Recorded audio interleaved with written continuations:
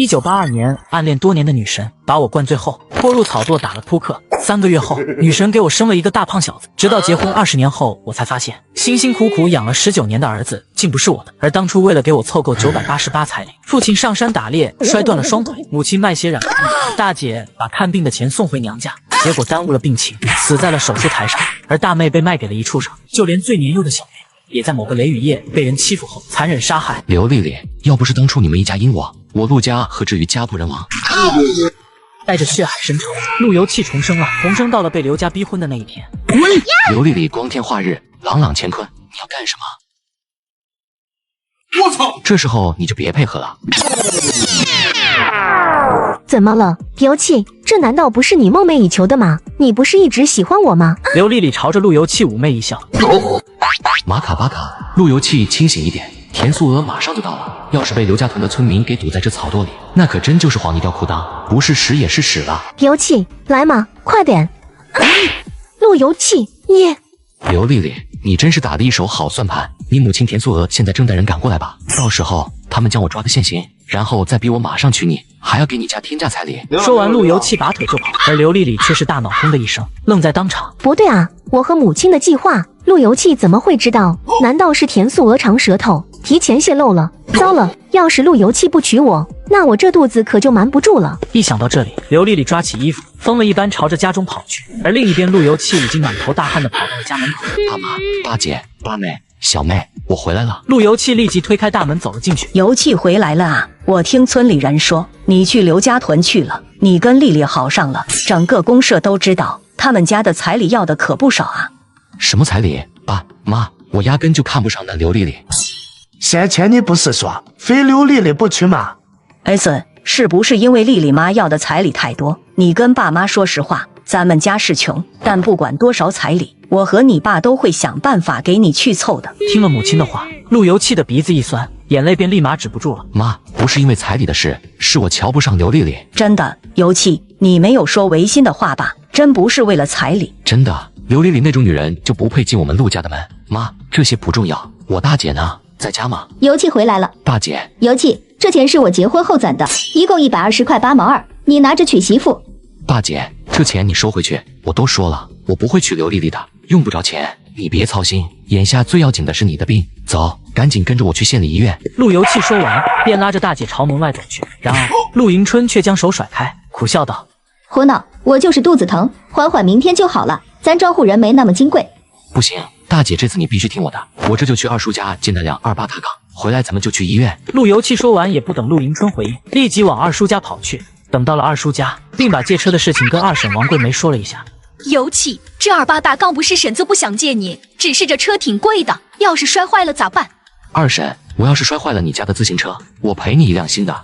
我呸！你这小屁孩，嘴皮一张一合，说的倒是轻巧。你知道一辆28大杠值多少钱吗？还摔坏了赔一辆，你赔得起吗？眼见王桂梅说出这样的话，陆游气也直接跟她撕破脸道：“二婶，既然你这么说，那行，你住的房子还是我爸帮着盖的，你现在掏钱来。今天这自行车你要是不借，信不信等我从县城回来，一把火给你将这房子点了。”听到陆游气说下这等狠话，王桂梅立马脸色一正。行，这次自行车就借你了，但是先说好，要是将自行车给摔坏了，你小子给我赔辆新的，而且仅此一次，以后别来我家借东西。陆游气立即骑上自行车一路狂奔，把大姐送到了江源人民医院。小伙子，幸好你将病人送来的及时，要不然的话可就麻烦了。谢谢大夫。重生之后，我终于改变了大姐的命运。不过这才刚刚开始，接下来我还要让家人都过上人人羡慕的好日子。此时，姐夫刘大成也赶到了医院。刘大成见到陆游气，扑通一声就给陆游气跪下了。游气，要是你姐有个3长2短，让我和狗蛋可咋过？陆游气连忙将姐夫给搀扶了起来。前世刘大成这人还算不错，对大姐和狗蛋都没得挑。姐夫，你来了就好，手术费我已经付了。大夫说大姐年轻，住个2天院就可以出院了，剩下的交给你了。我今晚就赶回去跟爸妈报个平安。说完，陆游气便转身走出了病房，又骑上28大杠，连夜朝着陆家屯奔去。刚到家门口，陆游气便看到了母亲徐凤英。游气，你大姐咋样？没啥大事吧？妈，没大事，就是阑尾炎，大夫给做了个小手术，2天后就能出院了。我姐夫在那照看着，你放心便好了。没事就好，没事就好。妈，我爸呢？你爸去娘娘山抓野鸡去了。此话一出，让陆游气犹如五雷轰顶。妈，你说啥？爸去娘娘山抓野鸡去了？这有什么问题吗？前世就是今天晚上，父亲抹黑上山抓野鸡，摔断了腰椎。本来以为我婚不结了，父亲便不会上山抓野货凑彩礼了，没想到他还是去了。妈，我去山里给我爸搭把手。陆游气拎起煤油灯和门口的一把柴刀，便朝外跑去。这孩子魔怔了，不就是去山里吗？至于这么激动？陆游气一路狂奔，凭借着前世的记忆，直接走的直线距离。万一耽误了时间，父亲率先赶到那里可就糟了。爸，你等我一下，还好赶上了。有钱，你怎么在这？还有什么还好赶上了？爸，没什么，我来山上帮你搭把手，没想到迷路了。你个孩子，在山里还能迷路？求你那出息！对了，你大姐咋样了？大姐好着嘞，就是动了小手术，过2天就能出院了。没事就好，切开一下，我去那边下个夹子。陆游气立即阻止道：“爸，那边你可千万去不得，那有好几个抓野猪的陷阱。”你小子扯谎吧！这一片我前2天还来过呢，哪有什么陷阱？重生1982年，距离大姐生命结束倒计时5分钟。我一脚踹开想跟我打扑克的前女友，然后费了9牛2虎之力把大姐送往医院。刚改变了大姐的命运，却又得知父亲在今晚会有生命危险，于是我又快速往山上跑去。有钱，你别说了，这山上的一草一木我都铭记于心，这里有没有陷阱，我怎么可能会不知道？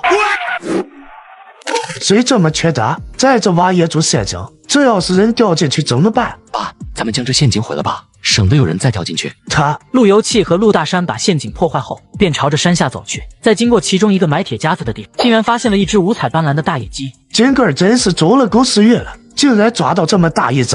爸，这只野鸡能有3-4斤重，我明早把它拿到公社卖了，差不多能割上3-4斤猪肉和2斤猪大骨，正好给大姐补身体。姐，你大姐现在身子虚，这需要补充营养。俗话说冤家路窄。第2天，陆游气拿着野鸡刚路过刘家屯，就看到田素娥在跟几个村民扯老婆舌。素娥，那不是被你赶走的姑爷吗？怎么今个儿又主动上门来了？看这架势是要负荆请罪来了。肯定的，丽丽长得多俊啊，陆家屯那小子怎么会舍得呢？素娥一定要3转一响32条腿哈，这要是成了，太风光了。我呸！小犊子，昨天跟老娘玩欲擒故纵是吧？我就说凭我家丽丽的模样，她怎么可能不感兴趣？看我不好好拿捏一下这小子！在一旁的刘丽丽看到陆游气走了，也很高兴。我就说凭我的姿色，只要轻轻勾过手指，陆游气肯定会屁颠屁颠的跑过来。昨天他应该是听到了风言风语，在气头上罢了。游气，你是来向我道歉的吧？你说来就来吧，还带这么大的野鸡。刘丽丽笑嘻嘻的，把2只小胖手伸向那只肥硕的野鸡。滚！神经病！谁是来给你送鸡的？你他娘的算哪根葱？陆游气，你个小兔崽子！就你这穷酸样，能娶我家丽丽，是你老陆家祖坟里冒青烟了。你他娘的不是来道歉，拎着野鸡来我们刘家屯干嘛？还真是老太太钻被窝，给爷整笑了。我从未见过世上有如此厚颜无耻之人。我拎的野鸡从你们村头经过，合着就是上门道歉？小兔崽子，别装了，你不就是想玩欲擒故纵吗？我知道你们年轻人脸面薄。行了，把这只野鸡留下，之前的事咱们就一笔勾销了。我今天再说一遍，就算我陆游气这辈子打光棍，我也不会娶你闺女。陆游气说完转身就要走，却被刘丽丽一把拉住。陆游气，只要你娶我，我1分钱彩礼不要，这总行了吧？丽丽，你疯了！1分钱彩礼不要！刘丽丽，我再说一遍，哪怕是倒贴上门，我都不会娶你，你就死了这条心吧。重活一世，我还能被你们拿捏了？我就看刘丽丽会找哪个大冤种当接盘侠。说完，陆游气便不想再跟他们母女俩磨叽，大步朝着前方走去。我呸！有眼无珠的小崽子！我告诉你，想娶我家丽丽的人多了去了，到时候你可别后悔。陆游气很快便来到了公社。要卖野货吗？对，你给个价吧。这野鸡我收的多了，都是1块5一斤，你这野鸡看起来顶多也就4斤重。这样吧，我也不称了，就算你最高4斤，给你6块钱怎么样？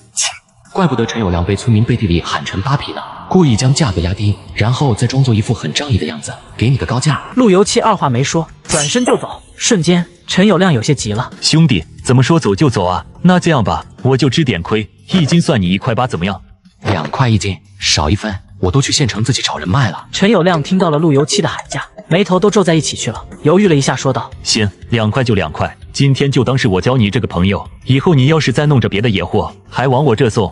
好说好说。对了，你这有肉票吗？有的话，我想买几张。行，不就是几张票吗？好说，送你了。陈友谅不光给了肉票，还还带了一些布票，并且坚决不要钱。按照前世的记忆，90年代陈友谅做生意时被人给摆了一道，最后逼得这家伙看在他今天表现还不错，以后看看帮这家伙一次。行，那以后咱们世上见。陈友谅望着路由器的身影，总觉得这小子怪怪的，特别最后那句世上见，小屁孩整得还挺神秘，还来了个世上见，整得像我以后会求着他一样。而此时的路由器揣着8块钱走进了供销社。大姐，给我来2斤猪肉，2斤大骨头，还有4斤猪柏油，10斤酱油，2斤醋。一听到侄子来供销社买肉，刚才故意躲起来的陆大海笑嘻嘻的走了过来。油气啊，今天是什么大喜日子啊？你整这么多肉？二叔，这有什么的？你真是少见多怪，以后我们家会顿顿有肉吃。说完，路由器不再理会陆大海，拎起自己购买的东西，便走出了供销社。我呸，还顿顿有肉吃？老子我1个月20多块的工资，家里每月也就能吃2顿肉，你小子真敢说，也不怕闪了舌头。路由器拿着东西回到家里，母亲徐凤英和小妹陆迎秋都愣住了。由器啊，你这是？妈，我把野鸡卖了，买了这些东西。大姐刚做完手术，需要营养；二妹和小妹正是长身体的时候，也需要补充营养。大哥，这些肉你不送给丽丽姐家吗？以前你可是有点好吃的，都先给丽丽姐。小妹，以后大哥再也不会将好吃的送给他们了，这些肉咱们留着自己吃，让小妹吃个够。太好了，太好了，今天我们家也能吃上肉了。等我再见到小光哥，跟他说小秋也有肉吃，让他天天说我们家穷，一辈子都吃不起肉。听了小妹的话，路由器的眼神突然变得有些冷冽起来。陆小光，二叔陆大海家的老三，前世这家伙不光坏，还坑爹。90年代初期，自己偷东西，然后让二叔陆大海在集上摆摊卖，结果一家子都进去踩缝纫机去了。小秋，以后小光再这么说你，你就跟他说，咱们家以后天天吃肉，馋死这个混小子。唉，有气呀，偶尔吃一顿改善生活也就行了，咱家还要攒钱给你娶媳妇的，哪能天天吃肉啊？再说咱们这家底也吃不起。妈，放心吧，我以后娶媳妇会自己赚钱的，家里的钱我肯定不会动半分的。你儿子要靠自己的本事赚钱，你不用担心，我都计划好了，明天就开始。同生1982年，别人捕鱼我捞螺，别人笑我太疯癫，我笑别人看不穿。5分钟后，这令人人都嫌弃的田螺将会为我带来第一桶金。大哥真笨，一条鱼都捕不到。有鱼我不捕，就是玩。小妹，你不懂，这田螺才是好东西。完了，大哥被刘丽丽气傻了，拿着喂鸡的破骡子当宝。差不多了，小妹，咱们回家去。路由器拎着满满一桶田螺朝着家里走去。村民看着路由器手里拎着的田螺，不禁议论纷纷起来。大山家这小子整这些破玩意干嘛？肉少的可怜不说，吃起来一股泥腥味。土了吧唧的，这么大人还不如他小妹，人家抓的那条鱼，回家炖上一大锅，香喷喷的。不会是因为跟刘丽丽家的亲事黄了，受了刺激，傻了吧？听到村民的奚落声，路由器并不在意，因为他深知桶里这些田螺的价值。路由器刚到家门口，就发现正有人在家门口跟母亲徐凤英说着什么。凤英嫂子，我听说你家买了不少肉，还有大骨头，你家这是发财了？发什么财？是油气这小子非要吃肉，就去公社买了点骨头。年轻人不知道过日子的辛苦，大骨头都贵啊，不如攒钱娶媳妇。我可是听外村的人说，邮寄这次的亲事黄了，就是因为给不起人家女娃彩礼。桂英婶，谁说我是因为给不起彩礼黄了亲事？来，你告诉我外村谁说的？你看我撕不撕他的嘴就完了。人家外村都是这么说的，要不是因为彩礼，你咋跟刘丽丽那么好的姑娘分了呢？听了张桂英的话，路由器直接笑了。啊，对，刘丽丽是好姑娘，桂英婶，你觉得她好，让你家春生娶了呗，保不齐回来还能生一大胖小子呢。俗话说者无心，听者有意。路由器的话倒是提醒了张桂英。油气，你还别说，这刘丽丽你娶不上，便宜了我们家春生了，可不是婶子跟你抢哈，是你自己没本事。张桂英说完，像中了彩票一样，兴高采烈地朝着家中跑去。第二天凌晨，路由器蹭着生产队的牛车，来到了县城煤矿大门口处。各位大哥，好吃的麻辣田螺，买不买无所谓，可以免费试吃哈。这不就是合理的螺吗？小子，你是想钱想疯了，弄这些个玩意来卖？这玩意难吃得很，在乡下都是弄来捣碎了喂鸡的。再等一晚上，大老爷们谁不想喝口8+1解乏？这玩意又不是下酒菜，能领什么用？各位大哥，反正是吃又不要你们的钱，都尝尝看。要是不好吃，我把这些全部免费送给你们。路由器说完，众人开始蠢蠢欲试。忽然，一男子直接拿起一碗放进嘴里，用力一喝，顿时皱着的眉头舒展开。我的亲娘来，还真不错。这要是再喝上一口8+1，那别提多美了。众人听了老李的描述，纷纷将田螺扔进嘴里嗦了起来。下一秒，这些家伙的眼睛都直了。我的亲娘来，老子长这么大没吃过这么好吃的田螺。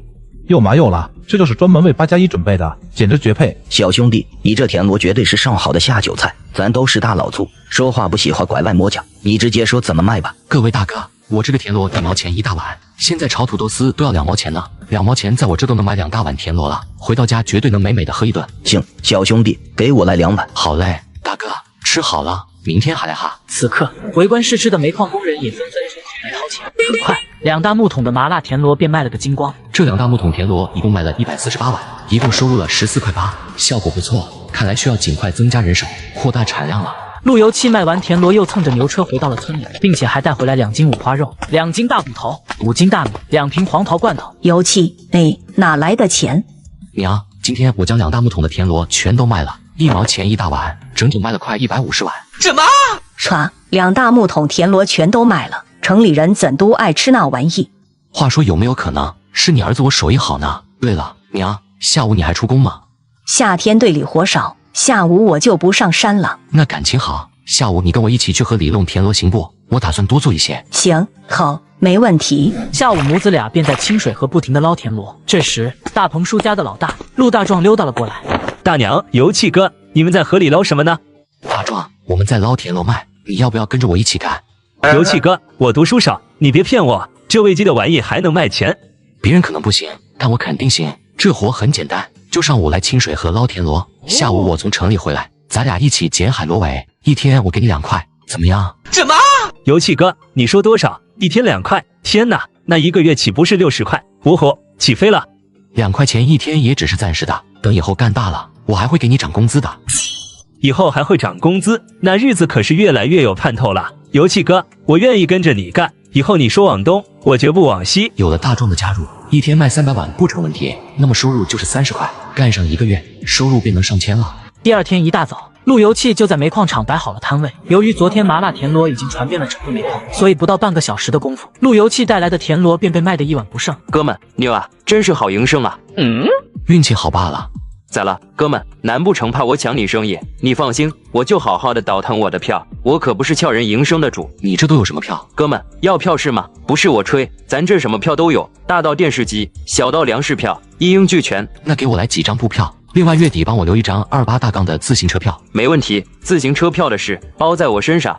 好，那就这么说定了，我有事就先走了。路由器赶着借来的牛车朝着江源市人民医院走去，因为今天是大姐陆迎春出院的日子。油气，你来了，这牛车是你赶来的？是我借的大队的牛车。正好今天你大姐出院，我本来还想借村长家的自行车呢，谁知道他今天要骑着去公社开会。姐夫，那就一起坐牛车回去。对了，油气你不用老给我买肉和大骨头什么的，咱庄户人家身体好，我休息2天就行了。大姐，没多少钱。再说了，这些天我们在家里也都吃肉和大骨头，这些你拿回去炖了好好补补。油气，家里哪来的钱让你们这么吃？你不会将爹娘给你攒的娶媳妇的钱给花了吧？没有的事，这钱可都是我自己赚的。于是路由器把自己卖麻辣田螺的事情简短讲述了一遍。我的天哪，没想到河里那不起眼的臭螺丝竟然能卖这么多钱。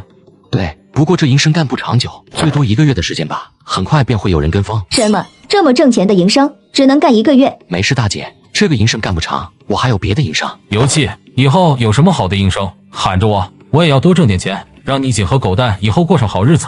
好的，姐夫，眼下就有个好的营生，不知道你愿不愿意干？一听能挣钱，刘大成顿时来了精神。油气，你快说，是什么好营生？爆米花。听到陆由器说出这3个字，陆迎春和刘大成直接愣住了。他们2个长这么大，还从来没有听到过这个玩意。在70、80年代，爆米花可是最受欢迎的零食了。现在要是姐夫刘大成干上这个营生，肯定能赚钱。毕竟这个年代露天放电影还多。油气，虽然我还不懂，但你说能挣钱，那肯定错不了。你说怎么干，我就怎么干。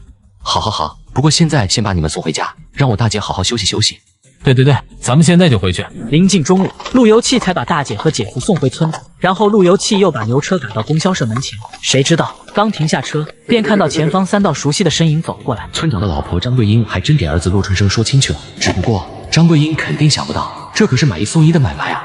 男人脑袋上被前女友戴了绿植，从此奋发图强，努力赚小钱补贴家用。没想到在供销社竟遇到前女友和他的富2代现男友。这供销社可不是什么人都能进的，某些人兜里1个子都没有，也敢进来？谭爷，我看说不定他就是过眼瘾罢了，我们不用管他，咱还是先割点五花肉。晚上我还要跟丽丽去逛小树林呢。春生啊，这碎花布可是供销社新到的，要是做成裙子可好看了。那姑娘，给我将这碎花布扯上5尺。陆春生一听要扯5尺布，立马有些慌了。好家伙，俺娘说的没错，这田素娥果然不是好东西，一开口就要扯5尺。今天出门，俺娘一共才给了我2块钱，也就够3尺的。谭爷，我看不行就扯3尺吧，给丽丽做条裙子，剩下的你做条碎花裤衩，赞美啊！听到这话，田素娥顿时愣住了。春生，做什么裤衩？还是做连衣裙好看？到时候你和丽丽成亲那天，我穿着去你们村，多给你长俩。这田素娥还真是得寸进尺，又是割肉，又是买碎花布的。要不是看在刘丽丽长得好看，我才不受这份气，还真把我当大冤种了。谭爷，要不然算了吧，今天我们就割肉，等改天我带你和丽丽去县城扯布，那里的布花样比这强多了。春生，县城以后再去，今天就扯这碎花布，等这几天你家的彩礼一到，马上就要成亲了，正好你们成亲我就穿这件新衣服去。说着，田素娥便将怀中的碎花布递给售货员，让其开检。眼看这一幕，陆春生彻底慌了，一把将那碎花布给夺了过去。春生，你没钱，你们在这扯什么？瞎耽误功夫，啥也不是。大姐，这块碎花布我要了，给我扯上6尺。啥玩意？陆游气啥时候变得这么有钱了？难道是因为我抢了刘丽丽？这小子故意在这打肿脸充胖子。大姐，麻烦你再给我割1斤五花肉，4斤板油。对了，再给我来上10斤酱油。小兔崽子，你故意气我是不是？不蒸馒头争口气，我就不信了。春生，这五花肉给我割上2斤，酱油给我来上20斤。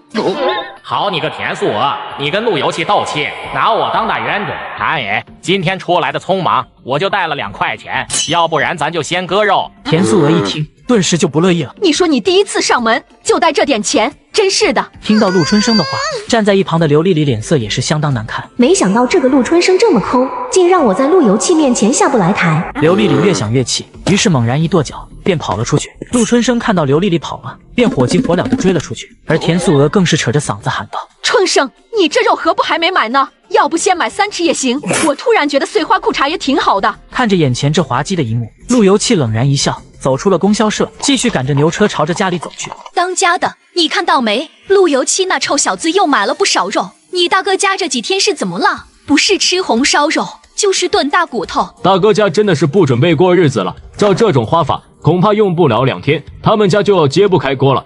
等他们揭不开锅，就算他们跪着来求我，我都不会借1粒粮食给他们的。翌日清晨，陆游气带着4大桶麻辣田螺，赶着牛车朝着县城走去。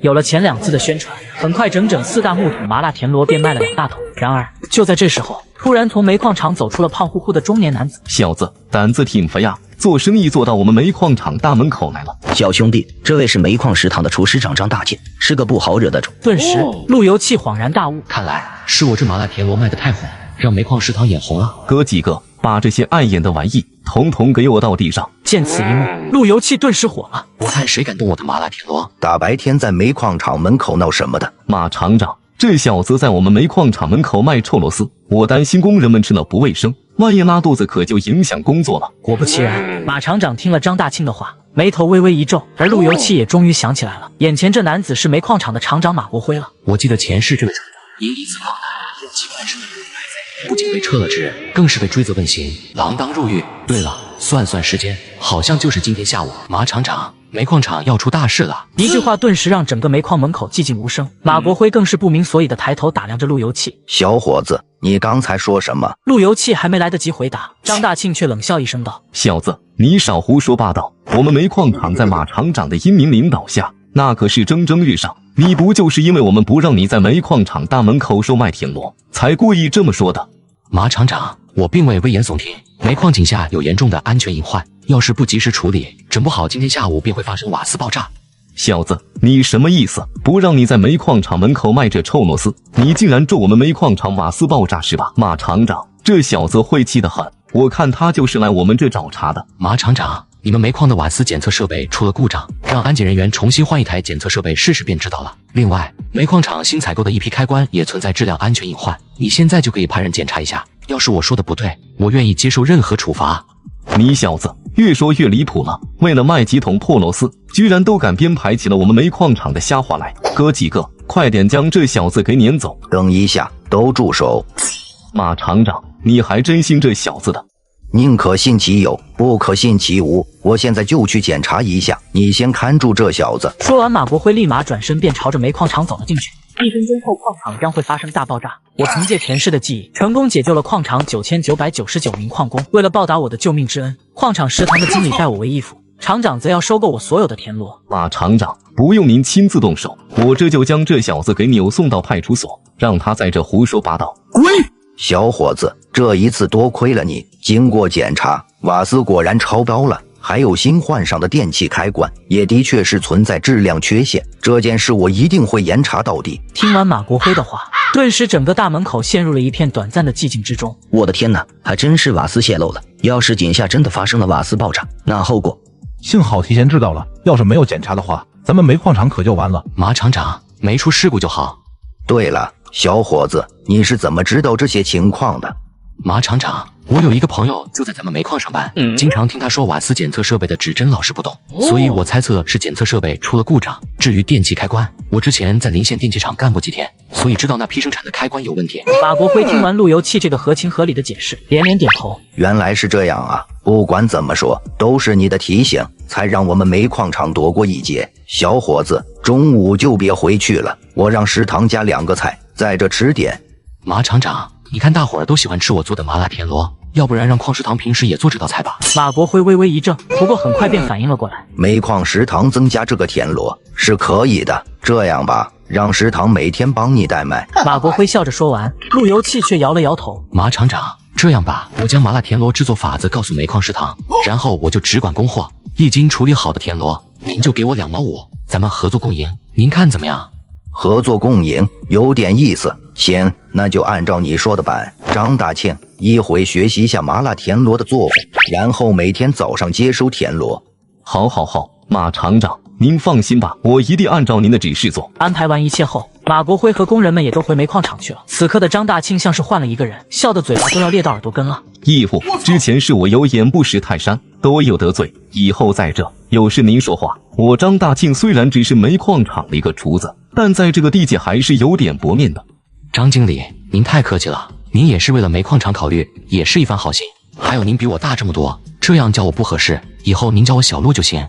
没事，以后咱各论各的，我管你叫义父，你管我叫张哥。说着，张大庆掏出一包大前门，塞给路由器，而路由器也开始给张大庆讲述麻辣田螺的制作方法和每天的供应数量。安排好一切之后，路由器便赶着牛车回家。谁料刚走几步，一道身影直接停在了牛车面前。哥们，牛啊，连煤矿厂的马厂长都搞定了。对了，我刚好有件事要麻烦你帮个忙。路由器跳下牛车，便将做爆米花的工具跟王伟简单描述了一下。这家伙是县机械厂的，做个爆米花的设备应该不难。放心吧，这个东西简单，包在我身上。这个是材料费，至于你的工钱，等完事之后请你喝8+1。王伟微微一怔，很快便摆手道：“哥们，瞧不起人呢，这钱我可不要。材料我用机械厂的边角料就好了，等完事你别忘了请我喝8+1就行。”说完，王伟转身扬长而去。而路由器先是驾着牛车去了趟供销社，买了10来块大白兔奶糖，1斤白糖，外加一副猪下水，然后驾着牛车回家去了。大壮，从今天开始，每天要捞8桶田螺，然后工钱1天给你多加1块钱。油气哥，这可使不得，1天2块，别说8桶了，就是我从早到晚泡在清水河都成。陆大壮说啥都不肯多要钱，路由器也只好作罢。大壮倒是个好苗子，不贪心，干活还舍得下力气，以后自己事业干大了，大壮肯定是个好帮手。行，那等以后赚了大钱，我给你分红。对了，这几块大白兔你拿回去给小龙和小凤。好嘞，谢谢油气哥。大哥，我也要大白兔奶糖。小馋猫早就给你留好了，拿着出去玩去吧。陆迎秋拿着大白兔奶糖高高兴兴的去找小伙伴玩，路过巷口时，刚好被陆大海两口子看到。当家的，你看到没？小秋手里是大白兔奶糖，你不说老大家很快就要坐吃山空了吗？怎么还能买大白兔奶糖？我也纳闷了，大哥家天天不是买肉就是买碎花布的，怎么钱非但没有花完，还越花越多呢？忽然林大海想起了牛车，似乎路由器这几天都是驾着牛车去的供销社，而且上面还有大木桶，看来那大木桶里面肯定有猫腻，还他娘！明天你别下山了，跟队长请个假，好好盯着大哥家屋子，看看他们究竟干啥挣钱的营生了。王桂梅脸色一正，很快便点了点头。翌日清晨，陆游气趁着天黑装了满满5大桶田螺，往煤矿场赶去。来了，老弟，就等你田螺下锅了。张哥，一共5桶田螺，总共200斤，您安排人称一称。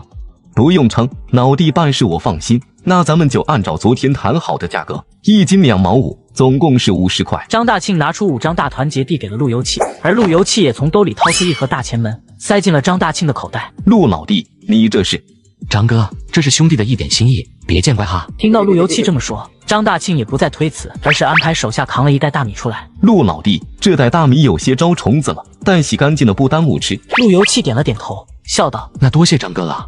陆游气离开了煤矿场后，并没有直接回村，而是赶着牛车朝着清水公社赶去。卖麻辣田螺赚钱的消息肯定隐瞒不了多久，村里很快便会有人来跟风。既然瞒不住，不如制造一个在清水公社卖成品田螺的假象，就算最后他们察觉出来，也是几个月之后的事了。就在牛车快到清水公社时，突然陆游气看到前方有1男1女2道身影。男人重生1982年，在紧要关头挺身而出，救下来村里支教的女老师。自此，他白得了一个如花似玉的漂亮老婆，命运的齿轮也由此开始悄然转动，男人的事业开始飞黄腾达。入手光天化日，朗朗乾坤。小子，别多管闲事，赶紧给老子滚！好的哥。搞错了，再来。哥，我想了想，该滚的应该是你。小子，别多管闲事，我们正在处对象呢。此时赵秀楠趁许茂山不注意，跑到陆游气身旁。许茂山，你嘴巴放干净点，谁跟你处对象？我们只是普通同事而已。大哥，我叫赵秀楠，在清水公社支教，你能捎我一段路吗？巧了，我就是清水公社的，你要是不嫌颠的话，我们就一起去。眼看赵秀楠要上牛车，顿时许茂山气得火冒3丈。嘿呦，小子，我再警告你一次，别给自己找不痛快。我可是在少林修行了10年，又从武当磨砺了20年，你要是害怕了就赶紧滚。大哥，那您今年贵庚啊？少废话，小子，看来今天不给你一点颜色，你是不知道花儿当初为什么这么红。纷争开始了 ，Lady Go！ KO！ 疼！错了，大哥饶命啊！不敢了，我再也不敢了。许茂山忍着疼痛从地上爬了起来。小子，你给我等着，老子饶不了你！陆游气忍不住夸奖了一下许茂山，惹得身侧的赵秀楠一阵娇笑连连。大哥，谢谢你，给你惹麻烦了。没事，这家伙在我眼中算不上麻烦。我叫陆游气，走吧，我正好要去赶清水大集，先送你去学校。赵秀楠点了点头，爬上了牛车。游气，你这大木桶装的什么？是麻辣田螺，今天少带了一些，打算拿到清水大集卖一卖，看看效果如何。什么麻辣田螺？江源也有这个吗？你吃过这玩意？对，2年前我跟着家人去南方吃过这个东西，还有麻辣小龙虾呢，那味道也很不错。可惜江源这个地方小龙虾少得可怜。赵老师要是喜欢吃麻辣田螺，一会到了学校给你些。好的，我可以买。另外，游气，能不能不要叫我赵老师？我看咱俩年龄差不多，你叫我小南就行。好的，赵老师。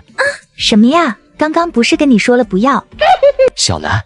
这还差不多。对了，游气，反正我今天请了1上午的假，回去待着也没意思，要不然我帮你到清水大集卖麻辣田螺吧。感谢你今天的救命之恩。那就多谢小南姑娘了。很快，陆游气赶着牛车便到了清水大集，并且找了一个位置大声吆喝起来：新鲜好吃的麻辣田螺呀，5分钱1碗，瞧一瞧，看一看，可以免费试吃。一听免费试吃，很快便有人试吃起来。谁想到，大伙吃完纷纷开始掏钱购买起来。春生哥，刚才有人说麻辣田螺很好吃，你给我买1碗吧。听到这个声音，陆游气脸色一沉，还真是冤家路窄，在这里也能遇到刘丽丽。陆春生和刘丽丽挤开人群走过来，看到陆游气，两人直接愣在当场。难怪你有钱去供销社买东西呢，原来是卖这玩意挣到钱了。看到陆游气生意如此火爆，陆春生顿时眼红起来，故意使坏道：丽丽，我听说这里面有什么寄生虫，可脏了，吃完之后窜稀是小事，整不好小命都没了。咱们还是快走吧，我带你去供销社买大白兔奶糖吃。果不其然，陆春生说完，许多原先要购买麻辣田螺的顾客立即有些犹豫了。此刻看到众人都打了退堂鼓，刘丽丽的脸上乐开了花。陆游气，让你不娶我，今天让你这破田螺卖不出去，我看你还怎么得瑟，还怎么去供销社买肉吃。还没等陆游气开口，一旁的赵秀楠清了清嗓子道：乡亲们，大家不要听他们2个胡说八道，这麻辣田螺在南方早就有了，可是一道名菜，在湘江那边的饭馆里，一盘至少要5毛钱呢。这不是清水中学的赵老师吗？赵老师可是城里人，肯定见多识广。想不到这不起眼的田螺，在湘江还是一道名菜呢，5毛钱一盘。既然小赵老师都这么说了，乡亲们还等什么？5毛钱一盘，咱们5分钱就能买到，太值了！给我1碗，尝尝湘江有钱人的吃食。赵秀楠短短几句话，再次引起了人们的购买欲。很快，一大木桶麻辣田螺全都卖完了，而一旁的陆春生和刘丽丽却是气得脸色铁青。小南，今天多亏了你，这是我提前给你留下的，你拿着回学校吃。好呀，那我就不客气了。等周末不上课时，我请你吃饭。什么？陆游气竟然叫他小南，叫得这么暧昧。陆游气从来都没这样叫过我。我操！老子比他陆游气差哪了？他居然能找个城里姑娘处对象。陆春生望着赵秀楠窈窕的身形，眼睛都直了。突然，刘丽丽狠狠在他的腰间拧了一下，下一秒，陆春生便龇牙咧嘴，脸上的五官都变得扭曲起来。我这边也都收拾好了，那咱们走吧。眼见陆游气赶着牛车要走，刘丽丽有些急了，她径直走到牛车前，沉着脸问道：“陆游气，你跟这女老师什么关系？”听到刘丽丽如此问，陆游气直接没好气喊了一声：“我跟小南什么关系？关你屁事！小南，咱们走，我带你去供销社买黄桃罐头吃。”说完之后，陆游气便转身朝着供销社方向走去。陆游气，对。刘丽丽气得脸色发红，话都说不出来了。陆春生见状，立马跑了过来：“丽丽，今天我带了5块钱，我带你去供销社买大白兔奶糖吃。”大白兔奶糖？你当我是3岁小孩啊？你没听到陆游气要去给那女老师买黄桃罐头吗？我也要吃黄桃罐头。罐头这个1瓶要1块多呢，一共里面就那么几块。丽丽，我看还是算了，今天去买几块大白兔奶糖就行了。刘丽丽听完脸色立马邋遢了下来。我不管，我今天就要买黄桃罐头。说完，刘丽丽转身就往供销社跑去。丽丽，你等等我，等等我。人人都嫌弃的臭虫子，男人却视若珍宝，就连前世的妻子也跑来对他冷嘲热讽。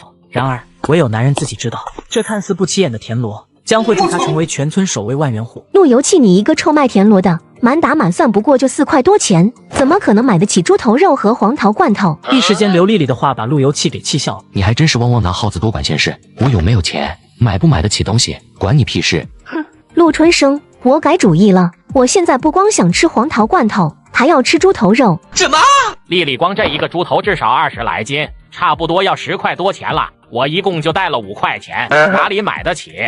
我不管，我今天就要吃猪头肉。你家不是有钱吗？怎么连他陆游气卖破田螺都能买猪头肉，你买不起？听了这话，陆春生怨恨的目光落到不远处的牛车上。好你个陆游气，处处跟我作对是吧？你不就是靠着牛车卖田螺吗？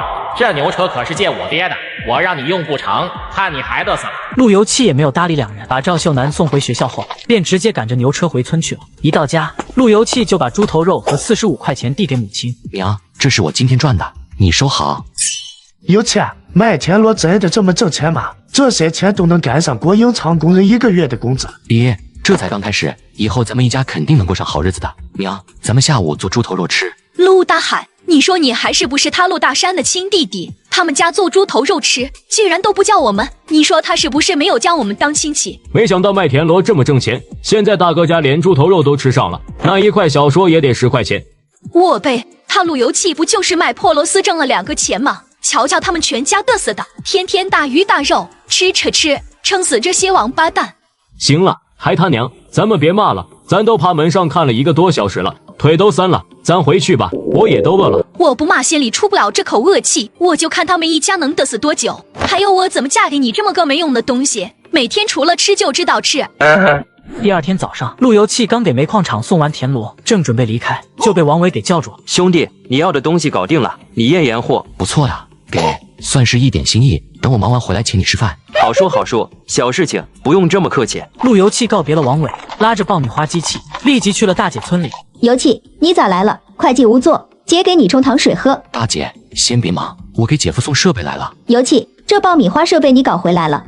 我一线机械厂的哥们帮忙做的。姐夫，咱们先来试试这东西好不好用。好。陆游气不停地摇着铁疙瘩上面的把手，大约10来分钟后，黄灿灿的爆米花便呈现在众人眼前，那诱人的香味飘荡在院落的上空。陆迎春吃了一颗，瞪大眼睛喊道：“游气，还别说，这爆米花还真挺好吃的。”游气，这么好吃的爆米花，要是在放电影时卖，肯定很受欢迎。姐夫，你这几天在家按照我刚才的手法多练习几次，争取早日上手。好的，没问题。眼见是做爆米花大获成功，路由器交代完几句后便告别离开。刚回到生产队，路由器便看到好几个身影站在院子里，一副面容不善的样子。咱们大队的牛车可是公家的，你小子怎么敢去了？这牛车是公家的不假，但我也没白用。我跟队里说好了，我每月给队里10块钱，当做牛车的雇佣费。这事你可以问问旺财叔。是啊，这牛车是队里借给油气的。反正现在队里的农活不多，油车闲着也是闲着。再说人家油气还给钱，这钱以后正好给队里更换农具。就算这小子不是白用队里的牛车，你一个饲养员也做不了这个主吧？这事情我跟铁柱说了，他也同意这么做。陆铁柱点了点头，说道：“是啊，家传叔，我爹的确跟我提起过这件事，我就想着反正牛车也是闲着，而且油气只借用1上午，每月还给钱，就同意了。”一时间，陆家川有些不知道该说什么了。虽然他是村长，但毕竟不能直接插手大队里的事情。既然你知道这事情，我就不说什么了。但是有一点，要是队里的牛车出点什么事情，这小子就要全赔。说完，陆家川便气呼呼地走出了大队院子。刚走出大院，就踹了陆春生一脚。你个臭小子，不打听清楚就让老子来！今天老子的脸都让你丢尽了。此刻陆春生的脸色就像吃了苍蝇一样难看。陆由器，你给我等着，这事咱们没完。另一边，陆由器见陆家川父子离开后，立即走到陆铁柱面前说道：“铁柱哥，今天真是谢谢你，不过这10块钱我是说到做到，等月底我肯定交给队里。”行，其实要不是有人说3道4，这牛车你使用就好了，给什么钱？陆由器笑了笑，没说什么。他知道这一切都是陆春生在捣鬼。俗话说福无双至，祸不单行。大队部的事刚告一段，煤矿厂又发生了一件大事情。张哥，感谢你这么照顾，一点心意，别客气。江大庆微微愣了一下，很快他便摆手笑道：“尤其这个就不必了，毕竟这事情主要是马厂长的功劳。马厂长是马厂长，这大前门是弟弟请你抽的，那就谢谢陆兄弟了。对的，有个事情跟你说一下，马厂长很有可能会离开江源煤矿了。”江大庆的话一出，陆由器便有些愣住了。前世马厂长因矿难进去采缝纫机了，后面的结局我也不清楚。可是这一世，我明明已经帮助马厂长将这一场矿难给提前避免了，怎么马厂长还会离开江源煤矿呢？张哥，马厂长为何要离开江源煤矿？具体情况我也不知道，但似乎是身体的原因。马厂长已经2天都没有来上班了。身体的原因？张哥，你有马厂长家的地址吗？我想去看望一下。有的，他家就住在……陆由器按照地址，拿着买好的罐头、麦乳精，来到了马厂长的家里。小陆，你来了啊！马厂长，我来看看您。小陆，你也听说了是吧？看来这次我真的要从厂长的位子退下来了。医生说我这高血压的数值要是再降不下来，只能离开自己的工作岗位了。没想到竟然是高血压，这个高血压我可就太熟悉过了。前世我步入中年也得了高血压，幸好遇到一个老中医，给开了一个方子，吃了半个月左右，血压便成功降了下来。马厂长，我有个中医方子，对治疗高血压非常有效。一听这话，马厂长直接愣住了。小陆，我这吃了医生开的药2天了，血压都没有降下来，你那个方子……马厂长，你要是不相信的话，今天下午我就去给你整这药，等明天我给你送来，你喝试试。小陆应该不会骗我的，算了，死马当活马医吧，反正就是一味中药，就算是喝了也喝不坏。那就辛苦小陆了，明天还要再跑一趟。随后，陆由器跟马厂长又聊了点家常，便起身告辞了，因为他中午还约了赵秀楠，必须要抓紧时间回去。男人仅凭一碗麻辣田螺，竟顺利的进入女教师宿舍，只因看门大爷嗜酒如命，而这独有的麻辣田螺与之堪称绝配。然而，当男人踏入女教师宿舍的那一刻，下一秒便被眼前的景象惊得目瞪口呆。这女的也不是赵秀楠呀？难道看门老大爷说错了？这不是赵秀楠的宿舍？流氓，你要干什么？赶紧滚出去，要不然的话，信不信我让你脸上开花？我操！坏了，在这个年代，要是被当成流氓可就完蛋了。大爷误我呀！陆由器立即解释道：“不好意思啊，我来这里是找赵老师的，请问赵秀楠是不是住在这个院子里？”听了陆由器的话，女子有些疑惑地问道：“你是来找秀楠的？你到底是谁？跟秀楠什么关系？”陆由器正准备开口解释，院子里突然跑进来几道人影，其中一个家伙正是先前被教训过的许茂山。小子，好大的胆子！光天化日，朗朗乾坤。这说的不都是我之前的词吗？合情别怕，有我们在。各位，这家伙一看就是个奸恶之辈，敢来我们女老师院里耍流氓，大家一起上，教训这小子一顿，然后再把他送进派出所。臭乡巴佬，前2天赶坏老子的好事，今天不给你一点颜色瞧瞧，还当我许茂山是好欺负的？众人在许茂山的煽动下，一个个摩拳擦掌，气势汹汹地看着陆由器。都住手！你们在干什么？秀男，这小子私闯咱们住处耍流氓，我们先教训他一顿，然后送他去派出所。秀男，我告诉你，千万不要被这个乡巴佬给骗了。他今天鬼鬼祟祟来老师宿舍，想要耍流氓，被我们给逮住了。晴，各位老师，这是场误会，他是我的朋友，今天是我让他过来找我的。秀男，你真的认识这个家伙？对，他叫陆游气，是陆家屯人，是我朋友。那既然是你的朋友，刚才就是一场误会，大家都散了吧。说完，大家都转身离开了。而许茂山临走之前还恶狠狠地瞪了陆游气一眼。不好意思啊，给你添麻烦了。哪有什么麻烦啊？我看就是许茂山趁机报复罢了。秀男，你这朋友还挺好看的，我叫何晴。既然你是秀男的朋友，那就是我的朋友，欢迎你常来做客。游气给你介绍一下，他是何晴，跟我一样，也是来清水中学支教的老师。这时候，陆游气仔细打量起眼前的何晴，突然想到了什么。何晴，对了，前世他好像改名了，改成了何婉晴。当时他为了让我给他投资，把我骗到酒店，想要灌醉我，以此来威胁。好在那时候，我凭借着强大的意志，没有着了这个女人的道。想到前世这些，陆游气对何晴立马冷漠起来，只是淡淡点头致意。小南，咱们走吧，去娘娘山采药，太晚了会不安全的。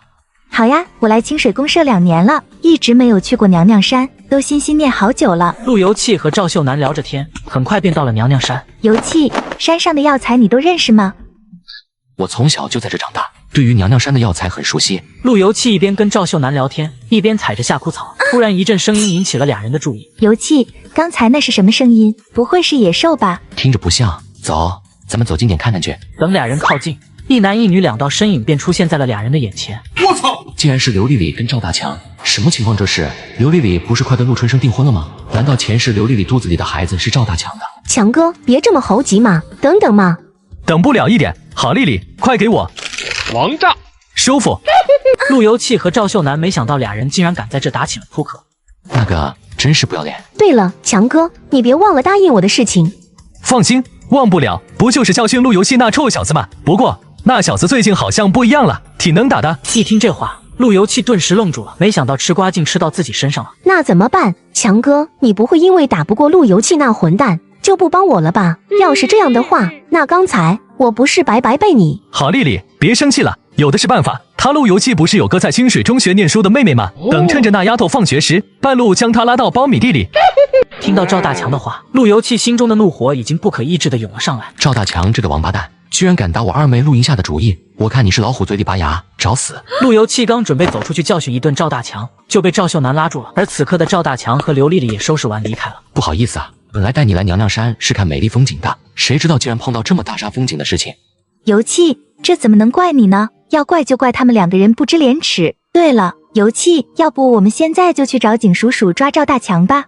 不行，现在没有证据，赵大强肯定不会承认的，到时候咱们拿他也没有办法。那该怎么办？看来我要送给刘丽丽一份结婚大礼了。走吧，咱们也该回去了。翌日清晨，陆游气给煤矿厂送完田螺，刚准备走，就被张大庆叫住了。陆老弟，你昨天去见过马厂长了吗？他身体怎么样？还能回来吗？陆游气并没有立即回答，而是反问道：张大哥，是不是马厂长要真的退了？我这田螺生意……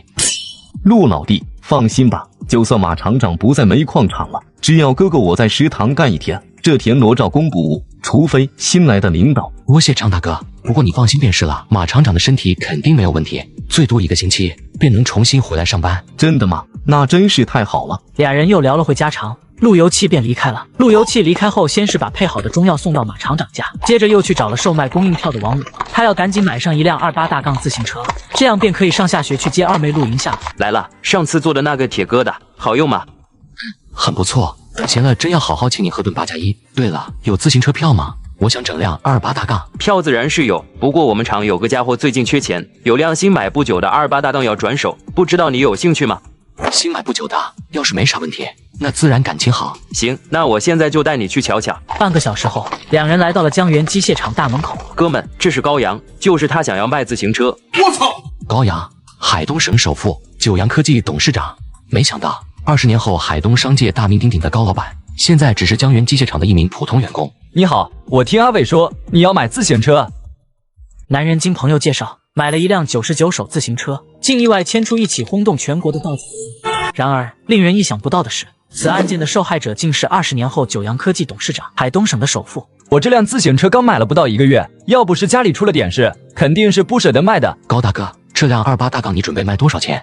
刚才王伟跟我说了，你们关系不错，这车我当初花了180块，现在你给我150就行了。150块确实不高，成交。对了，高大哥，你这么着急用钱，是不是家里出了什么变故？我这倒是有几百块钱钱，你要是手头紧的话，可以先给你应应急。高阳听后脸色微微一正，游气兄弟，谢谢你的好意，不光是钱的问题，我家里的事情你帮不上忙。高大哥，俗话说3个臭皮匠顶得上1个诸葛亮，你说出来，咱们人多一起想想法子嘛。高阳听了之后半天没有言语，但最后还是长叹一口气道：其实跟你们说了也无妨。随后高阳便无比沉闷地将家里的变故叙述了一遍。原来是高阳的父亲在下班途中出了车祸，可是由于发生车祸的地点位置太偏僻，所以发生车祸的时候根本就没有目击者。我父亲虽然没有被撞死，捡回了1条命，但却成了植物人。现在我唯一的心愿就是抓到那个撞到我爹的司机。高大哥，你也别太难过，慢慢找，说不定能找到那个司机。对了，高大哥，你父亲出车祸的地点是在哪里？就在县粮仓附近的那条小路上。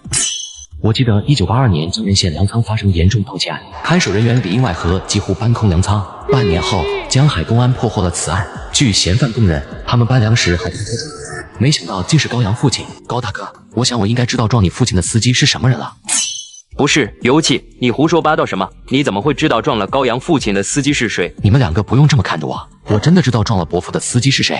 这样吧，我们现在立马去一趟江海公安局。王伟和高阳还处于震惊之中，陆游气便带着2人直奔江海公安局。高阳，我不是跟你说过了吗？你父亲的事故，我们交通队肯定会追查到底的，你不要着急，要有耐心。王叔，你误会了，这次我来是给你们提供撞人司机线索的。游气这位是江源县交通队的队长王志刚，你可以把你知道的全都告诉他。陆游气仔细打量着眼前的王志刚，我记得前世王志刚从交通大队调到刑侦大队，不久在抓捕逃犯时被其自制炸药炸死，同行的还有4名公安。这起案件当时轰动全国。小伙子，你找到了什么线索？王队长，你知道前段时间县粮仓被盗的事情吗？陆游气冷不丁的一句话让王志刚感觉有些莫名其妙，但还是点了点头道：我们交通大队就在公安局内，肯定是知道这个事情，不过这都过去好几天了，刑侦那边还是一点进展都没有。王队长，高阳父亲就是被那火盗粮仓的家伙撞的。你说什么？高阳父亲是被盗窃粮仓的家伙撞的？是的，并且我还知道是谁盗的粮仓。小伙子，凡事都要讲证据，你可不要胡乱说，连刑侦那边都还没到粮仓的线索，你怎么可能知道呢？王队长，实话跟你们说了吧，我其实是目击证人。那天凌晨5点，我去送田螺，见到一辆东风牌大卡车从粮仓驶出，刚开过去20-30米，我便听到一道尖锐的刹车声，当时没在意，现在想来他肯定撞了人，这是前世的记忆，所以现在只能将自己说成是目击者。反正在现在这个各处路口都没有监控的时代，想怎么说都可以。小伙子，这么说那辆肇事的东风大卡车的车牌你肯定也记下来了吧？当时我并没有看到车牌号。没有车牌号，就算知道撞人的是一辆东风大卡车，但整个海东省东风牌大卡车有上千辆，我们交通大队就是累死了，恐怕也查不完。王队长，我知道你很急，但你先别急，虽然我没有看清楚车牌，但是我却无意间看到了一个人站在粮仓门口偷摸观望着那辆大卡车。什么人？那个人有什么样貌特征？当时因为天还没放亮，所以没有看清楚那家伙的样貌，不过我倒是听到粮仓里有人喊他高副主任。高副主任，一个粮仓里也就一个主任，2个副主任。小伙子，太感谢你了，有了你这条线索，我相信粮库失窃案很快就能破获了。高大哥，我已经将自己了解的信息全都告诉了王队长，接下来只要抓捕高副主任，很快便能知道肇事司机的信息。不过我今天还有事，要快点赶回去。陆兄弟，今天真是太感谢你了，你有事就先回吧，等案子破了，我再好好请您吃顿饭。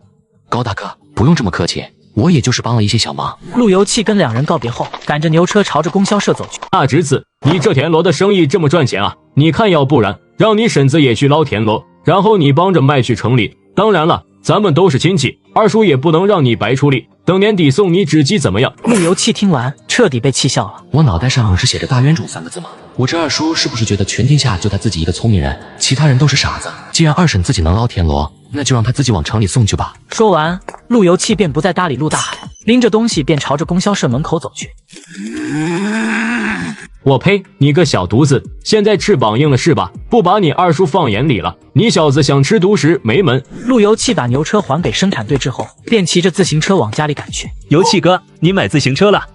以后你要是想骑的话，来推就好了。真的吗？游气哥，我爱死你了，你真是我亲哥。等赶明下午有空，我非要骑着自行车去清水公社转一圈不可。对了，小夏，其实我买这个自行车主要是为了送你上下学。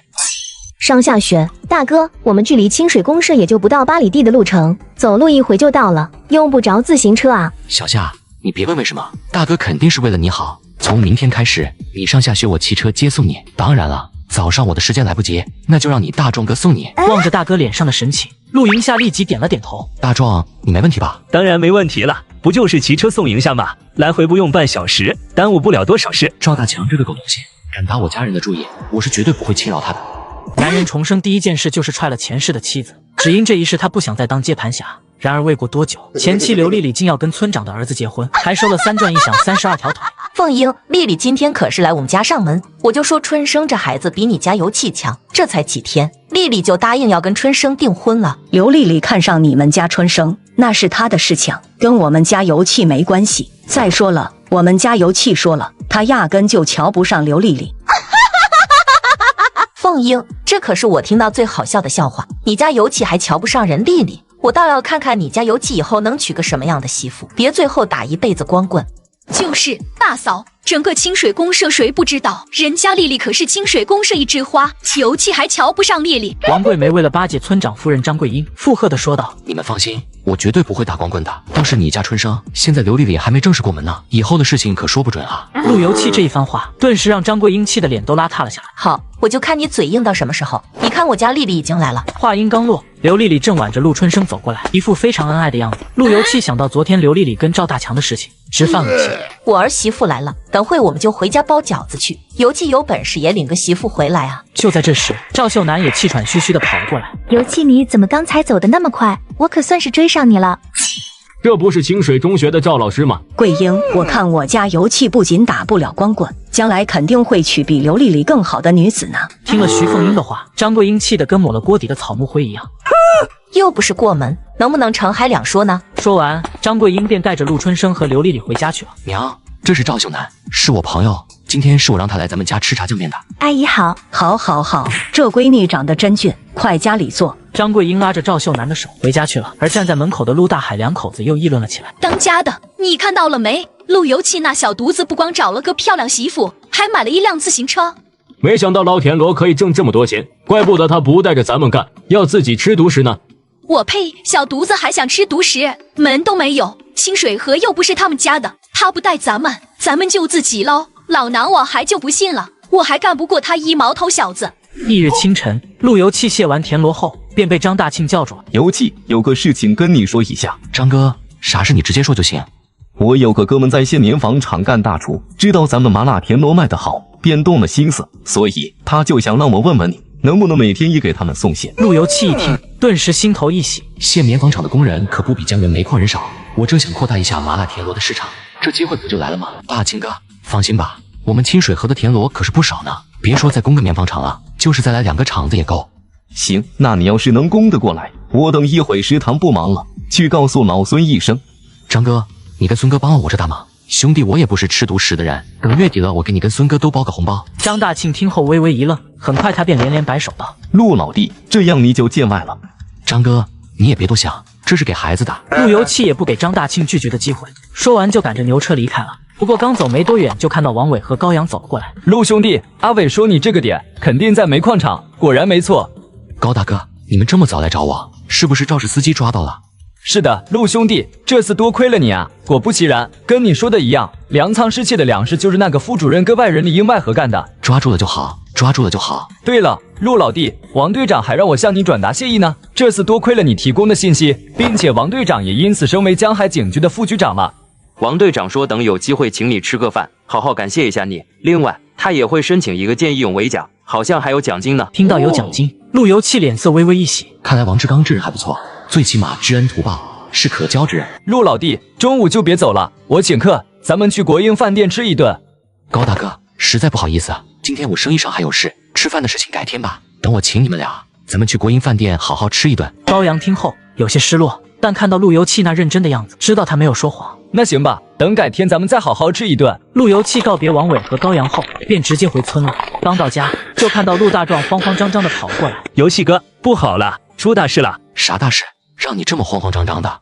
游戏哥，二婶她领着村里人在清水河捞田螺，要抢咱们生意，而且他们一边捞还一边说着风凉话。陆游气听完眉头不禁微微一皱，没想到二婶还真的打起了田螺的主意。不过这也正常，毕竟钱是二叔家，因为我们家穷怕连累他们，直接跟我们家团亲了。游戏哥，我们怎么办？没事，就算全村人都去捞田螺，清水河里的田螺也够用。对了，大壮，从今天开始，我们的田螺需求量要翻倍。翻倍，那可是个大喜事啊！不过游气哥，可要是弄那么些田螺的话，就我们懒人恐怕……大壮，这个你放心就好。今天下午我就找人，按照目前的情况，先加一个人，后面看情况再说。那游气哥，你找谁呢？村东头的英子姐。什么？游戏哥，你不是开玩笑吧？英子姐可是个寡妇啊！你要是找英子姐，恐怕村里人……大壮，小时候春雷哥没少护着咱们两个吧？现在他害病走了，撇下英子姐还有小米，日子过得相当艰苦。我们能帮自然是要帮的。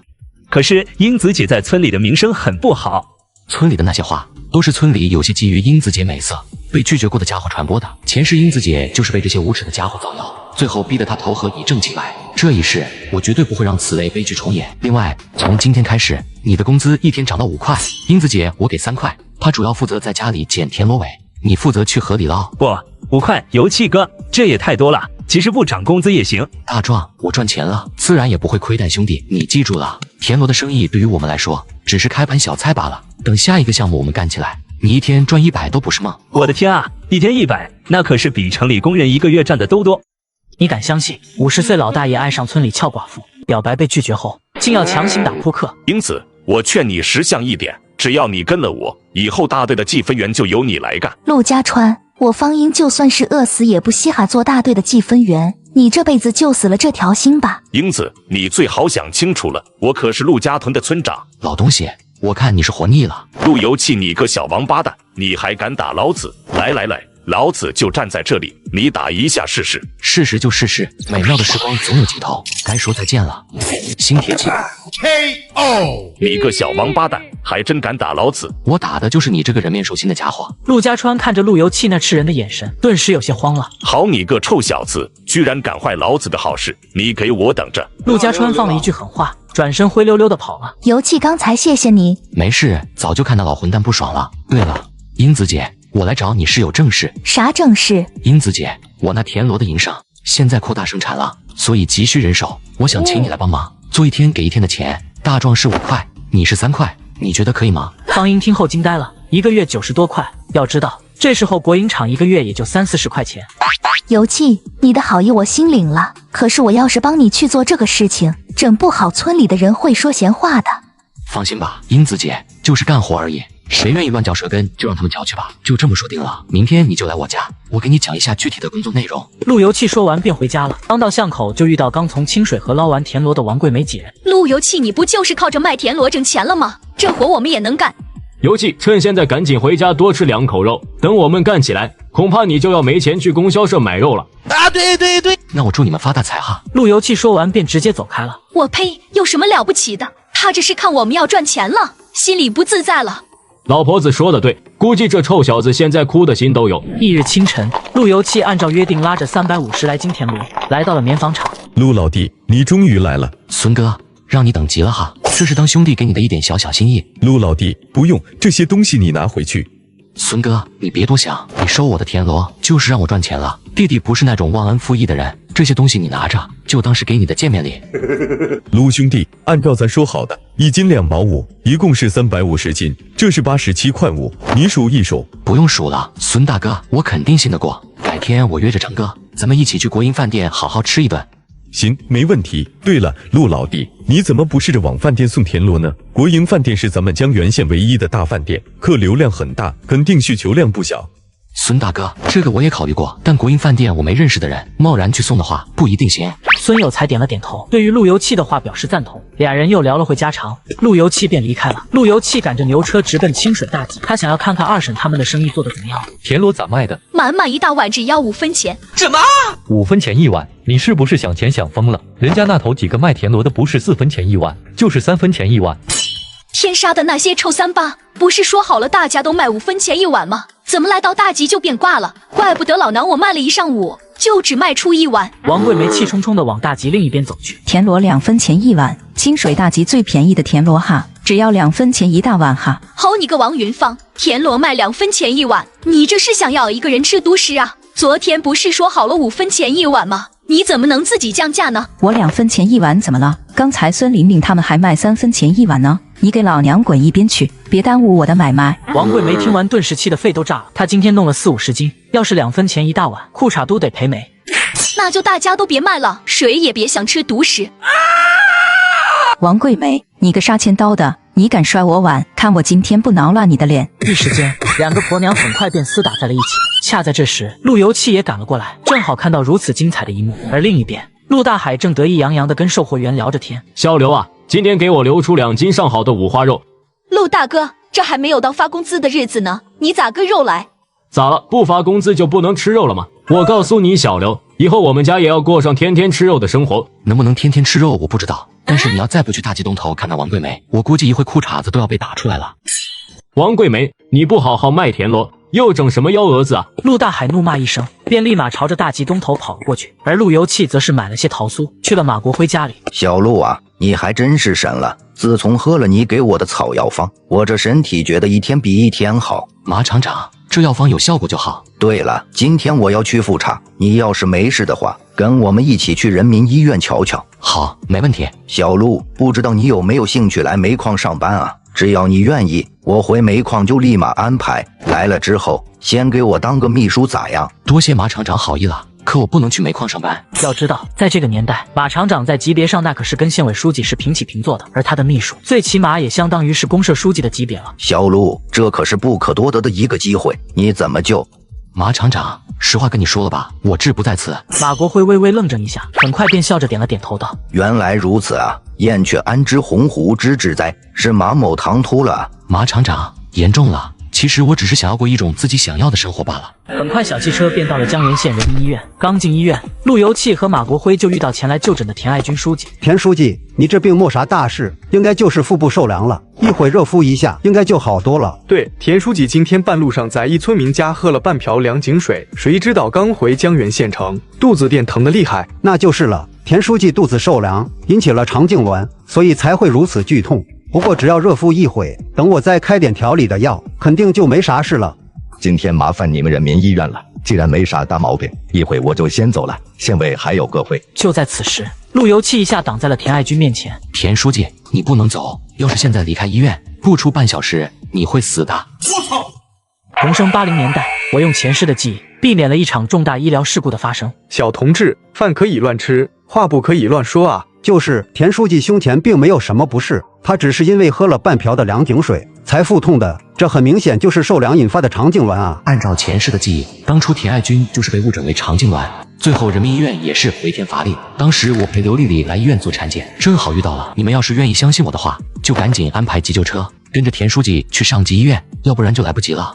田书记，我相信小陆的判断，为了确保万无一失，还是按照小陆的提议来吧。此刻，田爱军也是脸色凝重，不知道为何突然有一些不适感。好，那今天的会议先取消了，我就去一趟上级医院。听到这话，秘书再也不敢耽搁，马上安排救护车，朝着上级医院疾驰而去。小陆啊，你真有把握吗？要是田书记没啥大碍，只是单纯的肠痉挛，那固然是好事，可是你就……马厂长，放心吧，相信我。陆游气告别了马国辉，赶着牛车回清水公社。而另一边有2个人找上了赵秀楠。许茂山，你怎么又来了？还有你身边这位是？赵老师，我叫王桂梅，来自陆家屯，是陆游气的2婶。听到这话，赵秀楠一脸疑惑地望向眼前的王桂梅。秀楠，我从王阿姨这打听到陆游气的一些事情，真没想到陆游气在村里的名声相当不好，我担心你被那小子给蒙蔽了，所以就把王阿姨带过来了。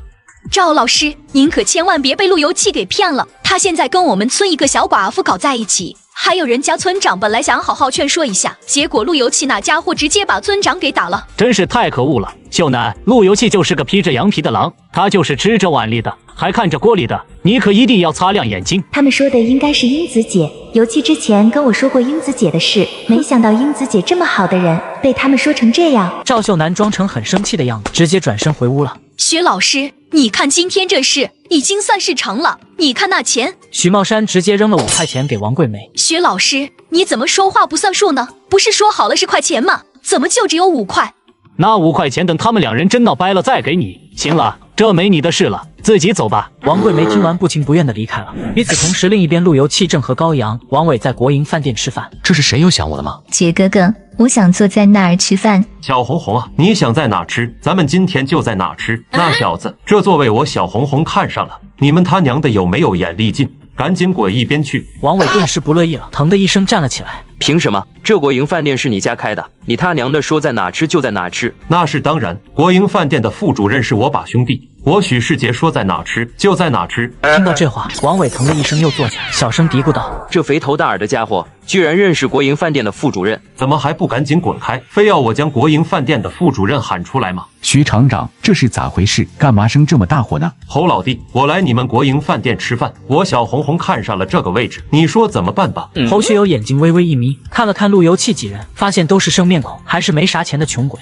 这可是江源县酒厂的许世杰徐厂长，你们怎么一点眼力劲都没有？赶紧给徐厂长他们让个座。大家都是来国营饭店吃饭，都是你们的顾客，凭什么要给别人让座？你们3个人来我们国营饭店，一共就点了4个菜，加起来不到5块钱。人家徐厂长一瓶台子都比你们这顿饭贵，你们3个赶紧给我滚！这饭我们都花钱了，国营饭店可是公家的地方，不是私人的后花园。你别说只是国营饭店的副主任了，就算是正主任也没权利赶我们走。我看你小子是不见棺材不落泪。说完，侯学友抬手就要去打陆游气。怎么闹哄哄的？发生什么了？王局长，你来的正好，那小子在国营饭店闹事，还敢动手打人，你一定要为我做主啊！王局长，我是县酒厂的厂长许世杰，之前咱们见过一面，我可以给侯主任作证，这小子太猖狂了，希望你们公安一定要严惩不贷。王志刚顺着许世杰指向的位置看去，顿时眉头皱了起来。你说他动手打你，所谓何事？王叔，我们本来在这好好吃饭，谁知道这2个东西不知道从哪冒出来，非要我们给他们让座，不给让座就要动手打我们。这小兄弟说的不错，就是那姓许的太霸道了，就是太不把人当人了。还有那个姓侯的，有点权力就了不起啊！侯主任，我看你这一巴掌挨得不冤，还有今天的事情，我会亲自等刘主任回来处理。王志刚的话一出，顿时侯学友懵了，接着王志刚又朝着许世杰说道：“徐厂长，你跟这位女士的关系不一般吧？要是我没记错的话，你可是有老婆孩子的。”听到这话，许世杰额头的冷汗都冒了出来。局长，你误会了，这是我的秘书，并不是他们想的那种关系。对了，我突然想起来，酒厂还有个会要开，我先走了。说完，许世杰立即朝着饭店外快步走去。与此同时，一位50岁左右的男子走了进来。侯主任，你好大的官威，随意将顾客往饭店外赶。从今天开始，你去后厨帮忙，撤销你副主任的岗位工作。这位同志，不好意思，让你受委屈了。这样吧，今天你们这顿饭免单。那就谢谢刘主任了。王局长，今天的事情辛苦了哈，公安局这么忙，还劳烦你亲自来处理。刘主任客气了，其实我是看到我这小兄弟的牛车在饭店外面，才进来找他的。王局长，他是你小兄弟。刘主任，实不相瞒，陆老弟可是我的大贵人了，具体的事情回来我再跟你说。刘主任，你们饭店想不想增加一种新菜？什么新菜？不知道刘主任近期有没有听到过麻辣田螺这道菜？听到麻辣田螺4个字，刘正才立即眼睛一亮。我听说江源煤矿食堂有这道菜，据说还挺好吃，深受煤矿工人们的欢迎。难道陆老弟会做这道菜？何止会做，这道菜本就是我教给他们食堂的。原来是陆老弟发明的这菜啊！不知道陆老弟能不能教一下我们国营饭店？当然了，我们也不会让陆老弟白教的。教麻辣田螺可以，不过我希望刘主任也跟煤矿和纺织厂一样，田螺由我来供货。那是自然，要不然我们饭店也不知道去哪里收这玩意。重生到前妻新婚夜前夕，男人提前给送了一份大礼，谁知前妻感动至极，非要追着感谢男人。铁牛，游气哥今天在清水河见面那个女人是谁？我怎么感觉那么熟悉呢？小点声，别被别人听到。我跟你说，游气哥今天去见刘丽丽了。什么？刘丽丽，她不是明天要跟春生结婚了吗？为什么还要来找游气哥呢？我也不知道，不过我隐约听到，好像刘丽丽说她明天就要结婚了，还有些话要对游气哥说。他们2人好像约了今晚去村外的地瓜窖里。铁牛，你没听错吧？真的是地瓜窖吗？我听得清清楚楚，刘丽丽说的就是地瓜窖。铁牛，你说游气哥和那个刘丽丽不会趁着夜黑风高做出那种见不得人的事吧？嘘，你可别乱说，快走吧，明天还得早起干活呢。陆铁牛跟陆大壮2人刚走，王桂梅就出来了。看来陆游气对刘丽丽余情未了啊，真不要脸！如果我将他们2人私会的事情告诉村长陆家川，想必陆游气在村里就再也混不下去了。想到这里，王桂梅得意一笑，立马朝着村长家跑去。而另一边，陆游气早已在巷子里等候多时，见陆大壮和陆铁牛走过来，立马问道：“任务完成的怎么样？放心吧，油气哥，那婆娘已经上钩了，我们亲眼看到她去村长家了。好，今晚有好戏看了。铁牛以后好好干。现在咱们把国营饭店拿下了，需求量大增，挣的钱也会越来越多。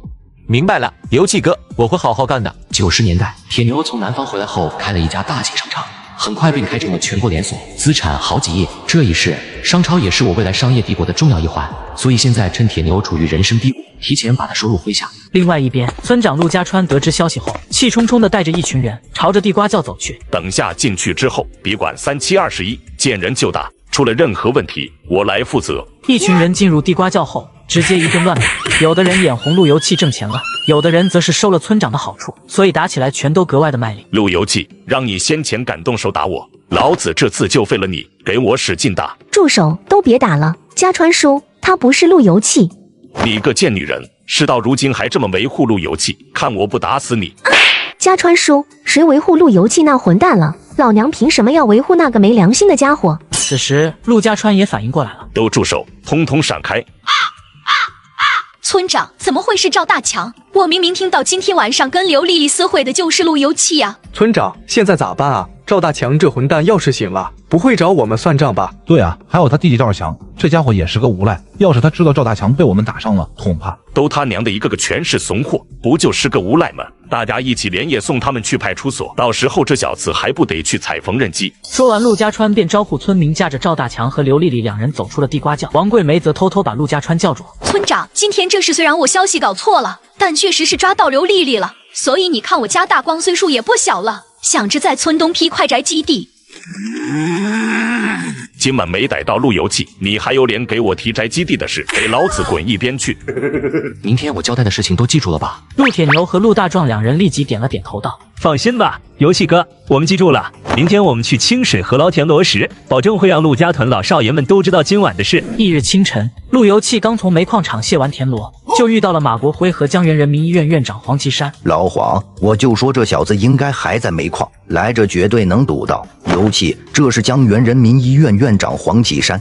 小陆，这一次多亏了你，要不然的话，田书记的命就保不住了。而我们人民医院也……黄院长，只要田书记人没事就好。小陆啊，你可真是大隐隐于市啊！不仅治好了老马的高血压，而且还救了田书记一命，简直是华佗在世啊！黄院长，您过奖了。说实话，我对医术什么的一窍不通。小陆，你就别谦虚了。不知道你有没有兴趣来人民医院上班？我可以跟上级领导申请，特聘你来医院坐诊。黄院长，多谢您的好意，我这人闲散惯了，相比之下，还是喜欢卖我的田螺。老黄，我就说陆老弟不会答应去医院上班的。先前我请他来煤矿场给我当助理，也是被他直截了当的拒绝了。行，人各有志，既然你不想来医院工作，我只能表示遗憾。既然你在农村捞田螺，不妨也搞点中草药，到时候晒干了来卖给我们医院药房，你看怎么样？磊哥的春风马上就要吹起来了，在此之前必须攒够一笔钱，但想要实现这个目标，光靠田螺是不行的，而给医院供应中药草就是最好的选择。黄院长，我觉得这个可以有，等我先回去弄几种中草药的样品带给你瞧瞧，要是可以的话，这活我干了。好，那我就在医院随时等你。几人又简单闲聊了几句之后，陆由器便赶着牛车离开了。刚到国营饭店停下车，就看到高阳和王伟两个家伙走了过来。游记，你真是神了！上次吃饭，你教我解决进口设备故障的问题，还真有用。游记，你这次可真是帮了高阳大忙了。我们厂长直接破例提拔他当了车间主任。高大哥升车间主任再正常不过了，瞧着吧，很快他都能干上机械厂的厂长。陆兄弟，你这也太偏心了。同样是机械厂的员工，高阳都要成厂长了，我还是一个普通员工，你什么时候带带我呀？我还是那句话，你不必着急，先还是好好倒腾你的国营票吧。再过2个月，你就从机械厂辞职，哥们带你干一份大事业。大事业有多大？一天赚100块钱，你说大不大？多少？一天100，那一天赚的可比国营厂长一天都要多。游戏，你说的不是开玩笑吧？真有一天能赚100的工作吗？当然了，这世上赚大钱的工作多了去了。你看我现在一天给3个地方送田螺，你知道我一天赚多少吗？多少？3家地方每天的货款有220多，抛去人工成本，我每天净赚200块。什么200块一天？那岂不是1个月就纯收入6000，2个月就成万元户了？不出意外的话是这样，要的就是这种效果。高阳和王伟将来都是我建立商业帝国的帮手人选，现在必须让他们打破坐井观天的思想。尤其以后我真的能跟着赚大钱。当然了，我都说了，你再耐心等2个月，到时候我肯定带你一天赚上100。好，那我就先谢谢你了。女人明天即将成婚，晚上竟跟人偷偷打起了扑克，被发现后不仅毁了容，还要退还3转1响32条腿的彩礼。你们家刘丽丽就是个贱货，都要跟我儿春生结婚了，她竟然还跟赵大强去钻地瓜窖，真是不要脸！今天你必须将我们家给的彩礼退回来。我呸！张桂英，是你们先退婚的，那彩礼凭啥还给你们？我们家丽丽可没提退婚的事，想要拿回彩礼，没吗？没想到这刘丽丽年纪轻轻玩得还挺花呀，结婚头天晚上还敢跟野男人私会，真是不要脸。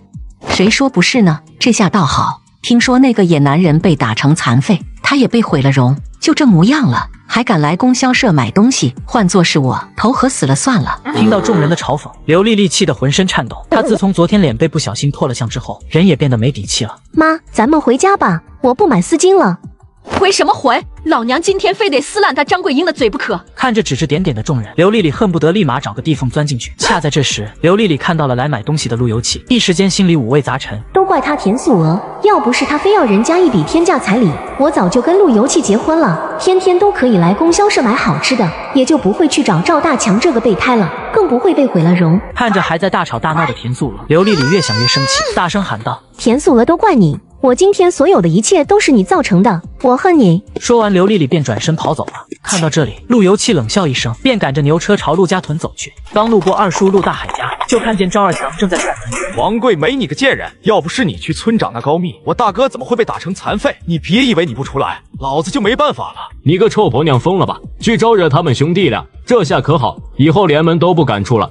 我哪知道刘丽丽是跟赵大强私会的？我要是知道，借我8个胆子，我也不敢去通知陆家川啊！陆游气看了赵二强一眼，并没有停留，直接回家了。游气哥，你听说没？陆春生被昨天晚上刘丽丽和赵大强私会的事情给打击到了，在家卧床不起，滴水不进了。这个陆春生还是老样子，怂货一个。对了，游气哥，我按你说的，把宝亮叫过来了。前世父亲掉进陷阱后，是陆宝亮他爹陆田发现后给背下山的，这才捡回一条命。所以这一世我要好好报答一下陆田父子呀。宝亮，你以后就跟着铁牛去娘娘山上弄点药草，到时候你们2人采的药草晒干后，我按斤收。游气哥，来之前俺爹嘱咐我了，他说要我跟着你好好干，说你是个有本事的人。大壮和铁牛跟着你，家里的日子一天比一天好。陆游气愣了一下，没想到陆田对自己的评价还挺高的。行，那以后你要是没啥活，就跟着我赚钱。等药草开始大规模收购了，这块就先交给你负责。听到这话，陆宝亮眼睛一亮，没问题，游气哥，我一定好好干。对了，游气哥，咱们什么药草都要吗？原则上所有药草我都要，但是你们采的时候还是挑那些价钱高的，比如夏枯草5毛钱1斤，独角金1块2一斤，而蒲公英这种的虽然数量多，1斤只能卖1毛钱。听了陆游气的话后，陆宝亮和陆铁牛连连点头。既然都明白了，那咱们开始进山采药草吧。陆游气说完，几人便拎着袋子朝着娘娘山走去。游气哥，这深山里药草真多啊，采不完，根本采不完。游气哥，这些药草医院真的全都会要吗？放心，医院肯定会收的。就在这时，陆大壮带着一个女娃跑了过来。游戏哥，按照你的吩咐，我把陆莹莹叫过来了。陆莹莹是陆五叔家的女娃，陆五叔因建设清水河大坝时被沙袋砸断了腰椎，从此瘫痪在炕上。明明是因公受伤，陆家川这狗东西一点都不照顾他们家，现在一大家子就指着陆莹莹来养活。小莹，大壮应该将大致情况给你说吧，只要是药草我全收，到时候按斤给你们结算。陆莹莹怯生生的连连点头。对了，游气哥，我来的时候听说娘娘山的南边竟发现了一座古墓，连省里的文物专家都到了，正在组织专业人员紧锣密布的挖掘这个古墓。按照前世的记忆，娘娘山确实是有一座汉朝大将军古墓，而且开采这座古墓时还发生了一起轰动考古界的乌龙事件，当时我还专门跑过去看热闹了。大壮，你跟铁牛他们在这采药草，采完直接回家就行，我去古墓那边看一下。说完，陆游气便向古墓方向走去。齐馆长，古墓里面已经探查的差不多了，出土的文物一共就这些了，里面还有几幅壁画，等让人临摹下来，留作存档。大家都辛苦了，为了古墓连夜工作，今天晚上回江原招待所好好休息一下。齐馆长，如果你们现在就回去，恐怕会错失一件国家一级文物。不可能，绝对不可能！齐馆长，古墓里面我们都仔细勘察过3次了，每个地方也都搜查遍了，绝对没有任何遗落。听到李军的回答，齐思远微微皱起了眉头，他再次打量起陆游气。小伙子，你听到了没有？古墓里面我们可是勘察的仔仔细细，压根没有遗漏的地方。我不知道你为何会说出那样的话。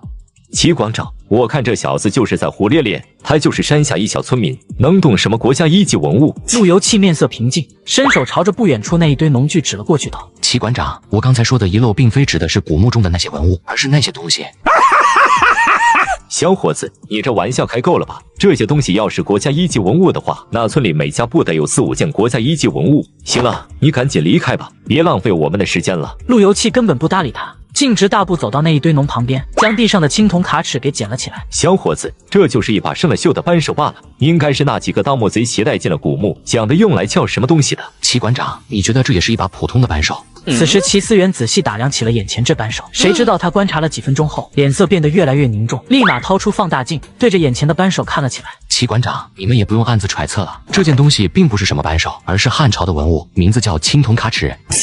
什么青铜卡尺？这古书上并未记载过此等物价。不可能，齐馆长，你肯定是没有看到过。我建议你回去之后好好研究一下有关王莽的史书，那里面肯定有关于青铜卡尺的记载。王莽？难不成这青铜卡尺是王莽发明的？不错，王莽在位时发明了许多稀奇古怪的玩意。好了，反正我已经提醒你们了，至于信不信就不关我的事了。我要去接我妹妹放学了。说完，陆游气便转身离开了。齐馆长，我觉得不能完全听这小子的话，他就一毛头小子，能一眼就判定这东西是王莽发明的，还说你研究的不够。谁不知道您老对汉朝的历史研究那可是权威啊！我倒是觉得刚才那小伙子说的有几分道理，这东西绝对不是一般物品。走，赶紧将这些文物封存好，我们连夜赶回省城，好好研究一下这东西是不是汉朝发明的青铜卡尺。村民天天靠吃土豆充饥，而村长却顿顿都是大鱼大肉。只因黑心村长背着大家偷偷倒卖了5万斤粮食，于是男人靠着前世的记忆挺身而出，为村民讨回公道。铁柱哥，是不是查到了？游气，陆家川果然有问题。我按照你那天说的，查了这3年生产队粮食的收成记录，发现竟有5万斤的粮食缺口。陆家川这家伙果然在私自倒卖村里的粮食。不行，我实在是咽不下这口气。咱们现在就拿着这些证据去陆家川家里要个说法。陆铁柱刚要转身离开，就被陆游气一把拉住了。铁柱哥，现在就算你去打他一顿又有什么用？不如等明天下午咱们去公社举报陆家川，到时候不光他村长干不成了，还得进去踩缝纫机。好，游气兄弟，你脑子比哥好使，这事就听你的。翌日下午，陆游气骑着自行车载着陆铁柱朝着清水公社赶去。10分钟后，便到了清水公社。黄书记，我是陆家屯的生产大队长陆铁柱，有个情况我想要跟你反映一下。陆家屯嘛，你要反映的是什么情况？黄书记，这是我们大队3年来粮食的收成情况，但我发现这收成跟我们村实际发的口粮数量有较大出入。你反映的问题我已经知道了，等我调查清楚了再给你答复。有些真实情况你们不了解，并不只是你们看到的那样。行了，我还有工作要做，你们都回去吧。看到黄海林这种态度，陆游气顿时脸色一沉。前世我就听说陆家川跟清水公社的关系匪浅，看来应该就是这个家伙。黄书记，难道处理我们陆家屯口粮被倒卖的问题就不是你的工作了？小伙子，事情没有调查清楚之前，话可不要乱说。每年各村的粮食收成可是不一样的，所以我们清水公社才会将丰收村多余的口粮统一调配，帮助一下遭旱的村子。那行，我们让这几个村的大队长也统计下他们的粮食生产和年底口粮发放情况，到时候真相究竟是什么，不就一清二楚了？对，我正好跟汪家沟的大队长汪刚熟识，我现在就去他们村找他。果不其然，陆铁柱这话一出，黄海林顿时有些慌了。胡闹！各村剩余的粮食都是公社统一调配的，你们在这胡搅蛮缠干什么？你们要是再不走，我就打电话将你们抓起来。老黄，大老远就听到你们的声音，你们在门口谈什么的？田书记，有2个来闹事的，我一会就让人给赶走。您怎么来了？快进屋喝杯茶。陆游气看来的人是田爱军，顿时心中乐了起来。黄书记，我们是来跟公社反映情况的，怎么就变成闹事的了？难道领导们不让我们这样的乡民说话了？要是这样的话，我看这领导也当得不称职。你们是来反映情况的吗？我都清清楚楚的解释过了，你们还要胡搅蛮缠，这样的行为不是闹事是什么？老黄，既然社员们有疑虑，那就说明我们的工作做得还不够细致。这样吧，你们一起跟我到办公室，我帮你们看看是什么问题。说完，一行人跟着田爱军来到了黄海林的办公室。田书记，我们怀疑这几年村里大队剩余的粮食被村长给倒卖了，这是我们统计好的数据。田爱军仔细看完之后，脸色立马阴了下来。田书记，你千万不要相信他们的话，这纸上的统计有问题，我看他们就故意来找茬的。找茬？老黄，你作为公社一把手，社员们提出自己的质疑，你就应该好好核实一下，行，既然你不想核实，那我来给你核实。说完，张秘书立即接过那几页纸，拿去核查去了。几分钟后，张秘书便回来了。田书记，根据这上面统计的数目，陆家屯近3年来的确每年都存在上万公斤的亏空。老黄，你现在来给我好好解释解释。田书记，这个也许是黄书记，你先前不是说村里剩余的粮食上交给公社，然后公社统一调配给那些收成不好的村子吗？听完陆游气的话，田爱军的眉头便紧紧皱在了一起，怒目如火道：黄海林，我记得去年问你调拨粮食的事情，你可是信誓旦旦的告诉我，你们公社是一点办法都没有，现在这又是怎么一回事？田书记，我错了，这粮食被我一时鬼迷心窍给倒卖了。黄海林，我看你的胆子真是肥了，连老百姓的口粮都敢倒卖。小张，立即给纪委打电话，让他们好好查查。听到纪委的人要来，黄海林再也坚持不住，一屁股瘫倒在地上。小陆同志，我们又见面了，上次多亏了你，要不然的话……田书记，客气了，我那天也是凑巧举手之劳而已。小陆同志，你可太谦虚了，我可是听岐山说过，你的本事可牛得很呐。对了，车里我还带了一些礼品给你，本来想去你家拜访的，既然在这遇到了，那你就带回去吧。田书记，你的心意我心领了，不过这礼品我是绝对不会要的，你还是带回去吧。对了，田书记，倒卖粮食的事情你还是要查查粮管所那边。说完，陆游气便拉着早已经目瞪口呆的陆铁柱朝着公社大门口走去。游气，你咋还认识田书记呢？之前凑巧认识的罢了。对了，铁柱哥，接下来你抓紧将咱们陆家屯的土地、农具和牲口给统计清楚。统计这些玩意干嘛？我估摸着秋收之后，大集体生产的形式便会彻底取消了。到时候一旦下来政策之后，你立马组织村民抓阄，咱们陆家屯率先实行包产到户，便会成为全县的典型。陆铁柱听完，顿时激动的浑身颤抖，恨不得马上飞回村。很快，陆家村倒卖事情开始他喵的，陆家川当的是什么狗屁村长？居然还将咱们的口粮倒卖！还我们家的口粮，要不然将你们的房子扒了！去年我们家最后都没粮食了，顿顿吃土豆充饥，现在我看到水煮土豆就两眼发黑。陆家川，你个丧尽天良的畜生！大伙辛辛苦苦的收成，居然被你私自卖了。怪不得你家春生定亲能拿出3转1响32条腿的天价彩礼，感情是靠倒卖大队的口粮赚的黑心钱。铁柱哥，是你站出来安抚村民的时候了。当即陆铁柱恍然大悟，有了这次机会，自己肯定是陆家屯村长的不二人选了。想到这里，陆铁柱大步走向了人群。路已经铺好了，剩下的就看铁柱自己的发挥了。不过问题应该不大，他可是陆家屯历史上最年轻的大队长，所以铁柱在村民中还是有威望的。望着陆铁柱的背影，陆游气便跟陆铁牛离开了。一路上，陆铁牛时不时的朝着陆游气望两眼。你小子老偷瞄我干啥？哥的脸上有花。陆铁牛当即摇了摇头。游气哥，之前陆家川的事，还有今天铁柱哥的事，其实都是你早就已经谋划好的，对吧？陆铁牛冷不丁的一句话，让陆游气的眉头微微皱了一下。这小子看来心思还挺缜密的，难怪前世能将生意做得那么大。不错，陆家川在村里为非作歹那么多年，这一切也都是他咎由自取。陆铁牛点了点头，便没有再说话，只是一脸的崇拜。女人去供销社买衣服，却被售货员故意用脚绊倒，不仅摔伤，还被索要36块的衣服钱。要知道，在这个年代，36块钱相当于国营厂工人1个月的工资。这位女士，你怎么就这么不小心呢？损坏了我们供销社的东西，可是要赔偿的。一条裙子18块钱，2条一共36块，拿钱吧。听到声音，刚赶过来的陆游气一时愣住了，竟然是刘丽丽。看来赵大强也不过只是个备胎，而他背后真正的男人在现场，并且还有些实力，要不然他刘丽丽怎么能摇身一变成了售货员？赔偿，刘丽丽，我明明看到是你伸脚绊了小南一下，还好意思诬陷别人？你们是一起的，你肯定向着他说话。反正我告诉你们，现在事实就是这2条连衣裙都被撕碎了，赶紧赔钱，然后拿着这2条裙子滚蛋。行，要想让我们赔钱，那你拿出证据来。谁说这连衣裙是小南扯破的？谁说没有人看到这件人扯破了裙子？我就亲眼看到了。这一巴掌是让你嘴巴放干净点。怎么回事？大白天吵吵闹闹像什么话？韩主任，你可要为我做主啊！他们扯破了咱们社里的2件连衣裙，我就小声的让他们原价赔偿。谁知这个男的非但不赔，还动手打我。听到这话，韩主任立即抬眼朝着陆游气和赵秀南望了过去。小子，你胆子挺肥呀，敢来我县供销社闹事？你是县供销社的主任还没明？男子被陆游气这么一问，顿时神情微微一怔。既然你小子知道我是谁，就别废话了，赶紧掏钱赔那2条连衣裙。另外，给刘丽丽同志赔礼道歉，并且赔偿20块的医药费。韩主任是吧？赔偿我今天肯定是不会赔偿的，要不你就报警吧，让警叔叔来看看到底是谁对谁错。韩主任，你看他多么嚣张，连你都不放在眼里，现在咱们就报警，弄坏了我们供销社的衣服，还有理了不是？小子，现在你别嘴硬，等一会景叔叔来了，没你的好果子吃。说完，韩维民便走去办公室拨打了江源县公安局的电话。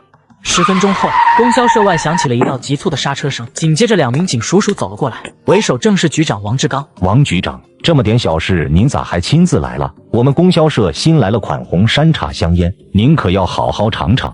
路过办点事，正好接到你们的报案，就赶过来了。说说吧，这边是什么情况？有一乡下来的小子弄坏了我们供销社的东西，不但不赔偿，还动手打人，实在是太嚣张了。你说的那小子在哪里？王局长就在那。王志刚顺着韩维民指的方向看去，眉头微微一皱，说道：小陆，你跟我好好说说今天究竟是怎么一回事。王局长，你来的正好，想不想再立功？这话一出，王志刚顿时愣住了，他有些不明所以的望着路由器，瞬间王志刚心头一动，立即郑重的点了点头。小陆啊，你快说说我要怎么立这功。王局长，将这家伙抓起来，你这次功劳便没跑了。此话一出，在场的所有人都愣住了，唯独韩维民觉得自己后背发凉，浑身的汗毛都竖了起来。不可能，绝对不可能！那天晚上周围什么人都没有，不可能有人发现我做过的那件事情。臭小子，你少血口喷人！我为供销社兢兢业业，一向都遵纪守法，岂是那种作奸犯科之辈？小陆，你让我们抓韩主任，理由呢？对，理由呢？小子，你今天要是说不出来，我就告你诽谤。理由我当然有，在我说出之前，我想要问韩主任一个问题：当年你跟前线供销社的副主任孙中华的关系不错吧？前世我抓到一个叫高世林的小偷，送到公安局后，这家伙为了从轻处罚，主动揭发了一起谋杀案，而那谋杀案的凶犯便是前江源县供销社的主任韩维民。听到孙中华3个字，韩维民愣住了。王志刚望着韩维民的神情，心中便明了了几分。看来当年孙中华落水溺死的事情另有隐情。小子，孙中华我当然认识了，我们一起在供销社共事多年，我岂会不认识？你今天提一个过世的人干嘛？韩主任不会忘了2年前的事了吧？当时要不是你趁他喝醉之际将孙中华从河堤推下去，想必现在还轮不到你做县供销社主任的位子吧？小子，饭可以乱吃，话不可以乱讲。你说我将孙中华推下了河堤，有证据吗？证据我当然有。当晚你将孙中华从河堤上推下去时，我恰好看到了，并且除了我之外，还有一个家伙，他叫高世林，应该是住在县东城那块，是个无业游民。听到路由器这么说，韩维民顿时傻了眼。就在这时，刘丽丽还没有眼力劲的走到他身边，朝着他抱怨道：主任，现在不应该处理损坏连衣裙的事情吗？怎么扯到你杀人了？我看肯定是路由器故意栽赃陷害，你可是身正不怕影子。韩主任，对，你个贱女人，给老子滚！今天这事要不是因为你，老子也不会。韩维民，跟我们回局里一趟吧。就在这时，路由器突然走到韩维民的面前道：韩主任，有个问题我想要请教一下你，是谁让你帮忙将刘丽丽给弄进供销社的？此时的韩维民对路由器那可是恨意滔天，所以面对路由器的询问，韩维民冷哼一声，扭过头去。韩维民，现在立即回答刚才的问题，你这还涉嫌滥用职权，必须交代清楚。韩维民被王志刚这么一吼，顿时吓得浑身一哆嗦，回答道：是县酒厂的厂长许世杰，是他找我让给刘丽丽安排个工作。许世杰，难道刘丽丽背后的野男人就是他？听到这话，刘丽丽顿时脸色煞白，然而路由器却是没有再搭理他，跟赵秀楠走出了供销社。陆老弟，啥话也别说，今天中午你小子一定不要走，咱们去国营饭店搓一顿，你先去老刘那等我，我一会就过去。说完，王志刚也不等路由器拒绝，直接离开了。于是路由器骑着自行车来到国营饭店，不一会王志刚也到了。小陆，你真神了，韩卫民那家伙一进去全都掉了，果然跟你说的一样，这家伙为了当上供销社主任，趁孙中华醉酒，故意把他骗到河岸上，然后趁其不备给推了下去。为了一己私欲，竟敢草菅人命，真是畜生！今天多亏了小陆，所以这顿必须我请，老刘该多少就是多少，咱不能坏了规矩。行，那今天大伙就都沾王局长的光。老刘，这话你可是说错了，今天这顿饭可是沾小陆的光，我要好好感谢一下小陆，要不是你上次提醒我，在办案的时候多加小心一下，现在我黑白照片都被挂墙上了。听到这话，刘正才微微一愣，小陆，你一会能不能也给我说说？本来陆由器想着直接找个借口拒绝，但看到刘正才那满脸激动的样子，便有些犹豫了。前世中秋节前，国营饭店发生了起震惊全县的投毒事件，后厨的切菜品因老婆跟人跑了想在情上，心理变态的他将耗子要倒入饭店小米粥，想拉人垫背。刘主任，有场无妄之灾跟国营饭店有关，还有半个月就中秋节了，下周开始刘主任务必看好后厨的每一个人，尤其是那种近期有异常举动的员工。杰哥哥，你重新再给我安排个工作吧，要不然我去酒厂上班吧，那样的话你要是想我了，随时都能找我。酒厂已经有小红红了，要是再把刘丽丽弄进来的话，万一2个女人为了得到我的盛世容颜，再争风吃醋起来怎么办？酒厂还是算了吧。哎，杰哥哥，怎么不行呢？你不是县酒厂的厂长吗？让我进去上班，还不是一句话的事。这酒厂也不是我家开的，老子好不容易将你弄进县供销社去，你干了半个月不到就被人给撵了，还把老韩给害了。我看你活脱脱就是个扫把星。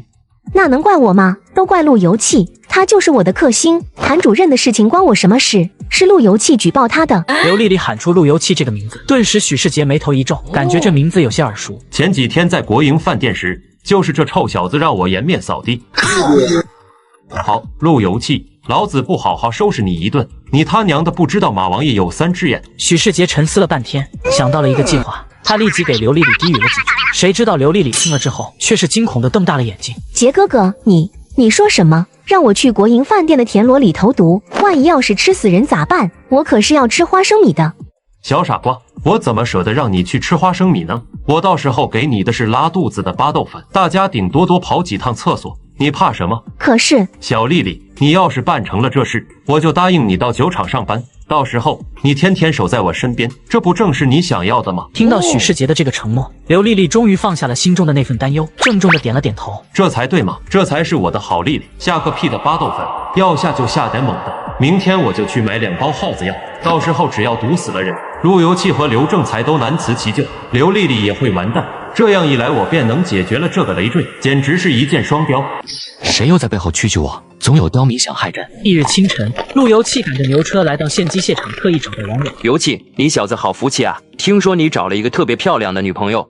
别闹，今天我找你是有正事，你等会帮我去盯一个人。盯人？谁呀？这人你也认识，县酒厂的厂长许世杰。许世杰不就是那的在国营饭店嚣张不得了的家伙？对，就是他。你先从厂子里请几天假，就盯着这家伙。只要他领着那个秘书出厂私会，你就立马去通知他老婆。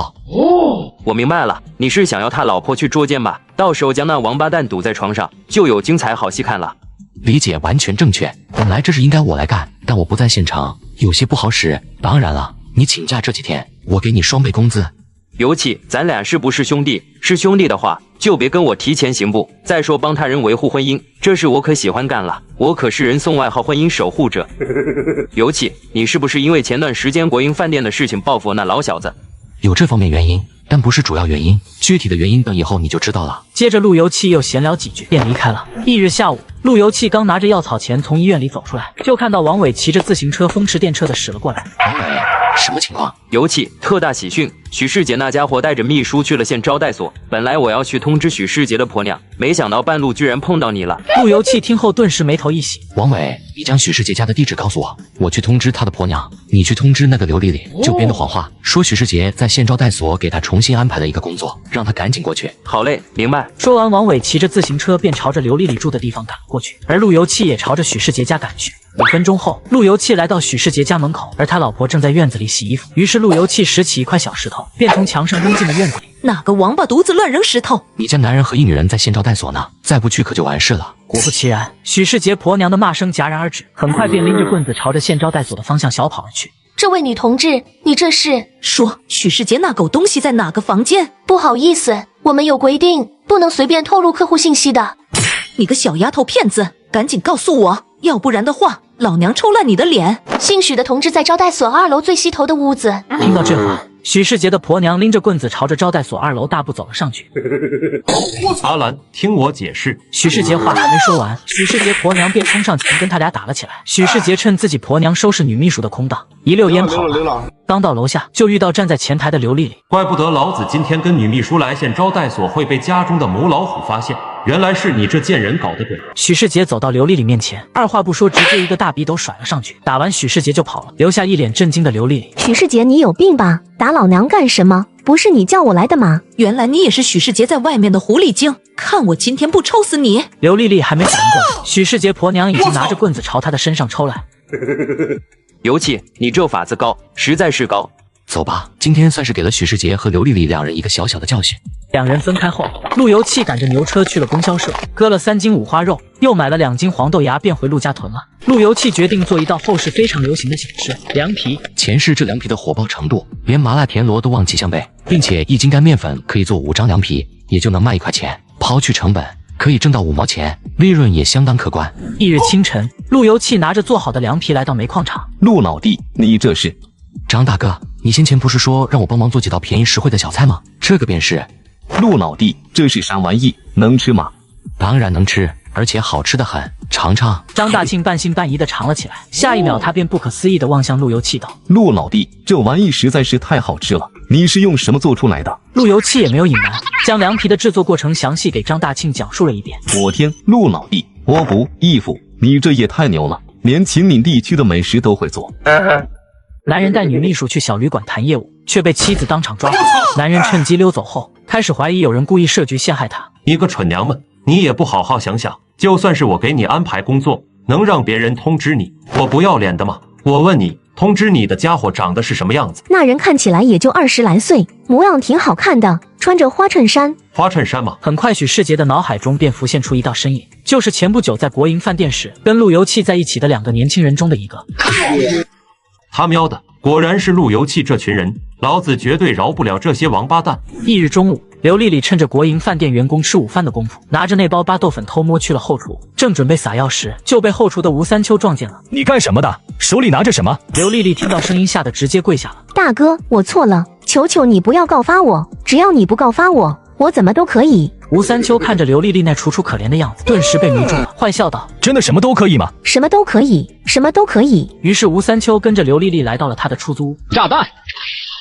吴大哥，你就好心帮妹妹一次吧。那个送田螺的陆游气就是个负心汉，他都要跟我成亲了，没想到却看上了公社中学的支教老师，我心里有恨啊。丽丽，你放心，这个忙我一定会帮你，我最恨负心的人了。刘丽丽大喜，立即将许世杰给自己的药包拿了出来。我自己去下药还要偷偷摸摸躲着人，但吴三秋可不一样，他天天泡在厨房里下药，肯定没人会发现，并且到时候万一被人发现了，也跟我没关系。而此时的吴三秋闻了闻那药包，顿时眉头便皱了起来。吴大哥，你别怕，这就是巴豆粉，不是什么害人的药。我的目的就是让陆游气那个负心汉好好长长教训，搅黄他的田螺生意而已。吴三秋愣怔了片刻，明明是耗子药，刘丽丽为什么要故意骗我？算了，反正我老婆都跟别人跑了，我早就不想活了。翌日清晨，距离中秋节只有3天了，陆游气感觉差不多就是这2天，便赶着牛车到国营饭店找刘正才。陆老弟，你来了呀！刘主任，今天厨房要熬小米粥。是的，天天都是白米粥和玉米糊糊，客人早就吃腻了，所以今天我让厨房整点小米粥。怎么了，陆老弟？难道你也想喝小米粥？我不是这个意思啊！今天你一定要好好盯着这锅小米粥，凡是经手过小米粥的家伙，一定看好了。瞬间，刘正才浑身一怔。明白，放心吧，陆老弟，我今天就是不拉不尿，也会寸步不离看好这锅小米粥。刘主任，你可不能盯得太过明显，要是你一直守着这锅小米粥，那家伙还怎么做手脚？万一他再打别的菜品咋办？刘正才听后恍然大悟，连连点头。5分钟后，吴三秋已经将耗子药投进了麻辣田螺里。就在他想将剩下的药包倒入小米粥时，没想到突然一只手伸了过来，紧紧抓住了他的手腕。刘主任，你这是干什么？干什么？我还想问你在干什么呢？说，这药包里装的是什么？药包里就是赤脚医生给我开的普通药粉，我这几天有些上火，所以就让赤脚医生给我开了点药。普通药？这他妈是耗子药！你是不是想把我们都害死？刘主任，我已经报警了，警叔叔马上就来。此话一出，吴三秋顿时跟泄了气的皮球一样瘫倒在地上。陆游气看了一眼麻辣田螺，顿时眉毛皱了起来。前世吴三秋这家伙投毒就是投在小米粥里，怎么这一世他还特意投进了麻辣田螺里？很快，国营饭店外响起一阵急促的刹车声，车门打开，王志刚一行人走了进来。我天，小陆，你说的还真是，真有人投毒。王局先问问究竟是怎么一回事，我觉得这里面还有其他事。王志刚脸色一沉，立即审问起吴三秋。此刻吴三秋已经是心如死灰，面对王志刚的询问，立马变招了。好狠毒的心思，想往麻辣田螺里下药，以此来陷害我。不过这么狠毒的法子，应该只有许世杰那家伙才想得出来。王局，我进来之前发现刘丽丽在国营饭店不远处鬼鬼祟祟的，估计现在还没跑。你们快去将刘丽丽抓过来。果不其然，5分钟后，2名警叔叔带着刘丽丽走了进来。刘丽丽是吧？现在怀疑你涉嫌教唆他人往国营饭店的食物中投耗子药，请你配合我们调查。此话一出，顿时刘丽丽有些蒙圈了。警叔叔同志，你们是不是搞错了？我给他的只是巴豆粉啊，压根不是什么耗子药，你们可不能冤枉好人啊！果然你们这些个女人都是一个样，全都是谎话连篇。这药包就是你给我的，本来就是耗子药。刘丽丽，我劝你老实交代，不要耍花招。你给吴三秋的那药包，我们已经确认过了，就是耗子药。不可能啊！杰哥说里面是巴豆粉啊，不是什么耗子药。王志刚一听，顿时皱起了眉头。杰哥，这耗子药是哪个杰哥给你的？刘丽丽这时哪里还敢隐瞒，当即一五一十的将许世杰的计划给说了出来。警署署同志，我真的不知道这药包里面是耗子药啊，我就以为是巴豆粉呢。人吃了之后顶多就是拉肚子，我真的没有想过要毒死人。你到底有没有害人之心？我们会查清楚的。就算你是被许世杰给蒙骗了，你也是帮凶之一。先将吴三秋押回局里，剩下的人我们去县酒厂抓捕许世杰。10分钟之后，王志刚一行人来到了县酒厂许世杰的办公室门前。许世杰，你还是不是个男人？你婆娘打我时，你居然跑了，我不管。现在你要么回去跟黄脸婆离婚娶我，要不就赔我3万块钱。离婚？我要是敢离婚，能被那母老虎活活打死。我告诉你，离婚我是不可能离婚的。至于3万块钱，1分都没有。许世杰，你个王八蛋，老娘跟你拼了！话音刚落，便听到一声惨叫，于是王志刚等人立即冲了进去。谁知道他们一进屋，却看到了令人瞠目结舌的一幕：女秘书满嘴是血，跟疯子一样正咧着嘴笑，而许世杰则是痛苦地坐在地上，并且还少了一根手指头。快先送他去医院。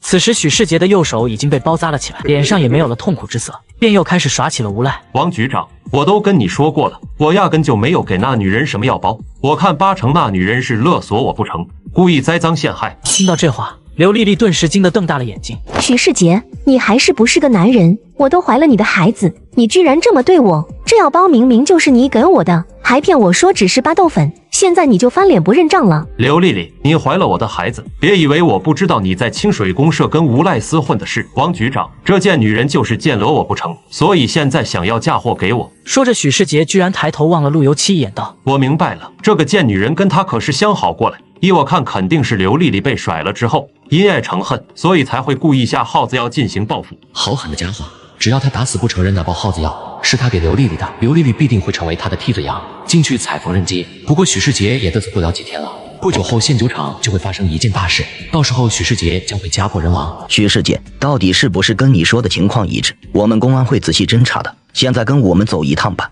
他不仅被眼前这个女人骗光了仅剩的4000块钱，甚至还被扫地出门。要知道在这个年代，4000块足以在省城购置一套房子。一个扫把星被男人抛弃了，还有脸回娘家住？我告诉你，家里可是没有钱给你治病的，要死的话死远点，省得死在家里。晦气！国营饭店的事刚告一段落，赵秀楠的母亲却突然病倒了。于是陆游气跟赵秀楠两人连夜赶回省城。两人刚到赵秀楠家门口，就听到这一连串的骂声。此时赵秀楠的娇躯有些瑟瑟发抖，她不顾一切地推开大门，走了进去。娘，我回来了。楠楠，是你回来了。娘还以为这辈子再也看不到你了，这下就算是娘走了，也会安心的。娘，你别说傻话，你会没事的。我这就带着你去求爹，咱们去龙城找最好的大夫，肯定能治好你的病。原来是楠楠回来了啊，正好你娘病得不轻，赶快带她离开这里。二舅妈，我娘当初从龙城回来的时候，是你们非要让她住进家里，骗走了她所有的积蓄，给你儿子买了房子结婚。嘿，你个丫头片子，现在胆子大了，竟然敢教训起长辈来了。我告诉你，那时候你娘身体没病，可现在呢，谁会有闲钱去养一个累赘？二舅妈，我每个月可是都寄回来20块钱呢，钱虽然不多，但足够我娘一个人吃喝抓药的了。再说了，这房子是我姥姥的，你凭什么赶我娘走？赵秀楠的一番话瞬间将院子里的女人给惹毛了。好你个丫头片子，住在乡下学成刁妇了，敢跟老娘这么说话，看我不扇烂你的嘴！说完，院子里的女人举起手来，便朝着赵秀楠的脸上扇去。就在这时，陆游气一个箭步冲了上去。哟，你怎么突然间坐到地上了？是因为喜欢吗？哪里来的小王八蛋，居然敢动手打老娘！老娘今天饶不了你！就在这时，屋里走出2道身影来。玉芬，这是咋回事？你们可算是回来了，要是再晚一点，我就要被这臭小子给活活打死了。好你个小崽子，居然敢打我娘，活腻歪了是不？看老子今天不弄死你！小兔崽子，敢打我儿子，老子跟你拼了！贱品，你给我住手！陆游气顺着声音抬头望去，只见从大门口走进来一个顶着满头白发的老媪。姥姥，楠楠回来了。是楠楠回来了啊！你个孩子可算是回来了，楠楠。这小伙子是谁？跟你一块回来的？姥姥好，我是小南的男朋友陆游气，这次特意跟他一起来省城看望阿姨和您。好你个死丫头，故意领着乡下的穷小子来家里闹事，今天你们娘俩都给我滚出去！老二媳妇，你这是做什么？再怎么说，楠楠是你的外甥女，你就这么对她？你个老不死的，我就这么对她怎么了？你要是看不惯的话，跟着你那个病秧子女儿一起从这个家滚出去！一时间，陆游气被韩玉芬的话给惊到了。韩玉芬作为他们黄家的儿媳妇，居然能说出这么大逆不道的话来。韩玉芬，我什么我？凭什么老大家你们给置办了房子，我跟建平结婚就没有房子？我告诉你，这房子理应就是我跟建平的。老二，当年你爹临终时，是不是给你们兄弟俩一人1000块，让你拿着出去置办一处房子？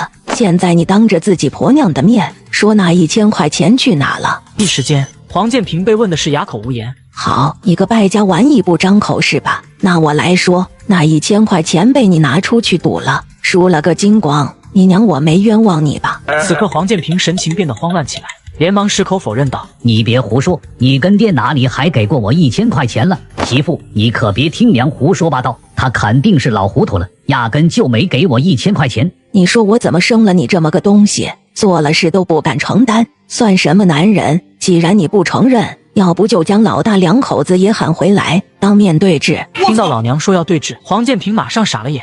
好你个黄建平，今天你不把那1000块钱交出来，我跟你没完！住手！你们两口子愿去哪闹腾就去哪里，这老宅是我的家，都给我滚出去！家那间院子里的所有人都愣住了。娘，你不让我们在这老宅子里住，那我跟玉芬住哪？你们愿住哪住哪，没地方就睡大街上。我老婆子没你这样的儿子。韩玉芬一看这架势，立马撒起了泼。老太婆，这房子是你的又怎么了？等你死了之后，还不是2个儿子继承？所以这老宅就有我们家的一半，你凭什么赶我们走？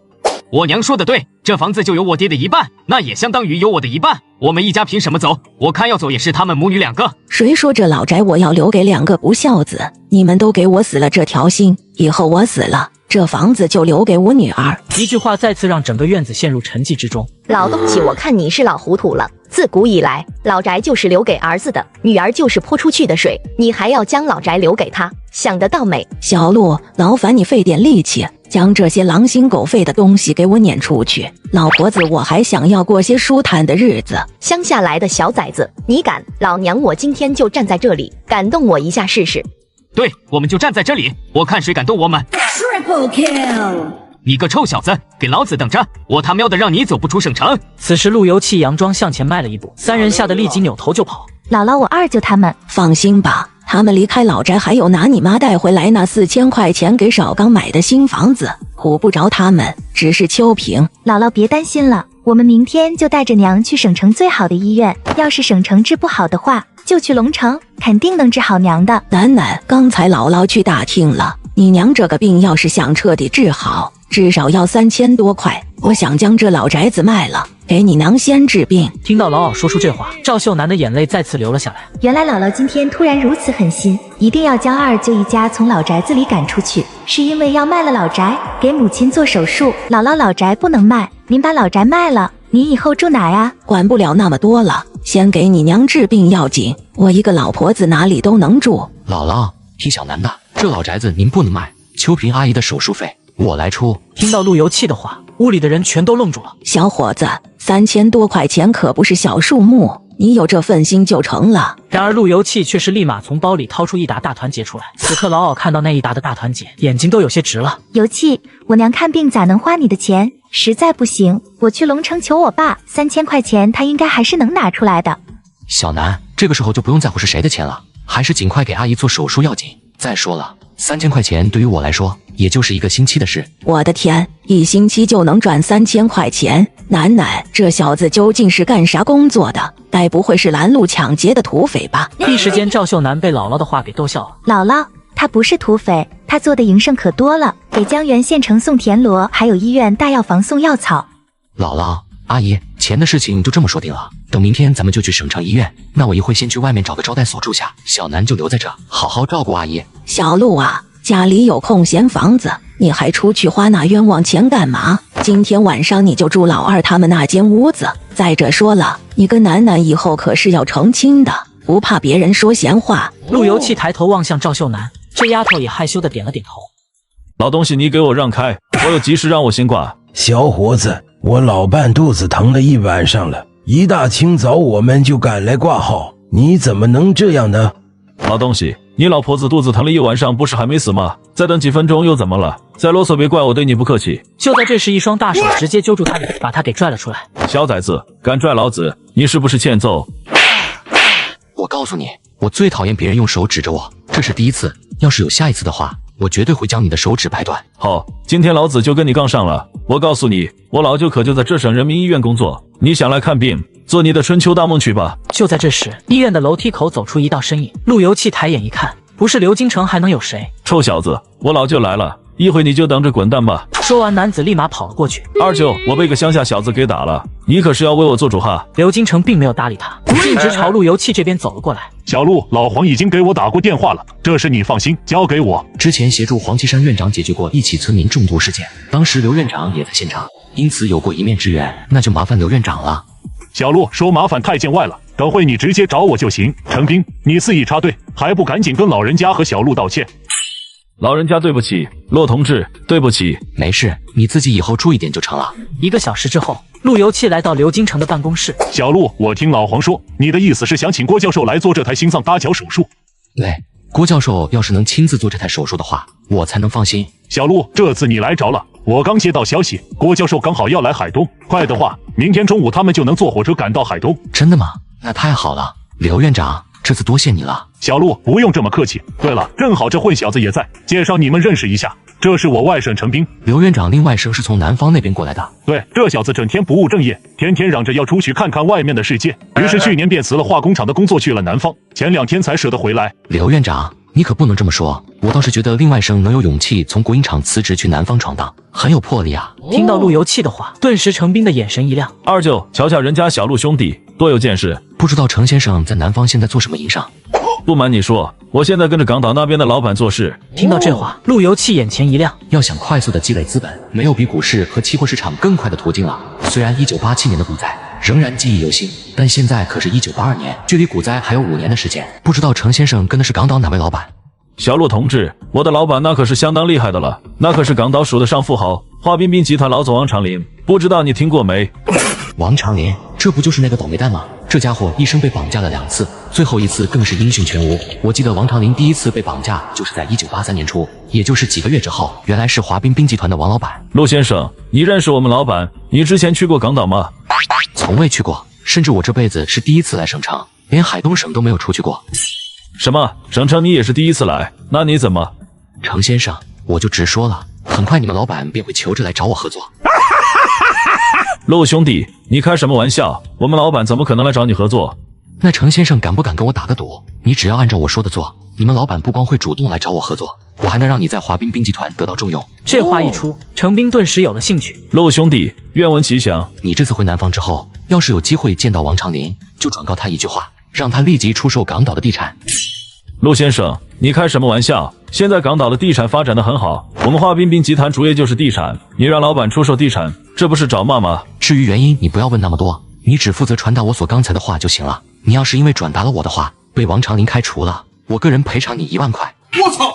什么？你赔我1万块？1万块钱呢？就算我这个省人民医院的院长都要不吃不喝干个小10年。在2人惊诧的目光中，陆游气迈步走出了刘京城的办公室。二舅，他是不是脑子有病？你脑子才有病！一切安排妥当后，医院里赵秀楠独自照顾黄秋平便可以了。于是陆游气骑着借来的自行车回老宅报平安去了。刚到老宅门口，就听到里面传来激烈的吵闹声。你还是不是人？秋平还在住院，你就扔他的东西。再说了，这房子跟你一点关系都没有。你们3个给我滚出去！我们凭什么滚回去？这房子本来就是老黄家的，建平是儿子，怎么就不能在这住？今天我们还就不走了，你能拿我们怎么样？陆游气在门口顿时脸色一沉，看来上次给他们一家3口的教训还不够，这次要不能好好给黄建平一家点颜色瞧瞧，那等我离开省城之后，老老和黄秋平能被欺负死。当即陆游气面色冷峻地推开大门走了进去。你个小王八蛋还敢来！上次打我还没找你算账呢，我告诉你，老子今天已经喊人来了，你他娘的就等着！搁谁面前就敢自称老子？要是再敢说一次，信不信我将你舌头割下来？有本事一会你还能这么嚣张？话音刚落，老宅门口便响起一阵阵哗啦啦的28大杠车铃声。小子，我哥们都到了，我看你还敢怎么嚣张？现在你给我跪下磕头认错，我倒可以考虑等会少打你几下。男人第一次进城走亲戚，不料亲戚却叫来几名小混混，要打他999下。可众人不知，男人上一世深谙各种武林绝学。少刚，这家伙就是你说的那个乡下来的小子，就这样的货色，至于让兄弟们兴师动众吗？就是有这功夫，哥们万击8派多好。黄少刚，你连这么个小子都对付不了，真给哥们丢人。哥几个别大意哈，这小子下手重着呢，一会好好教训他一顿，让他敢动手打老子，我他娘的！我说了，别动不动就在我面前自称老子。哥几个愣着干啥？给我揍他！兄弟们，一起上！少年金刚拳，夺山无影脚。Triple kill！ 你们干什么的？景叔叔，你们来的正好，这小子打人，赶紧将他抓起来。对，景叔叔，这小子下手忒狠了，你看他把我们打的，哎呦喂，可疼死我了！我是省城公安局的奇异果，这是怎么一回事？他们非法闯入老宅，还想要殴打我。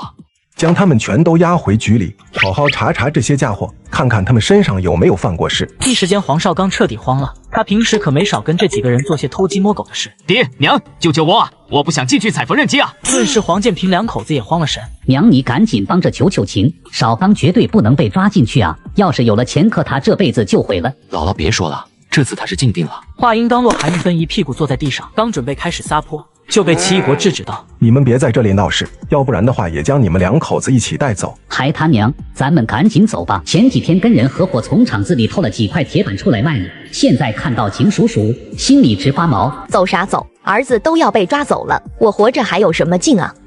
你个臭娘们，还磨蹭什么？赶紧跟我走！看到自己男人暴怒的样子，韩玉芬真的有些怕了，灰溜溜的跟着离开了。齐局长，黄少刚那些家伙教训一下就行了，至于案底什么的，就别留了。放心吧，我知道应该怎么做，我保证这小子从里面出来的时候不会再来找麻烦。小陆同志，咱们借一步说话。说完，陆游气跟奇异果两人便走到老宅门口。小陆同志，昨天多亏你让刘院长通知我们郑学武想要劫机，要不然差一点出大事。小陆同志，你是怎么知道郑学武要劫机的？齐局长，说出来你或许不信，劫机这件事情是我猜的。说完，陆游气给了奇异果一个眼神，奇异果愣怔了一下，然后连忙点头。对了，上面领导下了通知，要对你进行表彰，这也是我今天过来的主要原因。当然了，你要是有什么要求，尽管提出来。请齐局长转告领导，我只是做了应该做的，至于奖励和荣誉什么的，我没有任何要求。此话一说完，奇异果愣住了。小陆同志，你真的考虑清楚了吗？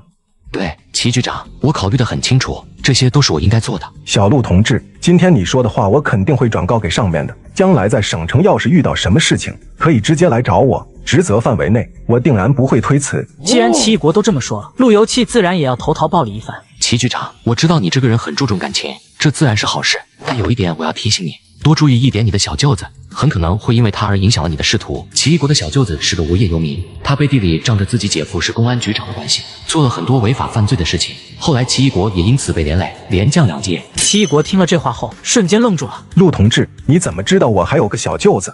齐局长，话已至此，你要是不相信的话，就当我没说哈。说完这句话后，陆游气便转身朝着老宅走去。第二天，郭教授亲自给黄秋平做手术，手术进行得很成功，而赵秀楠则准备再住几天。于是陆游气自己先回江海了。从火车站出来后，陆游气直接去了国营饭店。小陆，你可算回来了，想死哥哥了。知道你今天回来，大家早早都在这等着了。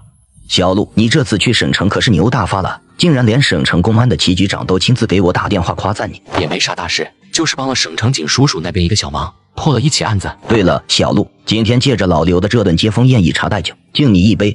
王局长，好端端的敬我干啥？小陆，这杯就该老王敬你。你是不知道，他过2天马上就要提拔成正局长了。我这不是脱了小陆的光吗？这段时间连续破了几个案子，市局那边的领导对我的表现很满意，再加上原先老局长退休了，所以我便顺理成章的接了班。王志刚笑着说完，便将杯里的茶水一饮而尽。小陆，我也得敬你一杯酒。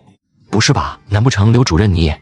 对，这2个月多亏你的特色菜国营饭店效益非常好，所以上面对我的工作非常认可，下个月便要将我调到市里的国营饭店任副主任。是国营饭店副主任，那可是高升了，恭喜刘主任了。不过是国营饭店的经营状况并不是很好，去了之后对我来说也是一个挑战，到时候难免还要麻烦小陆了。刘主任客气了。有你这句话，老哥我便可以放心去市里任职了。不过小陆你也放心，县国营饭店这边我会跟新上任的主任打招呼的。陆游气微微点了点头，这一点他倒是没有担心。与此同时，高阳也举起了酒杯。不会吧？你可别说你小子在机械厂也升职了。升职也算不上，但是厂里领导跟我谈话了，让我好好干，将来培养我进厂里的领导班子。这一事看来不仅仅改写了自己的命运，甚至直接的改变了王志刚等人的命运。这重生越来越有意思了。等到高阳敬完酒之后，唯独只剩下王伟一个人了。尤其我这就……你可别这么说，在我眼中你跟他们可不一样。算算时间，江源县酒厂的这件事应该过不了多久就要发生了。这次让许世杰一辈子都翻不了身。王伟，接下来需要你出马了，你机械厂的工作可以辞了。什么？辞了工作？听到陆游气这句话，在场的所有人都愣住。要知道，县机械厂虽然挣的工资不是很多，但最起码还是国营企业，妥妥的铁饭碗。对，很快我要做件大事，你跟我一起。当然了，这件事情成功之后，年底少说分你1万。尤气，你说多少？1万？看你那没见过世面的样子，你没有听错，就是1万块。男人重生第一件事，竟是劝好友辞掉国营厂的工作，还信誓旦旦承诺1年给他1万块钱。要知道，在这个年代，1万块要在工厂干小10年。尤气，按照你昨天说的，我已经从机械厂离职了，接下来需要我干些什么？从今天下午开始，你就先去国营酒厂盯着，一旦有那种外地来的大货车，你就及时通知我。盯着国营酒厂，尤气，你这是要对付许世杰那孙子？对，不过对付许世杰是一方面，另外一方面，我们下一步的目标是要进入国营酒厂。啥？进入国营酒厂？哪县国营酒厂还不如我们县机械厂呢？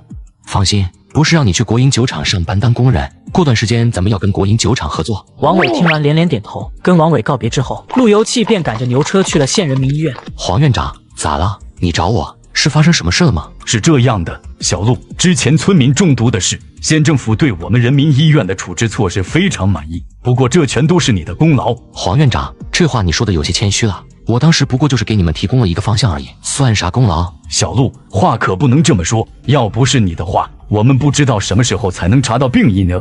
另外，田书记让你从省城回来，有时间去县政府找他。好，不过最近我还有点事，这样吧，等1周后我再去找他。行，那我等下午就给田书记打了电话，通知他一声。接下来两人闲聊了一会，陆游气便走出了人民医院。陆游气刚赶着牛车来到国营饭店门口，便看到王伟这家伙骑着自行车风风火火地驶了过来。尤气，今天上午真的有3辆外地车牌的大卡车进入到了国营酒厂。那卡车上面装的是什么？你看到了吗？上面好像一个大白皮筒子，至于里面是什么，我就不清楚了。听了王伟的这个回答，陆游气的脸上浮现出一丝淡淡的笑意。看来许世杰这家伙终于开始行动了。尤气，那大卡车拉的白皮筒子里究竟装的是什么？甲醇，这是一种工业用的酒精，只要将这玩意兑水，就可以冒充8+1了。前市县国营酒厂连年亏损，许世杰为了能保住自己厂长的位子，所以便铤而走险，从外地购买了一批甲醇，然后兑水进行售卖，最后造成了3人死亡，重伤40多人的惨剧。尤气，你的意思是许世杰要用这玩意冒充8+1？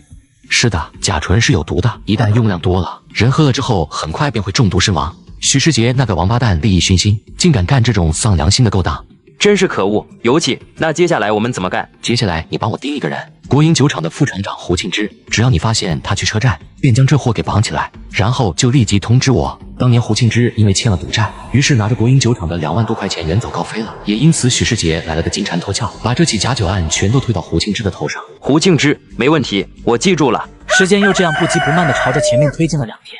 等到第3天上午，陆游气赶着牛车刚到江源煤矿时，便看到王伟正站在煤矿门口等着自己。尤气，果然跟你说的一样，今天早上4点来钟，胡敬之这家伙拎着个袋子直奔车站，不过在车站门口我就把他拦下了。太好了，走，现在咱们就去看看胡庆之。说完，陆游气便跟着王伟往他家赶去。胡庆之，你不用害怕，我们2个压根就不想谋财害命。我知道你想要携款潜逃到港岛，不过现在我可以给你一个少受惩罚的机会。你究竟要让我干什么？胡庆之，不用这么看着我，实话告诉你，幸好你没有坐着水路去港岛，因为在船上你会被人给扔进大海里。被人扔进大海里？你是怎么知道的？你懂什么？我兄弟知道的事多了去了。只要你好好配合，你的事到时候我们也会睁一只眼闭一只眼。兄弟，我知道今天我是栽到你手里了，你就说让我怎么做吧，我一切都听你的。好，那我就开门见山。其实我这次的目标是许世杰，你们国营酒厂现在想要用甲醇来做假酒吧。我操！我天哪，兄弟，你连这事都知道？所以我找到你，就是想要你去举报许世杰。当然了，就算你不举报，我也会提前通知公安局王志刚。你能明白我的意思吧？胡庆之顿时明白过来，这是给自己一个机会，这样就算国营酒厂的事情曝光出来，他也会安全脱身。我明白，我明白。只要成功让许世杰从国营酒厂滚蛋，我便会保你坐上国营酒厂的位子，而且还会让你在年底之前至少拿到1万块钱的分红。多少？1万块的分红？你不是唬我吧？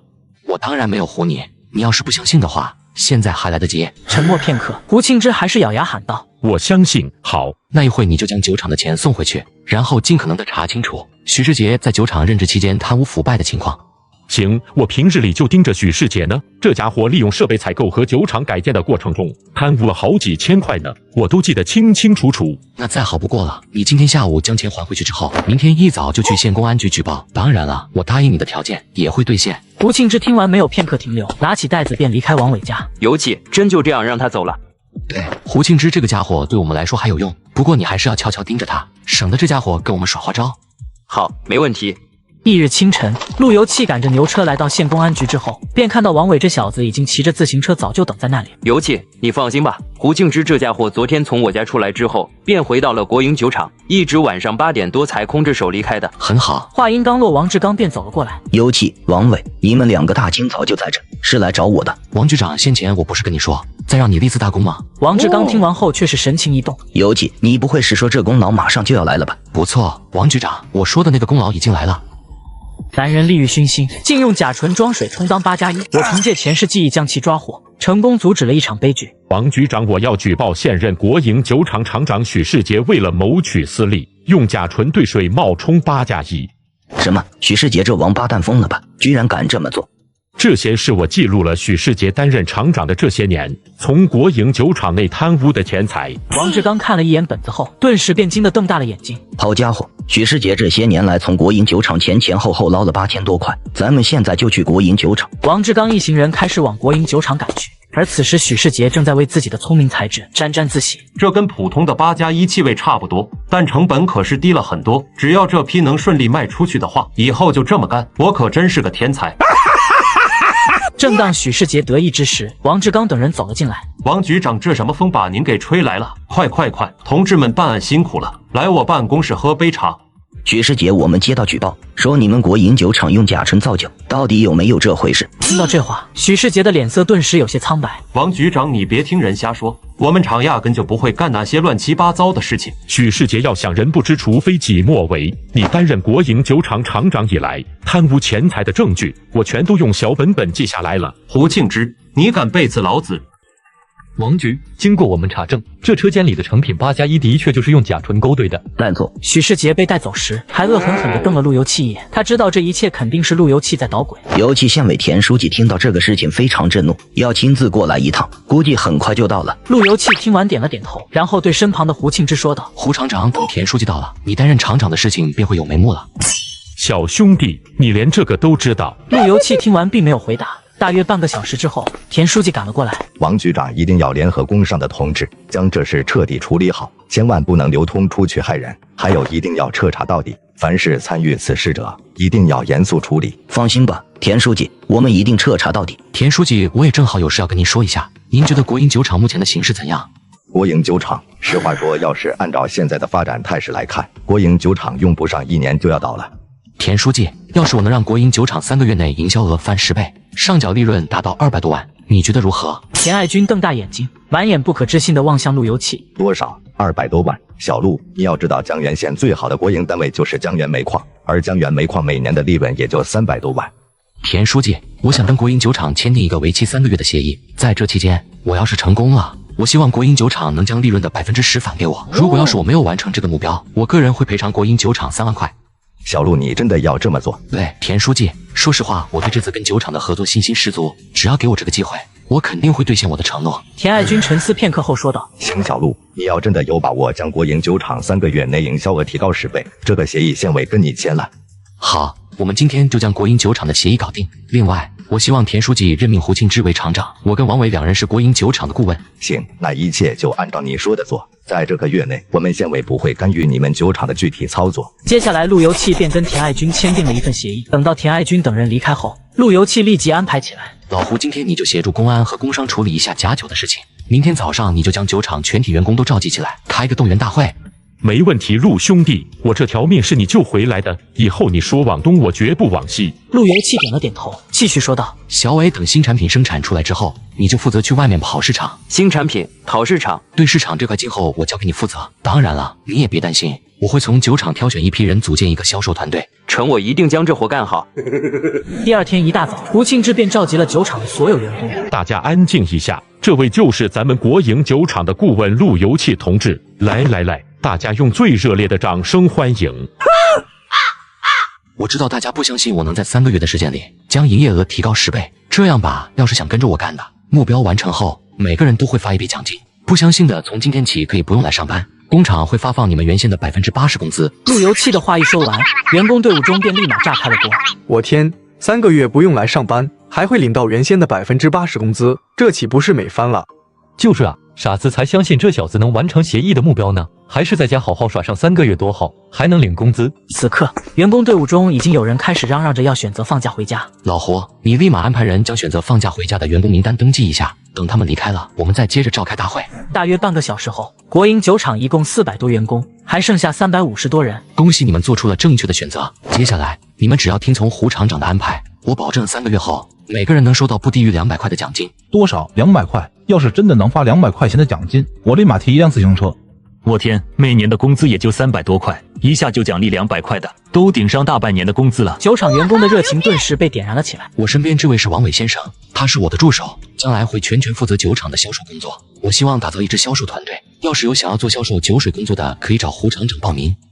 剩80年，工厂即将倒闭，而我仅用20人的销售团队，就让工厂盈利200万。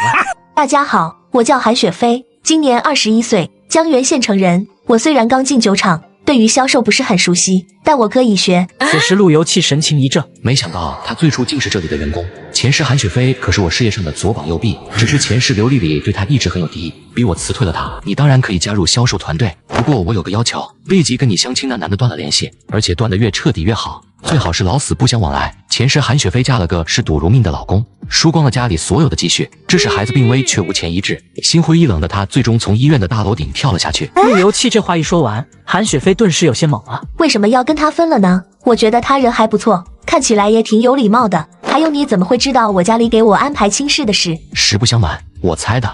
你们许世杰厂长的事情就是我猜出来的，还有中秋节前国营饭店下毒的事情也是我猜出来的。不信你可以问他。是，游气真的没有撒谎，这些事当时我都在场，我可以作证。听了王伟的话，韩雪飞立即瞪大了双眸。这怎么可能？你要不信我刚才说的，你就这2天提前下班，然后去味精厂门口盯几天这家伙，看看他去哪里就知道了。你竟然连他在哪里上班都知道？这个对我来说并非难事，你就按照我说的去盯他2天，记住千万不要被一个男人的表象所迷惑。好了，今天的面试结束了。韩雪飞离开后，陆游气又对身旁的王伟说道：王伟，你独身一人也应该找个对象了。我这从小父母双亡，家里就剩我自己，找个媳妇不容易啊。你小子又不是不能赚钱，我感觉你跟韩雪飞或许有这个缘分。听完陆游气的话，顿时王伟感觉自己有了勇气，毕竟他第一眼见到韩雪飞时就打心底里喜欢。行了，该说的我都说了，今后就看你的了。陆游气说完便离开了。与此同时，韩雪飞也偷偷提前来到了县味精厂的门口。好你个王八蛋，欠了老子的钱还想躲？我告诉你，今天要不将钱还上，今天哥几个就废了你。强哥，你再宽限我几日，我一时半会上哪凑1000块钱还你？这样吧，这辆自行车转手也能卖着100块，就先抵给你。滚一边去！欠老子1000，就想用1辆自行车抵账？你当老子是好糊弄的？强哥，我现在身上真的没啥钱了，不过你放心，家里前几日刚给我找了个对象，就在国营酒厂上班，等我找个理由从他那先搞点钱来。这才像话嘛！既然你能搞到钱，那就再来赌场试试运气，说不定翻本了呢。到时候不仅能将欠我的1000块钱给还了，你还能赚点不是？啊，对，强哥，我也是这么想的。只要我从那女人身上搞到钱，就先上你那再试试手气。我觉得这2天我手气好了很多。大汉们推着李军的自行车离开了，而此刻韩雪飞心中已经是愤怒不已。没想到这是个嗜赌成性的家伙，没人王大娘还说这李军一向老老实实，本本分分。幸好听了陆游气的话，要不然后半生可就全给毁了。韩雪飞没有选择离开，而是径直走到李军面前。刹那间，李军有些愣住了。韩雪飞，你咋今天从这里走了？你们厂不是在西面吗？你下班怎么不回家？坐在这巷子里做什么？是因为喜欢吗？我这不正准备回家吗？没想到这地有点不大平，刚才一不小心摔了一跤。对了，你上次相亲的时候不是有辆自行车吗？我自行车被人给偷了。对了，雪飞，能不能借我几百块钱用用？我先去买一辆自行车。你放心，这钱我很快就还你了。我家里有钱。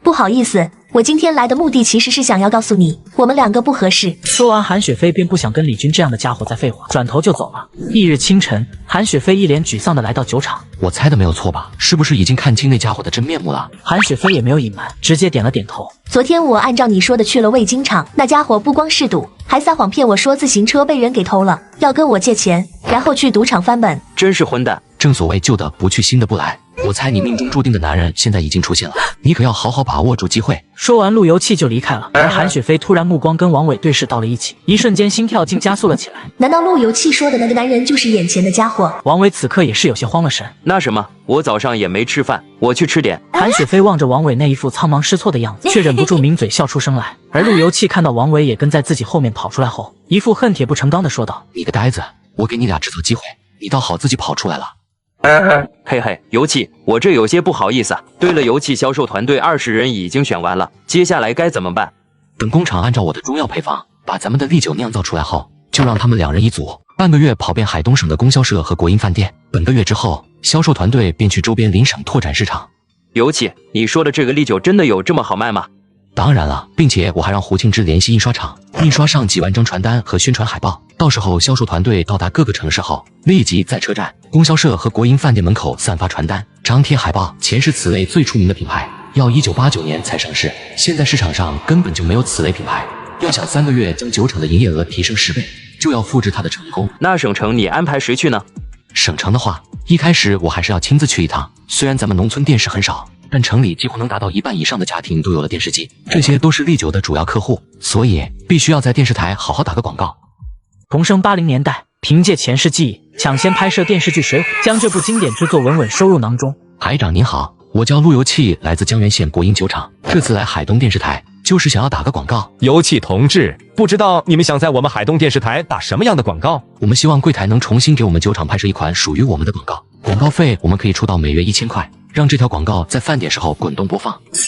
每月1000块？没错。另外，海东电视台的节目比较单一，我会帮你策划几个节目，绝对会让海东电视台的收视率直线上升。韩正强听到陆油气说的这句话，眼神直接亮了起来。陆同志，你真的有办法？当然有办法。谭台长，要想让老百姓都看咱们海东电视台，必须要有好的内容。我建议谭台长立即动用台里资源拍一部电视连续剧《水浒》。啥？要拍连续剧？这可得花不少钱。先拍个7、8集，资金肯定超不过10万。只要每一集结尾给3家企业打个广告，只需20几家企业。要是赞助拉得多，电视台还能赚上个几万块。到时候再把录像带卖给其他电视台，这收益……听了陆油气的话，谭正强眼前一亮。行，陆同志，那就按照你说的法子办。我现在就写一个具体方案向上面汇报一下。另外，至于你们利酒广告的事情，放心就是了，包我身上。陆油气点了点头，又将自己的广告创意都告诉了谭正强。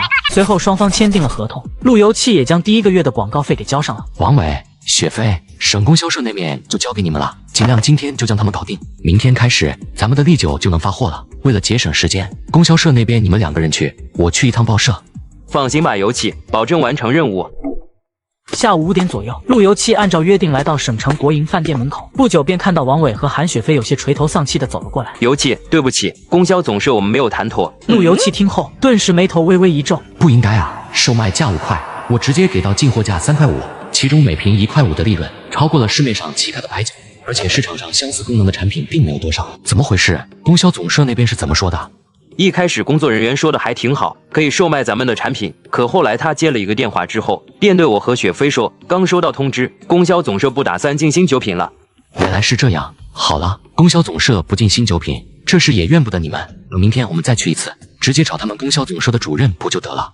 尤其供销总社的主任据说很难见到，我们今天去的时候就说要见他们主任，但人家根本就不见我们，所以最后才见到一个工作人员。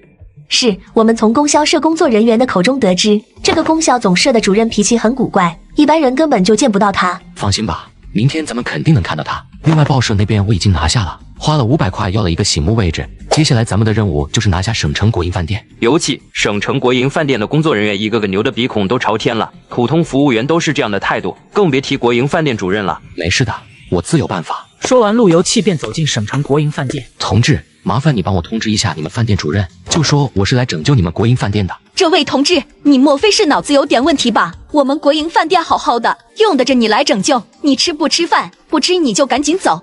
同志，不管你信不信我，帮我通知你们主任一声，北方熊国的贵宾接待，我能帮他搞定。听到陆游气说出熊国贵宾，立马神情微微一怔。同志，那你稍等片刻。服务员说完，便立马朝着楼上跑了上去。不久后，一男子从2楼上跑了下来。小兄弟，我是修玉东，听说你有法子帮我招待好熊国考察团，不是信口胡说吧？当然不是。修主任现在是不是正愁没人会做熊国的菜品？可不是吗？咱们海东国营饭店也有不少厨师，但对于熊国那边的菜品的确是不会做啊。小同志，你去过熊国？修主任，虽然我没有去过，但熊国的几道美食我可是拿手的很。顿时修玉东愣住了。你真的会做熊国的菜品？没有诓我？当然不会。熊国考察团是后天来海东省吧？那到时候我来国营饭店亲自招待他们。小同志，这次你要是真的能帮我们国营饭店招待好熊国考察团，我一定好好答谢你。修主任，实不相瞒，其实我来国营饭店本来也是找你帮忙的。我来自江源国营酒厂，我们酒厂近期推出新的产品。小同志，我明白了，你是想着让我们国营饭店售卖你们这款新酒？不错，我们这款利酒虽然只是新品，但我敢保证很快就会供不应求。行，小同志，要是你真的能帮我接待好熊国考察团，我们国营饭店会将你的产品在店里重点推荐。不光如此，省城其他16家国营饭店也都如此。那就多谢修主任了。随后陆游气将自己需要的食材写了出来，写完食材之后，便跟修玉东道别，带着几人离开了国营饭店。你咋还会做熊国的菜品？也是从报纸上学的？算是吧，我其实也就是试试运气。今晚回去好好休息，明天一早就去供销总社，顺利让我们利酒进入省城。不过尤其我总觉得供销总社那边可能比国营饭店要困难得多。是，国营饭店这边恰好有熊国考察团前来，供销社那边咋整？放心吧，供销总社我是志在必得，明天你们2个瞧好就是了。说完这话之后，陆游气便去了老宅。游气，你怎么来了？我来省城跟国营饭店谈合作，然后正好来看看你跟阿姨。阿姨恢复的怎么样？多亏了你找郭教授给做的手术，我妈现在恢复的可好了。那就好，如果明天你没有什么事情，跟我一起去供销总社呗。可以呀，我来这么久都还没去过省城供销总社呢。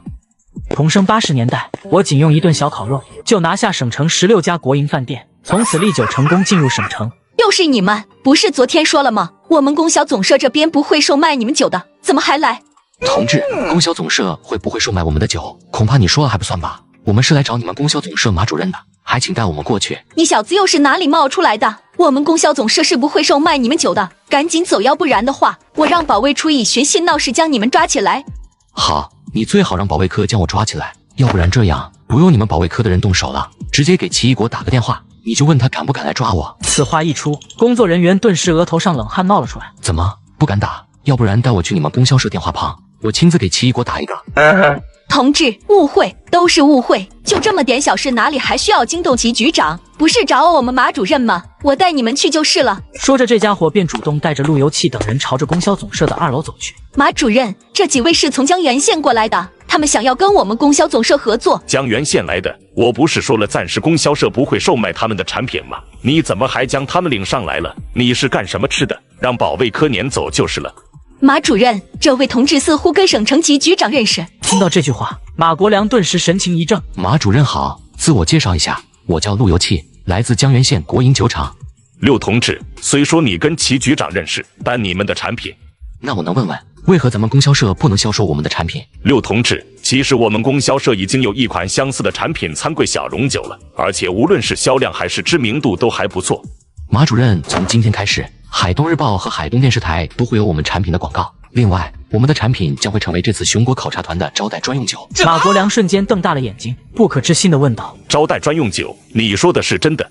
是不是真的？你可以现在给国营饭店的修玉东打电话。他竟然连熊国考察团的事都知道，看来这小子的背景不简单啊！”马主任，该说的我都说了，不过有一点我需要提醒你，要是在熊国考察团接待宴会后，有领导还想喝我们的利酒，却在省城供销社买不到，到时可能要辛苦你解释一下了。陆游气说完这些之后，转身就走，而马国良内心突然有些慌了。陆同志，先别走，我也没有说省城供销社不售卖你们的产品啊。马主任，那你现在是改变主意了？刘同志，我想了下，相比之下，咱们利就可是海东本地的企业，省城供销总社没理由只售卖外地的产品，而不帮助咱们海东当地的企业，是吧？好，既然马主任这么诚心要售卖我们的产品，那我们便好好谈谈。1个小时后，陆游气等人笑嘻嘻地走出了省城百货大楼。游气，你真是太牛了！本来你转身离开那会，我以为这是黄了呢，没想到那马主任还真的改口了。游气，接下来我们做什么？明天熊国考察团就要到了，你是不是应该去国营饭店那里好好准备一下？不用了，今天我们的任务就是好好回去睡一觉。翌日清晨，陆游气早早就来到省城国营饭店准备菜品，而国营饭店的厨师们却对陆游气的做法质疑起来。修主任，这家伙整的是什么玩意？熊国人喜欢吃这个。我看压根不如咱们做一桌红烧排骨、辣炒鸡来得好。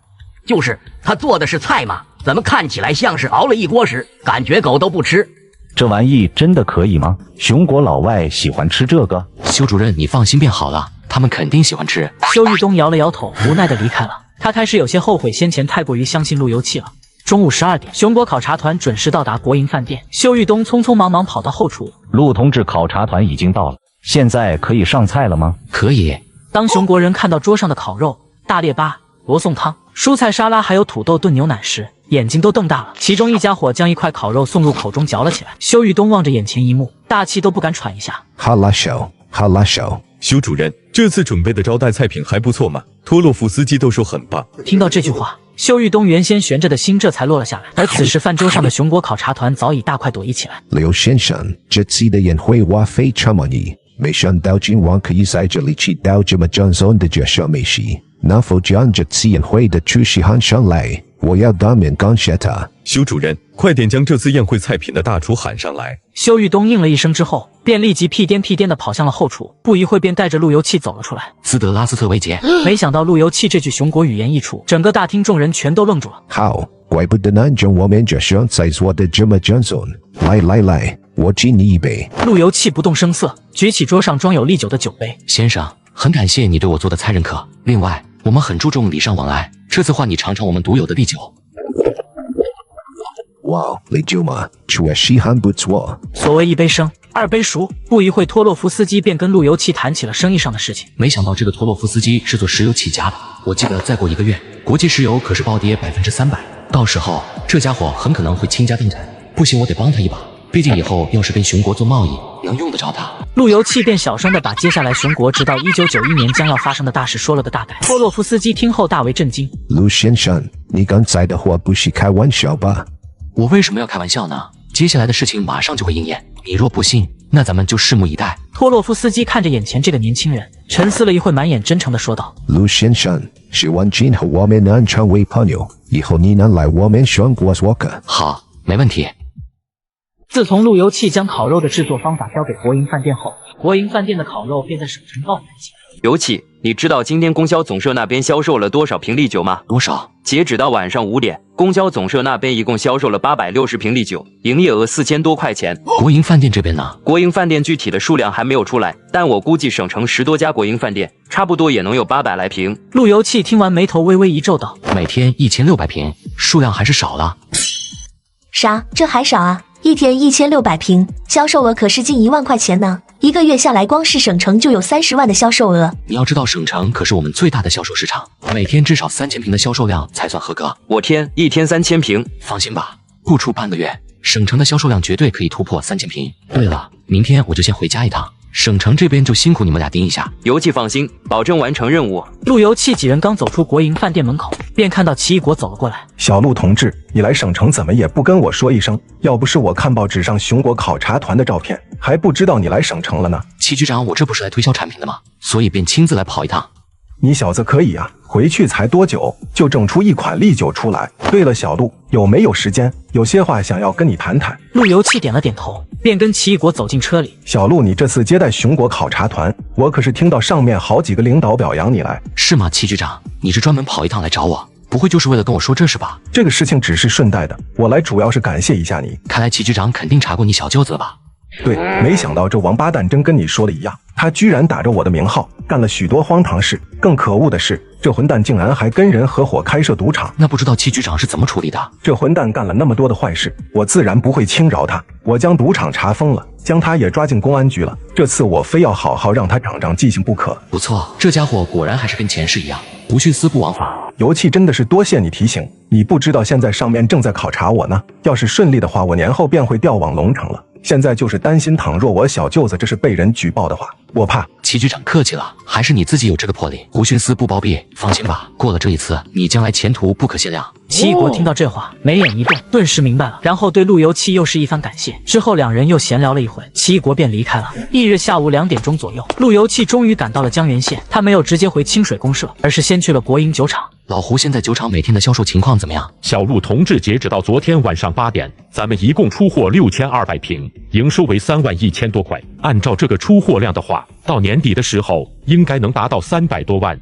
这个出货量还是少了。我跟国营酒厂签订的协议可是营收要是去年的10倍以上，光是利润就要达到200万元。要不然我看你签订的那个合同作废吧，反正你能帮助国营酒厂扭亏为盈，对于我们酒厂来说已经是很了不起了。放心吧，我既然敢跟国营酒厂签订这样的协议，那肯定是有把握的。老胡继续加大生产，再过半个月销量肯定会增加好几倍。胡庆之沉默片刻，抬头问道：小陆同志，咱们酒厂要是扩大生产规模的话，应该扩大多少比较合适？人员至少要增加1半，等再拿下周边的几个省以及龙城魔都，销量便会是现在的10倍甚至100倍，所以现在的工人根本就不够。好，我这就安排人去办。安排好国营酒厂接下来的工作之后，陆游气跟赵秀楠两人便回清水公社了。在胡庆之的强烈建议下，厂子里的小轿车暂时先归他使用了。桂梅呀，看你们老陆家大侄子出息了哈，全陆家屯第一个开着小汽车回村的。可不是嘛，现在村里不少人都跟着油气采药草赚钱呢，还有他还在村里建大瓦房呢，要建好了绝对是村里最气派的房子。我说桂梅，我听说他们家今天晚上请客吃饭呢，没喊你们2口子。村民的话犹如刀子一般割在王桂梅的脸上，谁稀罕吃他家的饭？王桂梅说完便气呼呼地朝着家里走去，而另一边陆游气家门口挤满了村民，一个劲夸奖着陆游气有本事。游气哥，你回来了，哥这小汽车好气派啊，啥时候带我们兜兜风？兜风肯定没问题，不过现在你去帮我把铁柱哥叫家里来，晚上咱们一起吃饭。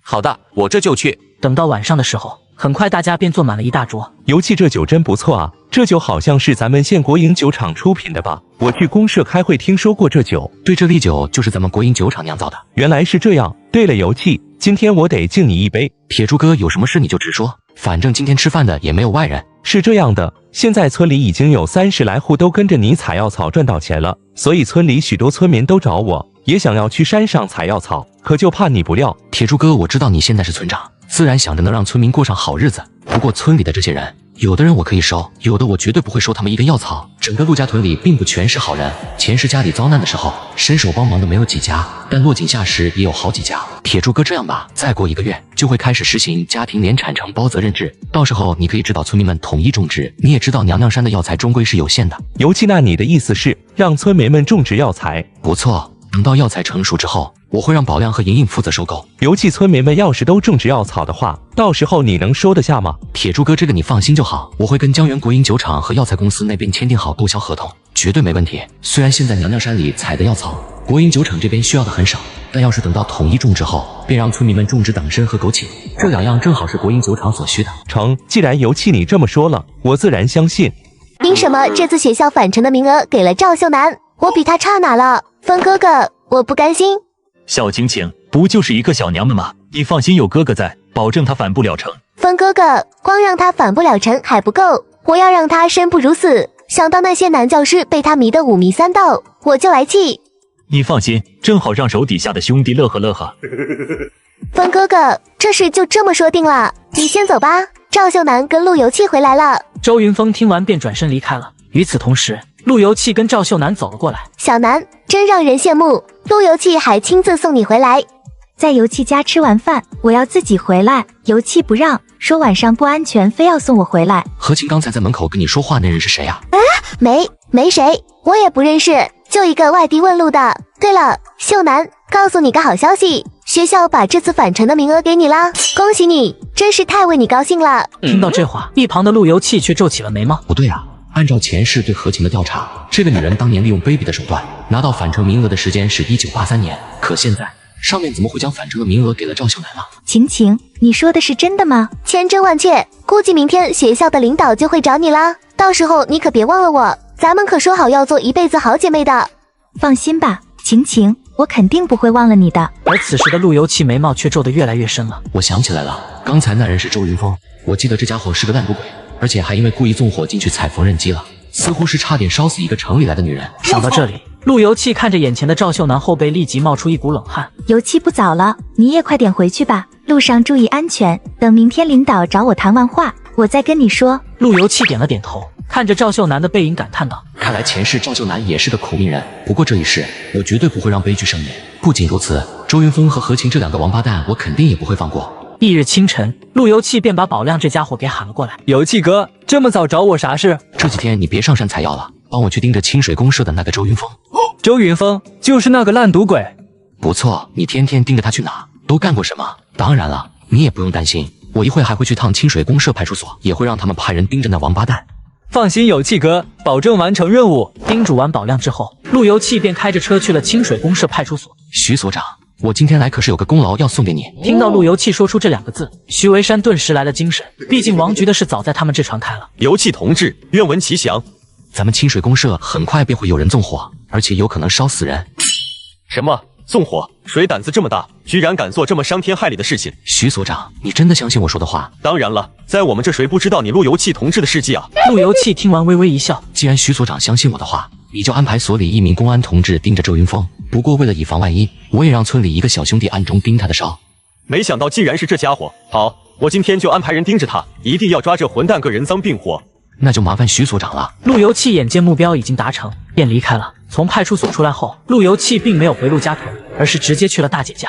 游气，你咋又买这么多东西？这要花多少钱啊？姐，就是给狗蛋平常吃的东西，用不了几个钱。大姐，姐夫，我今天过来是有事要对你们讲。啥事？游气，省得我还有些紧张。姐夫，紧张啥？我先问问你，爆米花卖的咋样？挺好的，每次能挣3块多钱吧。虽说电影隔2、3天才有一场，但一个月怎么也能赚个40、50块钱。姐夫，大姐，其实我今天来是想着问问你们想不想去国营酒厂上班。啥？去国营酒厂上班？虽然姐夫现在也能赚钱，但爆米花这个营生终归是不大牢靠。现在国营厂的工资提高了，要是你们2个人进去的话，每个月加起来能赚100多呢。100多，这么多钱？可是游气，国营酒厂那样的地方，咱们庄户人能进去吗？大姐，进去肯定是能进去的，而且不光1月能有100多，年底还会有奖金的。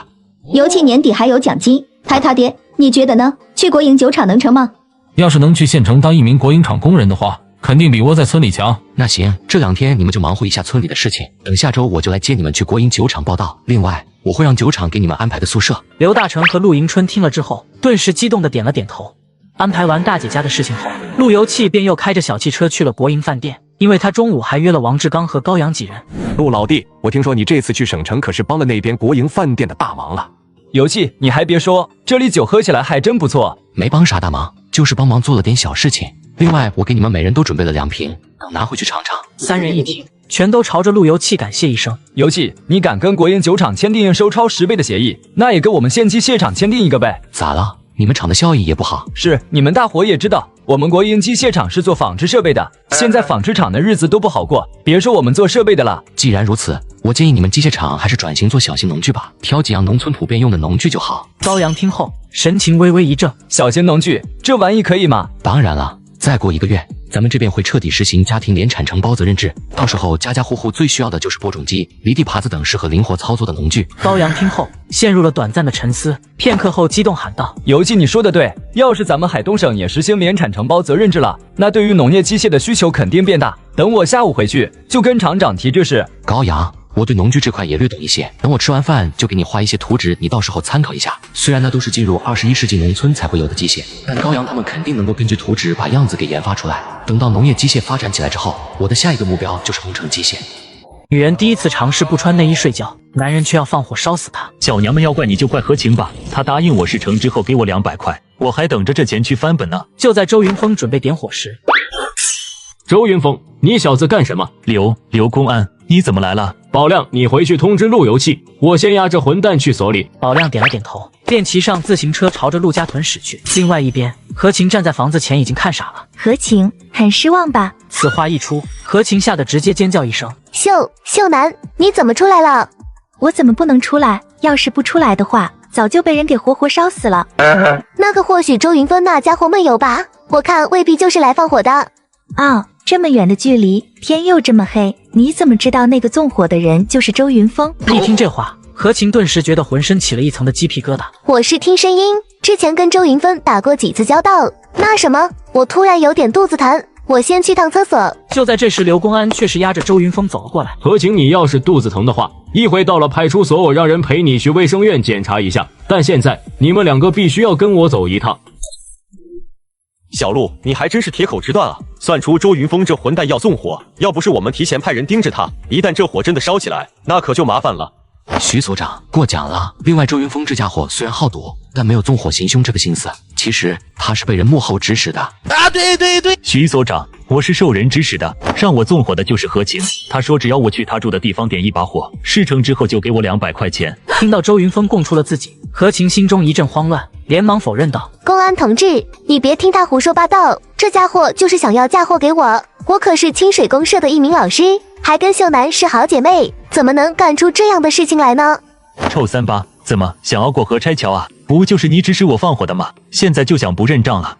什么认账？我压根就跟你不熟，好吧？还有，你无凭无据，可别血口喷人啊！何晴同志，你说跟周云峰不熟，那你为何经常去找他？何晴顿时一怔，犹豫片刻道：胡说，谁经常去找他？整个清水公社，谁不知道他周云峰就是个烂赌鬼？我找这么个人渣干嘛？何晴，你说自己没有经常去找周云峰，那为何我兄弟看到你昨天和今天白天就去找了周云峰2次？对，你去找了周云峰2次不说，而且每次在周云峰家里还待了近1个小时。你胡说八道，谁去找过周云峰了？周云峰，我想这个女人既然找你帮她放火，肯定不会给你个空头支票吧？她就没送过你什么东西。周云峰一听这话，顿时明白了路由器的话中之意。有，当然有。何晴曾经送给我好几张粮票，我想起来了，那粮票上好像还签着他的名字，就在我家草席下面放着。听到这话，何晴顿时身体微微一晃。何晴，现在你还想怎么狡辩？你要还是否认的话，那我们就去周云峰家里走一趟。我想你去了这么多次，肯定会有1-2根头发掉落在他家中。此时何晴再也坚持不住，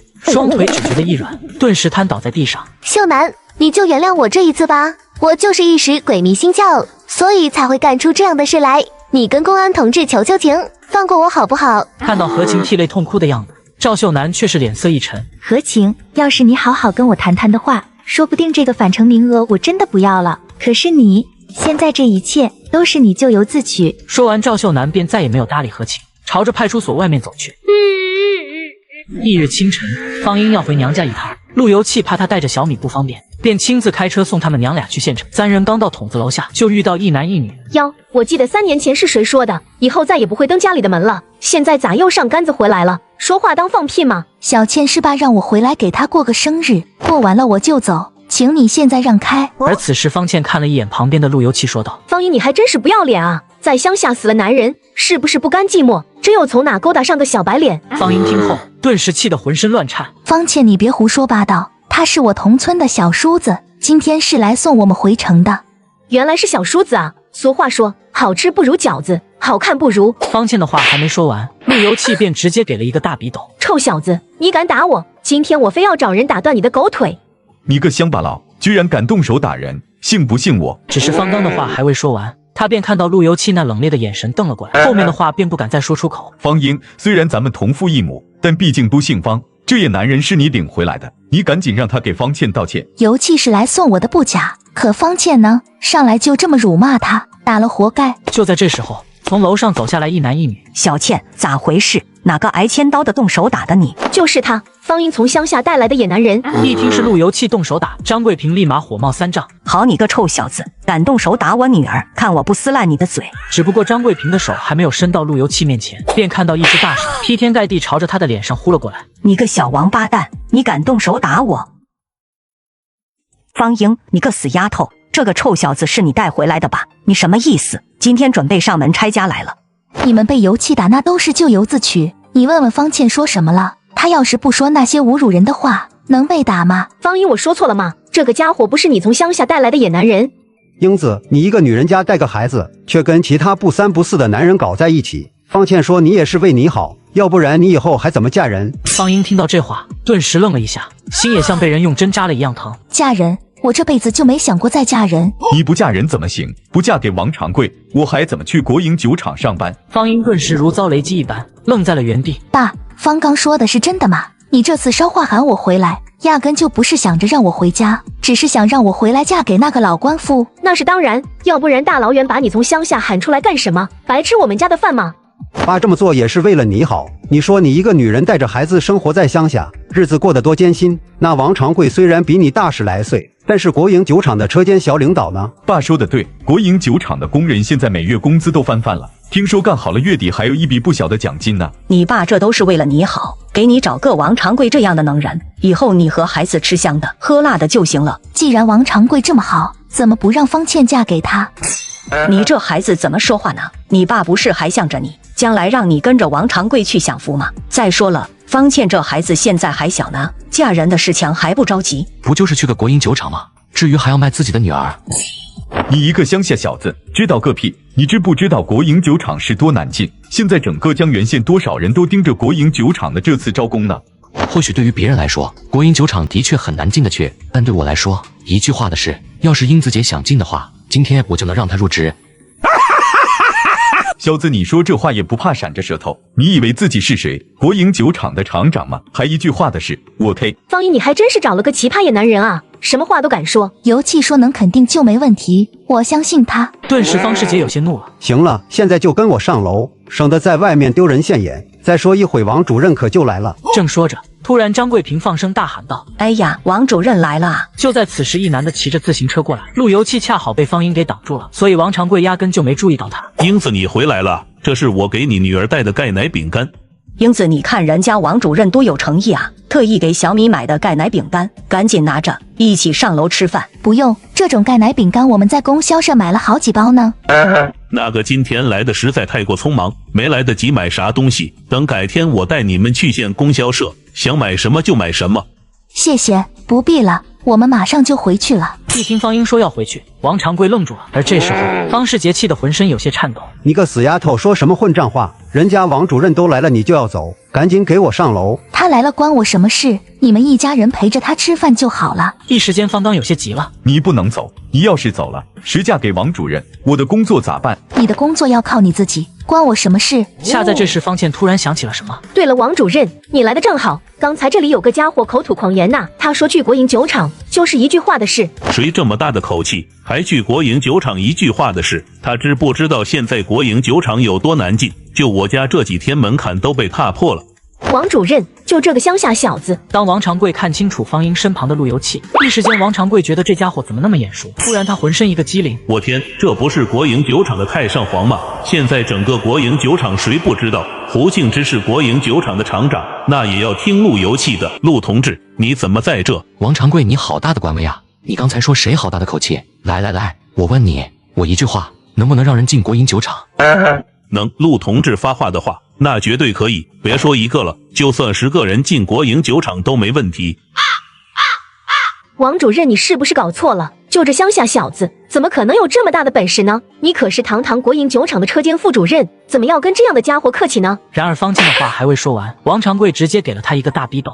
你个臭丫头，给我闭嘴！陆同志可是我们国营酒厂的恩人，要不是这臭娘们在那故意挑拨离间，我刚才怎么可能说出那样的话？陆由器这小子可不一般，前任厂长就是被这小子给弄进去的。想到这里，王长贵扑通一声跪下了。陆同志，我今天就是猪油蒙了心啊，根本无意冒犯您，求你大人有大量，不要跟我一般计较啊！看到眼前这一幕，方家众人是目瞪口呆，张桂平倒是反应很快，立马笑道：英子啊，来家了就赶紧上楼。至于你嫁人这事，就是你爹担心你一个人过活不容易，你要是看不上王主任，那就算了，反正强扭的瓜不甜。英子，先前都是爹不好，没有顾及你的感受，既然你不愿意，那就算了。来，你跟那位陆同志赶紧上楼，家里菜都快凉了。对啊，姐，你快赶紧跟姐夫回家吧。我跟你说，今天我妈可是做的红烧肉。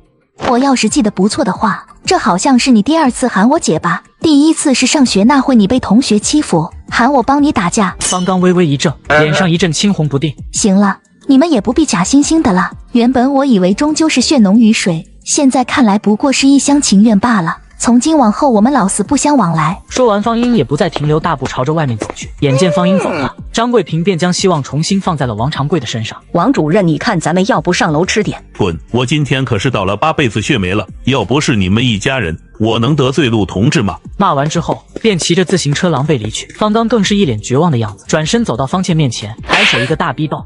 方刚，你神经病了，打我干嘛？还不都是你个惹祸精！要不是你上来就嘲笑方英的话，他能不回家吗？我进国营酒厂的工作能黄了吗？说完，方刚便气呼呼地朝着楼上走了上去。同生80年代，凭借前世的大棚种植技术，我引领村民种植蔬菜，实现日进斗金。尤气，你回来了，吃没吃饭？锅里还给你留着热面汤呢。娘，不用了，我在县城已经吃过饭了。对了，尤气，今天晚上铁柱来找过你，看你不在又走了。啊，铁柱哥来找我了，没说什么事。没说，不过我觉得8成是你说的搞农业合作社的事情吧。应该是，我现在去找铁柱哥一趟。陆游气说完，便拎着2瓶利酒去了陆铁柱家里。游气，你来了。这2瓶酒，一瓶给你的，一瓶给旺财叔。游气，这2瓶酒可不便宜啊，你咋送这么贵重的东西？这酒我直接从国营酒厂拿的，压根都不花钱。对了，听我娘说你来家找我了。对，是关于农村合作社的事情。现在村里的地虽然分下去了，但临近年关，地里也没有什么活。现在村民们天天来大队找我，都来追着问我农村合作社事。铁柱哥，我本来是想着明年春天再让村民们统一种植药草。既然这样的话，那咱们就一步到位，现在就开始种植。尤其你不是开玩笑吧？现在能种药草，怎么可能？铁柱哥，我可不是开玩笑，你先别着急，等听我说完之后，再看看我说的对不对。于是陆游气便将自己关于大棚种植药草的事情给说了出来。陆铁柱听的是目瞪口呆。尤其你说的这个大棚种植这种技术，这听起来简直有些梦幻。铁柱哥不要觉得很稀奇，人家寿县那边早就有农民这么干了，他们那边的蔬菜4季都能种植。真的吗？尤其4季种植蔬菜，那岂不是咱们村搞蔬菜也可以啊？当然了，不过种植蔬菜的利润可是比药草低多了。要是村民想要种植蔬菜的话，自然也是可以的。尤其你之前说半吨塑料薄膜是1500块钱，那我明天举行村民大会，只要愿意加入合作社的村民，就按照每家每户出5块钱就好了。铁柱哥，这塑料薄膜的钱我来出就好了。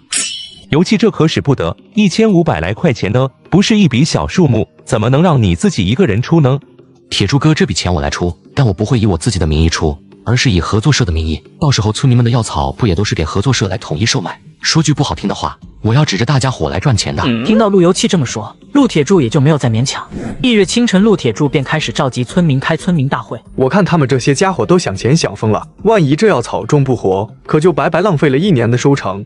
开大棚种植药草，你们就听陆游气那小子忽悠吧，放着好好的地不种，去种药草，一个个脑袋被驴踢了。他大哥，你觉得这药草能种好吗？咱们清水公社这么多年，也没有听说过谁种过药草。依我看，这玩意不能赌啊！按照刚才铁柱村长的说法，每家每户要拿出1半的地来种药草，万一真的是种下了，那损失就大了。其实吧，不用自己的地种也行，反正娘娘山上每年不也长着不少药草吗？到时候让他们种药草，咱们专门去采娘娘山上的就得了。不想种药草的可以跟村长登记一下，这个事情我不勉强大家。而且对于种植药草这事，我也没有把握，尤其是大家都没有种过，不是？陆游气这话一出，顿时村民再次担忧了起来。见此一幕，王桂梅却是更来劲了。你们都瞧见了没有？他都不知道药草能不能种活，就让你们拿出1半的地来种药草呢。谁要是跟着他一起种药草，明年等着后悔吧。行了，你们不想种也绝不勉强，但我丑话说在前面，今后要是别人种药草挣钱了，你们想回合作社也绝无这个可能了。你们要怪就怪他去吧。王桂梅听完顿时脸色一正，找我就找我，就跟你们这个大棚种植药草能种好了一样。各位既然想退出的话，赶紧去找铁柱村长签字，我真的不敢保证明年大家伙都能赚到钱。药草这玩意自古以来也没有这样种植的，你们谁愿种谁种，我是不敢耽搁。有人开头后，陆陆续续又有大约12、13户村民选择退出，陆游气则转身往老宅走去，因为他还要跟陆大壮几人商量开超级市场的事情。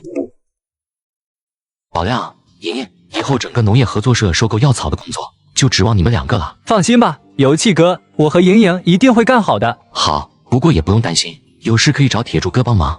游气哥，那我们呢？你们当然也有任务，明天都跟我一起去江源县城。明年我准备在江源县城开一家超级市场。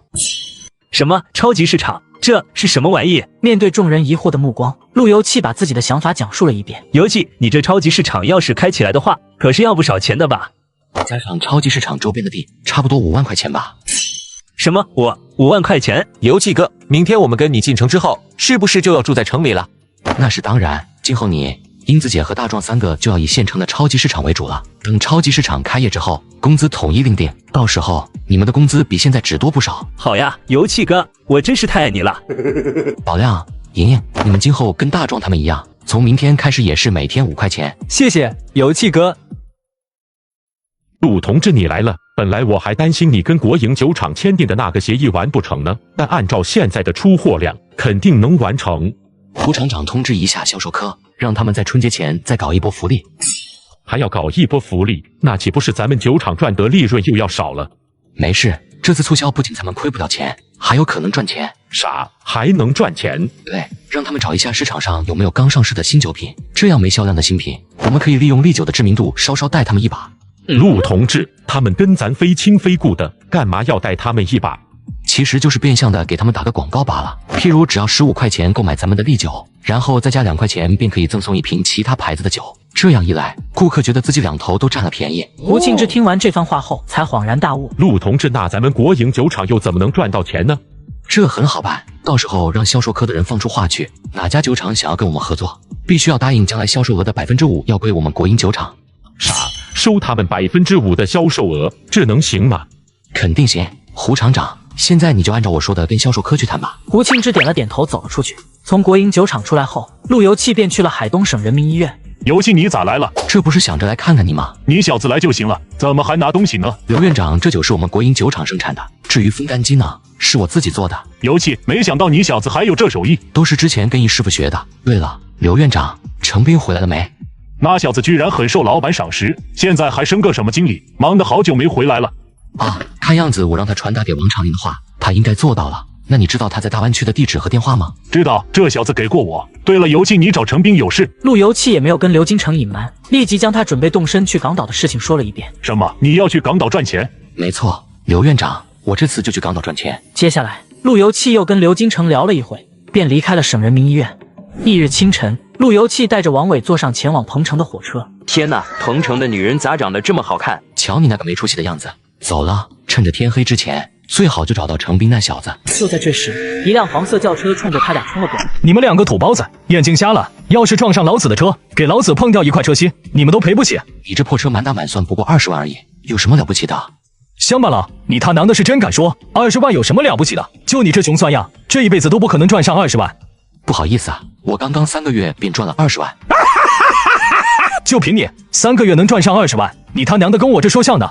现在立刻跟我和我兄弟道歉，要不然的话，今天这事咱们没完。乡巴佬，你说什么？让老子给你们道歉？你他娘的脸呢？我告诉你们，老子刚才骑踩刹车，将轮胎都磨冒烟了，还没找你赔老子轮胎钱呢。王八蛋，有钱就了不起是吧？我告诉你，今天必须要跟我们道歉。敢这么跟老子说话，活得不耐烦了是吧？话落，男子便抬起手来，朝着陆游气打去。只见陆游气身影一动，飞起一脚便踹在了他的肚子上。你他娘的知道我是谁吗？敢他娘的跟老子动手，我看你是活得不耐烦。你小子怎么动手打人呢？简直就是流氓土匪！打人？我打他是轻的。再说了，刚才是不是他先动手的？可是黎刚先前只是做样子罢了，压根就没有动手好吧？反倒是你下手那么重。做样子，要是刚才我不动手的话，说不定我和我兄弟便会被他打了。另外，你最好马上闭嘴。女子听完陆游气的话后，顿时气得一双杏眼怒睁。雪英，我们先走。乡巴佬，你给我等着，今天这事咱们没完。说完便跑上车，一溜烟的跑了。而陆游气跟王伟2人便朝着程斌所在的公司位置赶去。陆先生，你可算来了，知道你要来彭城，我兴奋的2天都没睡着觉。你瞧瞧我这黑眼圈。程斌看样子的确在彭城混得不错哦。陆先生，我程斌在彭城之所以能有今天，全都仰仗您。要不是你先前让我给老板带个话，我哪里有今天啊？今晚我做东，咱们先去舞厅放松一下。行了，程斌，舞厅的事情以后再说。我这次来彭城是想见一见王长林，见我们老板。行啊，先前我们老板还有心要去一趟海东省呢，正好今天我们老板晚上要跟人签个合同，他会从港岛回来直接去鹏城湾大酒店。鹏城湾大酒店就是那个自带娱乐场的酒店。陆先生，你还知道鹏城湾大酒店？陆游气微微点了点头，算是回答。一会的功夫，便到了下午6点。程斌开着公司的一辆小汽车，便朝着鹏城湾大酒店驶去。陆先生，看样子我老板已经到了，那我们现在也进去吧。恰在这时，突然一道尖锐的刹车声响了起来，紧接着一辆黄色轿车停在了酒店门口。尤其这2个家伙不是刚才那2人，难道还不服气，追我们追到这里来了？原来又是你们这2个乡巴佬！本来老子还正愁不知上哪去找你们呢，没想到居然主动送上门来了，看一会儿老子怎么收拾！然而黎刚的话还未说完，陆游气便径直抬手，又给了他一个大逼斗。妈的，你个乡巴佬还敢打我！来人，给我狠狠的教训一下这个乡巴佬！完事之后，我一人给你们100块钱，不用怕，打死算我的。李少，他们2位是我的朋友，不知道能否看在我的面子上，放他们一马？你他娘的算什么东西？不过就是王长林下面养的一条狗，也配让我给你面子？赶紧滚，要不然的话，连你也收拾了。你小子干什么？我告诉你，我爹就在里面，你要是敢打我……陆先生，这家伙可是港岛黎家的少爷，打不得啊！港岛黎家，没想到黎刚居然是港岛黎家的人。我记得前世这个港岛黎家可谓是坏事干尽。当即陆游气用力一甩，直接给了黎刚一个大逼斗。香蕉你个巴拉，敢打老子！你干什么？这里可是鹏城大酒店，不是你撒野的地方。我数3个数，你给我让开。就在这时，只见鹏城大酒店门口走出几个人来。爸，不知道哪里冒出的乡巴佬，居然敢动手打我，瞧把我的脸打的都已经肿了。然而还未等黎刚父亲开口，旁边一男子朝着程斌皱眉问道：“这人是谁？你怎么也在这里？”老板，他就是我先前说的陆游气陆先生。原本我想着带陆先生来这里找你，没想到黎少爷不知怎么回事，上来就指着陆先生骂，所以他们2人刚才便起了冲突。陆先生久闻大名啊，来到鹏城怎么不提前让程斌通知我一声，王某好为你接风洗尘？一句话瞬间让在场的众人皆是愣在当场。王老板，这位是？黎老板，误会啊，这一位是我大陆来的朋友。希望林老板能给王某一个薄面，大不了一会吃饭的时候，我亲自给林老板和黎公子赔上一杯。爸，绝对不行！这小子扇了我2个耳光的，今天一定不能这么算了。行了，黎刚，既然是王老板的朋友，那这个面子我就给了。一会等谈完合作之后，你跟那位陆先生好好碰个杯，先前的恩怨一笔勾销。爸，让我跟他喝酒，我混账东西！我说的话是不是不听了？眼见黎元英真的火了，黎刚悻悻低下了头。那就多谢您老板了。很快几人便来到了鹏城大酒店内的一个豪华包厢内。王老板、郑小姐，今天让你们来是想商量一下港府将要出的这批黄金问题。要不是房地产降价，按照我黎家的实力，倒是能自己吞下这些黄金。可现在实在是心有余力不足啊！爸，我看黄金的事情咱们自己买就行了，为什么要跟别人合作呢？放肆！我跟王老板谈合作，哪里有你说话的份？你要是再敢多说一句话，信不信我让人将你轰出去？看到黎元英愤怒的眼神，黎刚有些懵了。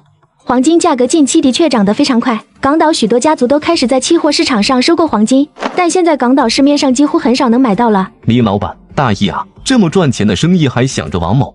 王老板客气了，我一直很欣赏你。这一次咱们能共同来进军期货黄金，我想未来可以展开更多的合作。既然王老板和郑小姐都没有意见的话，就签了这个协议。慢着，王老板，我看这合作的协议还是不要签的好。这一举动顿时让王长林吓了一大跳，而黎元英却是脸色一沉。陆先生，莫非王老板不是那位黎公子刚才还反对跟你合作呢？既然这么赚钱，还是让他们黎家自己做就好了。实话跟你说了，我这次来鹏城还有更赚钱的买卖要跟你合作。黎老板，陆先生既然这么说了，那这次合作一起进军期货黄金市场的生意我就退出了。爸，听见了吗？你上赶着给人家赚钱的机会，人家根本就不稀罕的。既然如此，这合作协议我们黎家跟郑家合作就行了。黎元英朝着黎刚瞪了一眼。这次本想做局坑王长林一把，差一点就成功了，没想到竟被这个乡下来的小子跟搅和了。黎老板，买卖不成仁义在，今后再有机会我们再合作。王老板，既然看不上我们这次的期货黄金生意，那李某只能表示深深的遗憾了。不过我可以再等王老板2天，要是回心转意的话，那还可以找我。王长林抱歉一笑，便拉着陆游气等人走出了包厢。郑小姐呢？黎老板，我们郑家是很看好这次合作的，既然王长林不做了，那原本属于他的那份，我们郑家可以接手。本来还想怎么才能忽悠让郑雪莹多投一些钱，没想到这丫头竟然主动要求接过王长林的那份。郑小姐，其实我们黎家要是积极的话，也能再拿出些钱来，要不然你看看咱们的协议再重新签订一下，咱们2家1人1半。然而郑雪莹压根就不等黎元英将话说完，立马拿起笔来，在面前2份合作协议上签上了自己的名字。黎老板，已经晚了。好吧，既然郑小姐已经签了，那只能如此了，那就祝我们合作愉快。另外一边出了鹏城大酒店之后，王长林跟陆游气几人便换了一家酒店。陆先生，之前的事万分感谢。本来我是要去海东亲自致谢，没想到你竟然亲自来了彭城，这点钱是我的一点小小心意，希望你能笑纳。陆游气听完摇了摇头，陆先生，你是不是觉得500万少了？没事，我可以再开一张500万的支票。王老板，这个钱我不能收，你要是真心给的话，那可以作为我们接下来合伙的资金。还有刚才搅黄了你跟黎元英的这次黄金合作，你不会怪我吧？当然不会，只是我有些不明白，现在黄金的价格上涨势头很猛，为何？王老板，我可以肯定的告诉你，黄金期货的价格已经到了最高峰，很快黄金价格便会一路下跌，要想再次达到年初的这波高峰，恐怕要3年之后了。那陆先生，你先前说的生意指的是什么？大豆期货。陆先生，这大豆期货有什么好做的？依我看，不如去股市呢。王老板，股市我们当然是要做的，只不过现在还不是时候。不是时候？对，等到9月份的时候，才是我们进军股市的最佳时机。陆先生，明天我就准备让港岛那边的人开始买入大豆期货，只不过咱们一开始买多少？把你能动用的现金全部买入大豆期货。什么？全部买入大豆期货？对，你要是相信我的话，明天开始就按照我说的去办，用不了4个月，大豆的价格便会翻差不多1倍，到时候我保证你会赚得盆满钵满。陆先生，我现在绝对相信你的判断，放心吧，明天我便开始做这件事情。不过，难道王老板是觉得这个事情还有什么问题？陆先生，对于你的这个决定，我是十分赞成的。不过你也知道，我们家里那位他……陆游气顿时明白了，差点忘了，王长林虽然是集团老板，但他的夫人也是有很大的话语权的。更何况这次全部的资金都投入大豆期货，不是个小数目。王老板可以先跟夫人通的话，要是他不同意的话，我自有法子。陆先生，你真的有把握说服我家那位？放心吧，王老板，我自然有法子让尊夫人相信我的话。对了，王老板，你什么时候回港岛？原本计划今天跟黎元英签订完合同之后，明天我就准备回港岛了。陆先生，你也想要来港岛？你要是来港岛的话，那实在是太好了。原本这次来彭城还没有去港岛的打算，但现在看来还是去一趟比较好。行，那陆先生和王伟兄弟的通行证我让人搞定，明天我们就返回港岛。与此同时，在鹏城大酒店的一间豪华套房内，爸，你怎么一副闷闷不乐的样子？王长林不跟咱们合作就算了，到时候后悔的可是他。然而黎刚的话刚说完，黎元英直接给了他一个大逼斗。你懂个屁！明天赶紧给我滚回港岛，省得在这碍手碍脚。黎刚看到父亲震怒的样子，然后悻悻地走了。翌日清晨，陆游气和王伟就被王长林叫起来吃早餐。刚进入茶餐厅内，就遇到了郑雪莹。原来郑小姐也喜欢这家茶餐厅。王老板好巧。对了，你真的确定要放弃这次黄金期货的投资？要是王老板后悔的话，现在完全来得及。郑小姐，黄金期货这个我是不准备做了。哦，王老板，你该不会真的是相信了那家伙的话，所以才不准备投资黄金期货了吧？说的不错，我还是非常相信陆先生的判断。另外，郑小姐也最好慎重考虑一下。相信那小子的判断，这个王长林也是老糊涂了。那小子不过就是个乡巴佬而已，他能有什么判断？王老板，那咱们就拭目以待吧。翌日下午，陆游气一行人终于踏上了港岛的土地。王长林让司机直接开车去他的别墅，今晚他要好好宴请陆游气几人。老公，这位便是你昨晚电话里说的陆先生。对，他便是那位大陆来的陆先生。星美，陆先生他们刚从大陆过来，恐怕未必能吃得惯西餐，还是让下人重新准备一桌吧。瞧我这脑子，你们在大陆的时候肯定没有吃过西餐。这样吧，你们要是想吃什么，但说无妨，我让佣人现在就给你们做。只是可惜了这一桌子美食了，好几百港元呢。王夫人不必麻烦了，西餐我吃得惯。说完，陆游气右手拿刀，左手拿叉，然后轻轻切了一块牛排放入了口中，美味多汁，鲜嫩可口。这雄鸡国的夏洛里牛排不愧是4大顶级牛排之一，只可惜奶油的量有些大了，而黑胡椒的量却少了一点。轻轻一句点评，顿时让在场的所有人皆是目瞪口呆。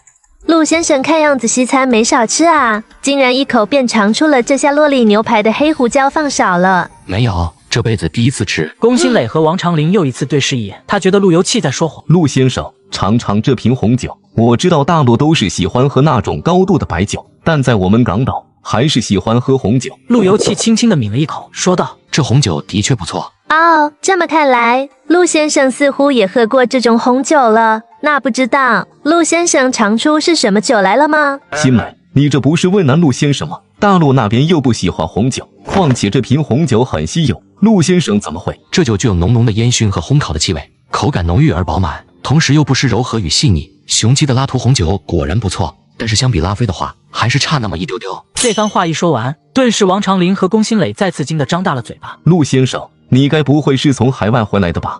王老板，先吃饭吧。龚新磊此刻已经觉得有些看不透路由器了，但是他依旧没有放弃。陆先生，听我先生说，你要让他动用所有的资金收购大豆期货，你怎么就断定大豆期货一定能赚到钱呢？更何况黄金期货市场现在这么火爆。王夫人，黄金期货市场这么火爆，好像全港岛人都知道吧？那你觉得港岛人这一次都能赚到钱吗？陆先生，原来你是根据现在港岛人们对黄金期货的投资热情判断出黄金期货价格要下跌，那大豆期货上涨是怎么回事？你也是通过某种分析得出来的。王夫人，我知道你的担忧在哪里，你不了解我的本事，不信任我也很正常。这样吧，投资大豆期货的事情先放一放，我先解决了你们王家的一个麻烦再说。陆先生，麻烦你指的是？不出几日，王老板你必备绑票。不过王老板放心好了，我既然能知道，那也不用担心，只要你出去的时候，我和王伟跟在你身边就行了。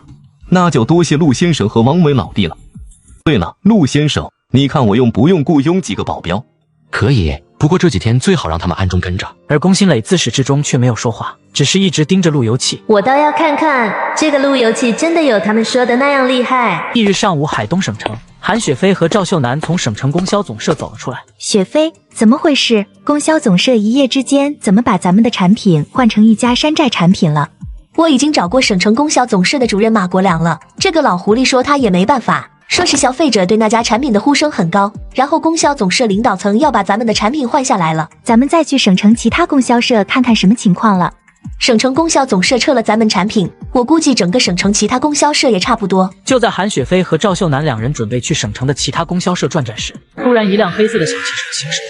你们会不会开车？哟，这不是酒厂那位美女销售吗？怎么这么不小心？急匆匆要准备上呢？不会是看到你们产品被下架了，所以要赶着回江原县吧？你管我们去哪呢？什么？你们酒厂连个男人都没有吗？销售都是女的，人长得倒是很不错。这样吧，你们两人在那个小破酒厂每月开多钱的工资，我沈大鹏给你开双倍。谁稀罕你的臭钱？下次开车眼睛瞪大点，不会开别出来丢人现眼。韩雪飞冷冷地扔下一句话，便跟赵秀楠一起离开了。我呸，牙尖嘴利的小丫头片子，等我们将你们酒厂搞垮之后，看你们不哭着求我们。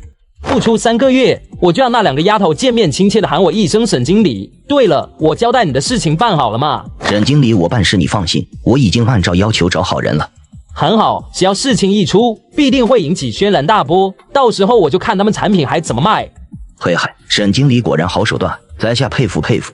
走吧，咱们去见见马国良那家伙。说完这话，两人刚要朝着供销总社门口走去，就看到马国良走了过来。马主任，这位便是我们魔都中药材厂销售部的经理沈大鹏沈经理，他父亲便是魔都中药材厂的沈厂长。哦，原来这位就是沈经理啊，果然是年少有为啊。沈经理，来，先到我办公室喝杯热茶。此时刚离开的韩雪飞和赵秀楠正好看到了此场景。雪飞，你看，怪不得今天供销总社撤价了咱们产品，感情是跟那山寨产品搭好了关系。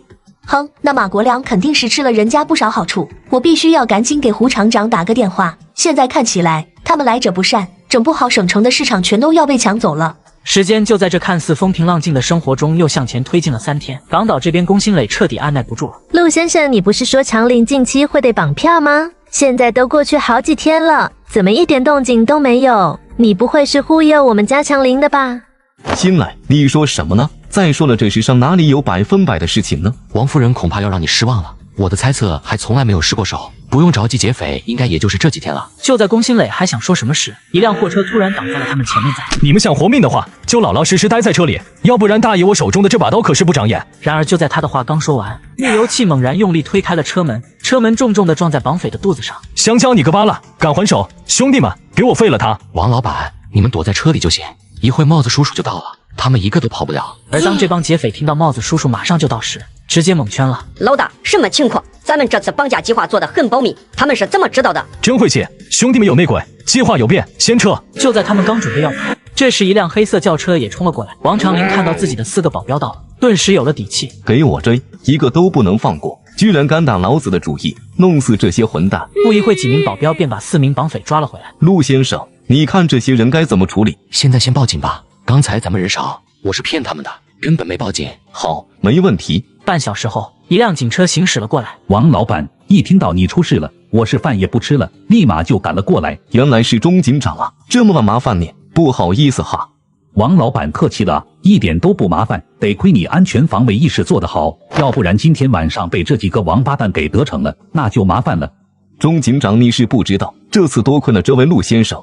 哦，王老板这话是什么意思？王长林也没有隐瞒，立即将路由器猜到绑匪来绑架自己的事情给讲述了一遍。王老板，俗话说知人知面不知心呐，整不好这起绑架案就是这小子跟他们几个家伙合谋的，我是不相信他能有这本事预测你会被人绑架。钟警长，我敢保证陆先生跟这起绑架案一点关系都没有。王老板这家伙是不是主谋？等我将这些绑匪带回局里再说。说完这话，钟威山意味深长地朝着路由器看了一眼，便押着绑匪回警局了。陆先生，刚才这个钟警长的话，你可别往心里去，我自然不会相信他的话。王老板，这个钟威山靠不住。话音落下，顿时王长林等人皆是神情一怔。陆先生，这个钟威山怎么了？我觉得是不是你误会了什么？虽然他说你跟绑匪合谋，但我可以作证，肯定不是这样的。王老板，要是我说几年之后这个钟威山会坑了你，你相信吗？陆先生，你说这话是什么意思？王老板，这家伙以后会为了钱对你起了歹意。什么？钟威山会算计我？对，王老板，这个钟威山可不是个什么好人。陆先生，那我怎么办？这个钟威山要害你，也不是现在，从今往后，你在港岛去哪都带着保镖，一定不要开除他们。然后等我看看有没有合适的机会，好好整治一下钟威山这家伙。好，陆先生，一切就仰仗你了。陆先生，谢谢你投资大豆期货的事情，我同意。好，王夫人，那明天我们就去港岛的期货交易所。翌日清晨，众人便坐车去了港岛的期货交易中心。没想到黎刚和郑雪莹也来了。王老板，怎么，你不会是真的听了这个大陆仔的话，投资大豆期货吧？王老板，依我看，大豆投资最近一路上涨，很快就要迎来一波下跌了。我觉得还不如投资原油期货呢。原油期货？不知道现在有多少人跟着你买原油期货？港岛听了我的建议，投资石油的人多了去了。四大家族之一的郭家也在我的建议下投资了8000多万港元的石油期货。对了，还有郑小姐的郑家也投资了将近5000万的石油期货。按照我的预估，原油期货很快便会迎来一波大涨。那我只能对那些听从你的建议投资原油期货的人表示同情啊，跟着你投资原油等着亏吧。同生1982年，前脚刚不花1分钱拿下工厂，后脚就有人上门闹事。陆先生，这位唐小姐是期货交易中心最年轻的投资经理，您看她行不？经验资历什么的不重要，我要的是绝对服从。绝对的服从。不错，我只需要你帮着操作资金罢了。至于投资什么，买入卖出的时间节点，都不是你需要操心的。没问题，陆先生，我知道自己该做什么。好，唐小姐是个聪明人，那王老板这次3亿港元的大豆期货投资就全权交给你来操作。另外，这期间所有的事只能你一个人知道。当然了，佣金方面你不用担心，王老板会给你翻倍。王老板，陆先生，你们放心好了，我一定按照你们说的做，并且作为一名职业的投资经理，肯定会遵守自己的职业道德。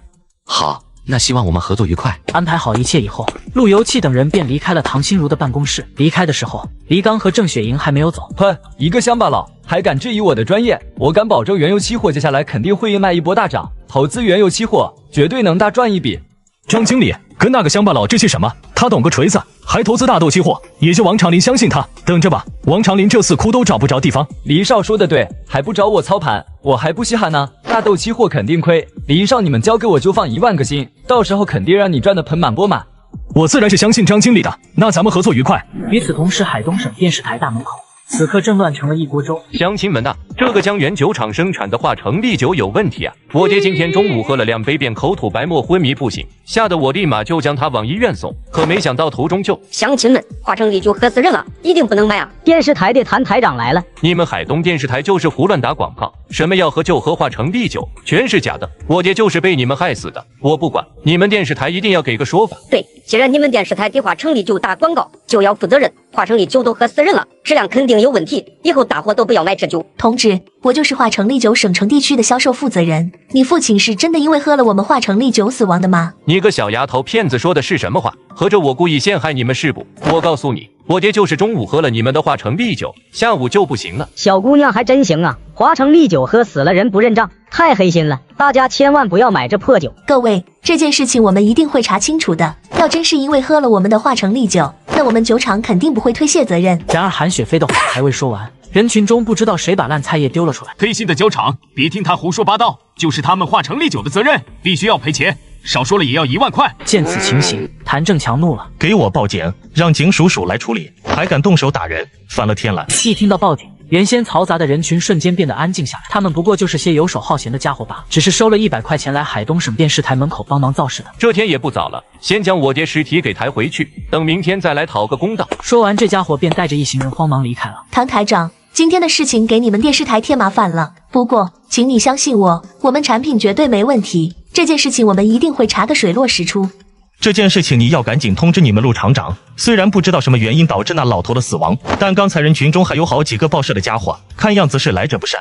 这事确实有些蹊跷，就算真的是因为我们产品喝死了人，那也不是来电视台闹啊。而且人群中那几个家伙也很可疑，一直在推波助澜煽动围观人群。此时在海东省电视台的不远处，今天这么一闹，等报社将华城丽酒喝死人的新闻报道出来，我看他们还能卖得出去。沈经理，你这招实在是高啊！华城丽酒这个牌子，说不定很快就要臭了，到时候我们华城酿酒便可以抢占他们的市场。去告诉那个老光棍，回家后赶紧将他父亲给下葬了，省得夜长梦多。放心吧，沈经理，我这就去办。随后钱进来，朝着先前闹事男子离开的方向跑去。另一边，胡庆之接完韩雪飞的电话后，啪的一声，话筒掉在桌子上。真是一波未平一波又起，不行，现在必须要联系上路由器，让他赶紧回来，要不然的话，华城丽酒这个品牌真就完了。而在港岛一家豪华大酒店内，王老板，还有4个月的时间，大豆价格才上涨到最高峰，这段时间不要轻举妄动，等什么时候卖出，我会通知你们。没问题，陆先生，我都听你的。对了，陆先生真的不再多住几日了吗？不了，出来也有些时间了，我明天一早准备回鹏城了。你要是有急事联系我，就打我给你留的电话。好。翌日清晨，陆游气和王伟便离开了港岛，回到了鹏城。谁知道刚走出码头，便看到了陈斌慌慌张张朝着他们小跑而来。陆先生不好了，海东省那边出大事了，华城丽酒喝死人了，死者的儿子都闹到电视台了。你小子从哪弄的消息？石家园县国营酒厂的胡庆之打来找陆先生的，听说这事还闹上了海东省当地的报纸。现在华城丽酒销量大跌，连以前的一半数量都卖不上了，国营酒厂那边也有些不稳定。可喵的，这才短短几天时间，华城丽酒居然会出现这么大的变故，尤其这下咋整？王伟，现在着急也没用，我们抓紧时间返回海东，再做打算。平城丽酒这怎么可能？这件事情有些蹊跷，我似乎嗅到了一丝商战的味道。一个多年游手好闲的老光棍，居然知道带人去电视台讨说法，这背后要是没有人指点，打死我都不相信。雪飞，跟我说说大致情况。韩雪飞从省城供销社门口被钱进来2人撞倒在地，一直讲到电视台门口被人围堵。可喵的，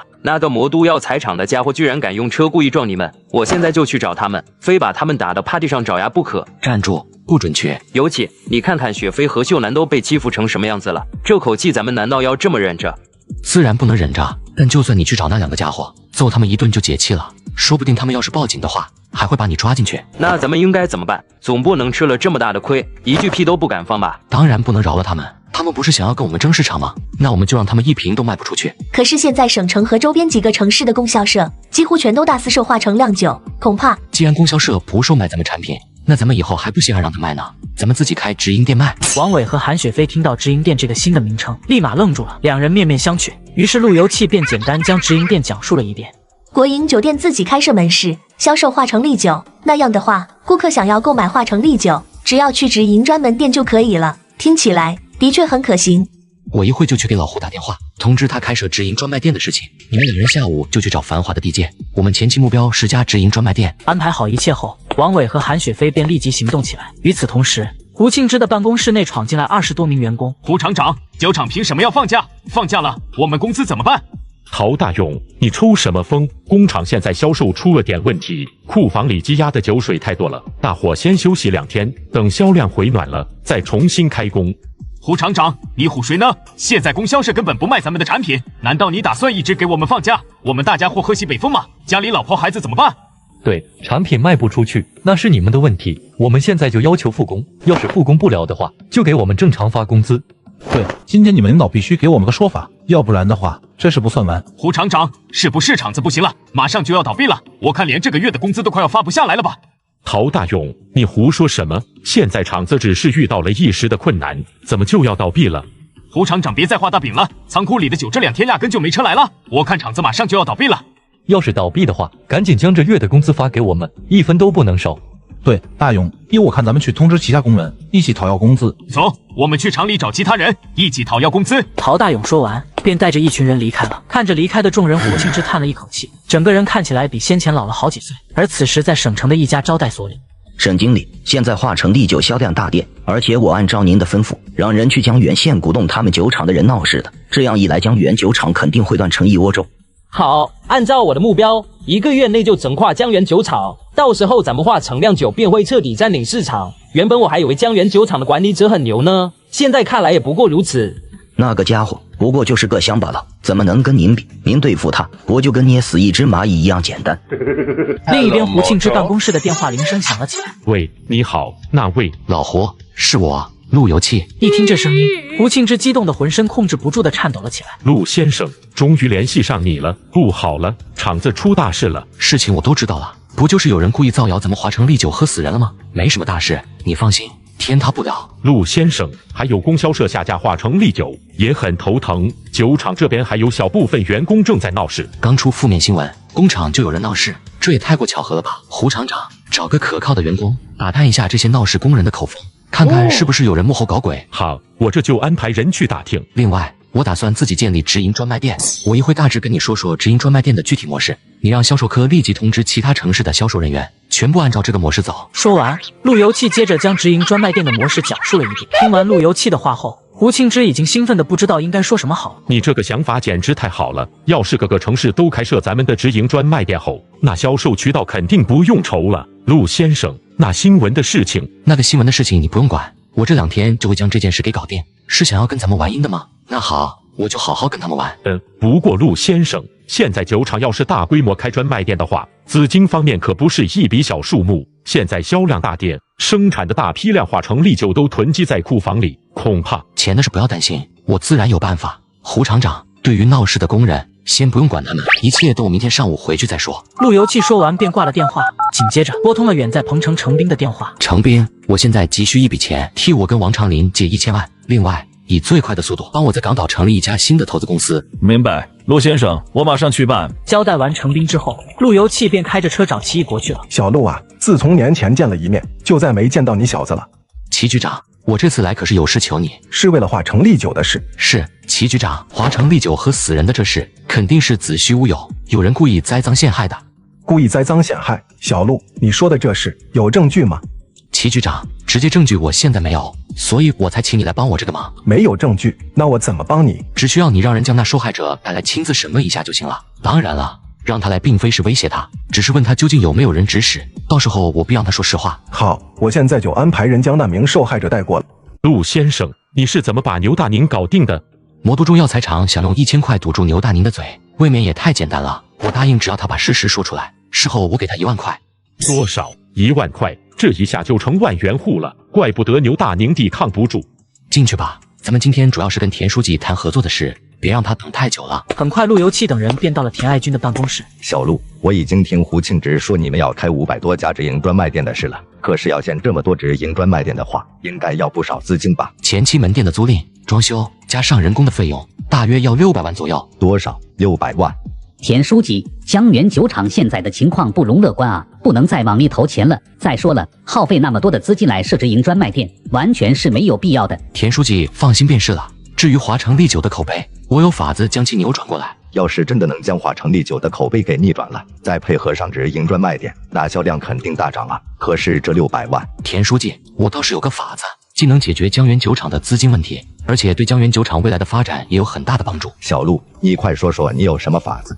江源酒厂跟港岛那边的投资公司合作，他们给酒厂投资1000万，然后占酒厂50%的股份。这样一来，江源酒厂一点债务都没有，还能将自身的销售渠道给建立起来。胡闹，简直就是胡闹！江源酒厂可是江源县的国营企业，怎么可能跟港岛那边合作？王县长，江源酒厂跟港岛的企业只是合作的关系。再说了，1980年龙城航空食品公司成立，那就是咱们华夏引进外资的典范。小陆，我现在只有一个问题，那就是这家港岛的企业靠谱吗？跟你有什么关系？田书记，实不相瞒，我过完年去了一次港岛，机缘巧合之下，帮了华彬集团老板王长林一个忙。于是在我的劝说下，王长林成立了这家投资公司。小子，我说呢，怪不得你非要入股江源酒厂，还说的那么好听。为了江源酒厂的发展，我看你就是想从中得好处。行，王县长，既然你觉得我牵线合作的事情是有私心的，那算了，那今天就当我没来。我去省城那家酒厂问一下，说不定能促成他们之间的合作。说完这话，陆游气起身就佯装要走。小陆，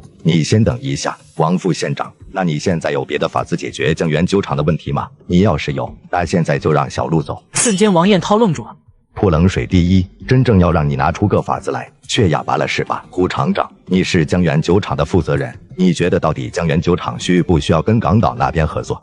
田书记，我认为现在江源酒厂和港岛投资公司合作是一个非常难得的机会。商场如战场啊！现在我们江源酒厂想跟省城那家酒厂过招，就必须也要有个靠山。田书记，您放心，港岛那边的投资公司就算是真的跟江源酒厂入股合作了，也不会插手具体的管理工作。好，那江源酒厂就选择跟港岛投资公司合作了。要是今后江源酒厂出现任何问题，我田爱军愿意承担一切责任。田书记，你放心好了。只要港岛投资公司能入股江源酒厂，我保证将酒厂打造成为海东省乃至华夏最大的酒厂。商量好合作的事情后，陆游气等人便离开了。接下来便是去解决港岛闹事的事了。陆先生，我已经打听清楚了，陶大勇之所以会带人在厂子里闹事，是因为只要他们把事情闹大，到时候便可以去省城那边的酒厂去上班。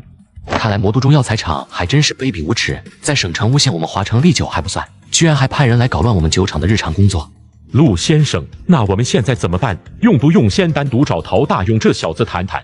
跟一群起了反骨的家伙有什么好谈的？直接开除就是了。我倒要看看省城的酒厂还会不会要他们。说完，陆游气便往车间走去。而此时，陶大勇正在煽动员工闹离职。大伙都瞧瞧，这破酒厂眼瞅着是要倒闭了，大伙再不去财务可要工资，慢了的话，恐怕1毛钱都拿不着。谁要是不想干了，今天立即去厂办打辞职报告，然后拿钱走人。兄弟们，你们听到了吗？谁要是不想干了，赶紧打辞职，就立马给结清工资。大伙都等什么？胡厂长，赶紧让厂办给这家伙办理离职手续。另外，办理的时候好好查查这家伙有没有违反劳动纪律什么的，只要有就从工资里扣除。切，扣就扣，此处不留爷，自有留爷处。我告诉你，江源酒厂已经完全没希望了，等着倒闭吧。兄弟们，赶快拿钱去。陶大勇，你以为从这里离职了，去个省城酒厂就能拿到双倍工资？我告诉你，想得美。华城酿酒明天就会完蛋了。此话一出，有一些准备离职的员工立即恍然大悟。陶大勇，你什么意思？你他喵的真的找好下家了？还要去省城的酒厂？人家陶大勇多精明啊，早就谈好了，只要在这边闹事，到时候去了之后工资翻番。当然了，除了他自己班组的人可以一起过去，至于其他人好像就捞不着了。真不仗义，鼓动我们一起闹事，你们却找好退路，你们还是人吗？胡厂长，我们不辞职了，我们就是一时受了陶大勇这家伙的蛊惑，所以才跟着他一起。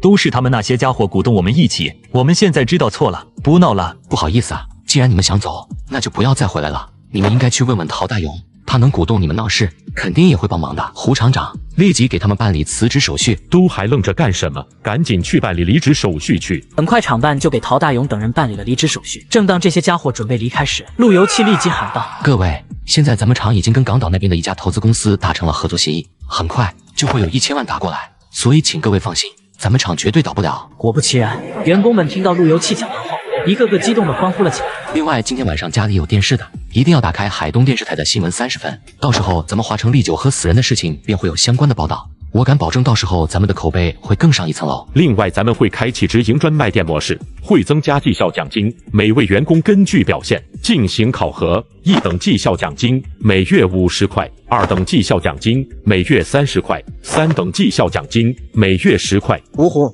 起飞喽！江源酒厂万岁！我们要跟酒厂共进退。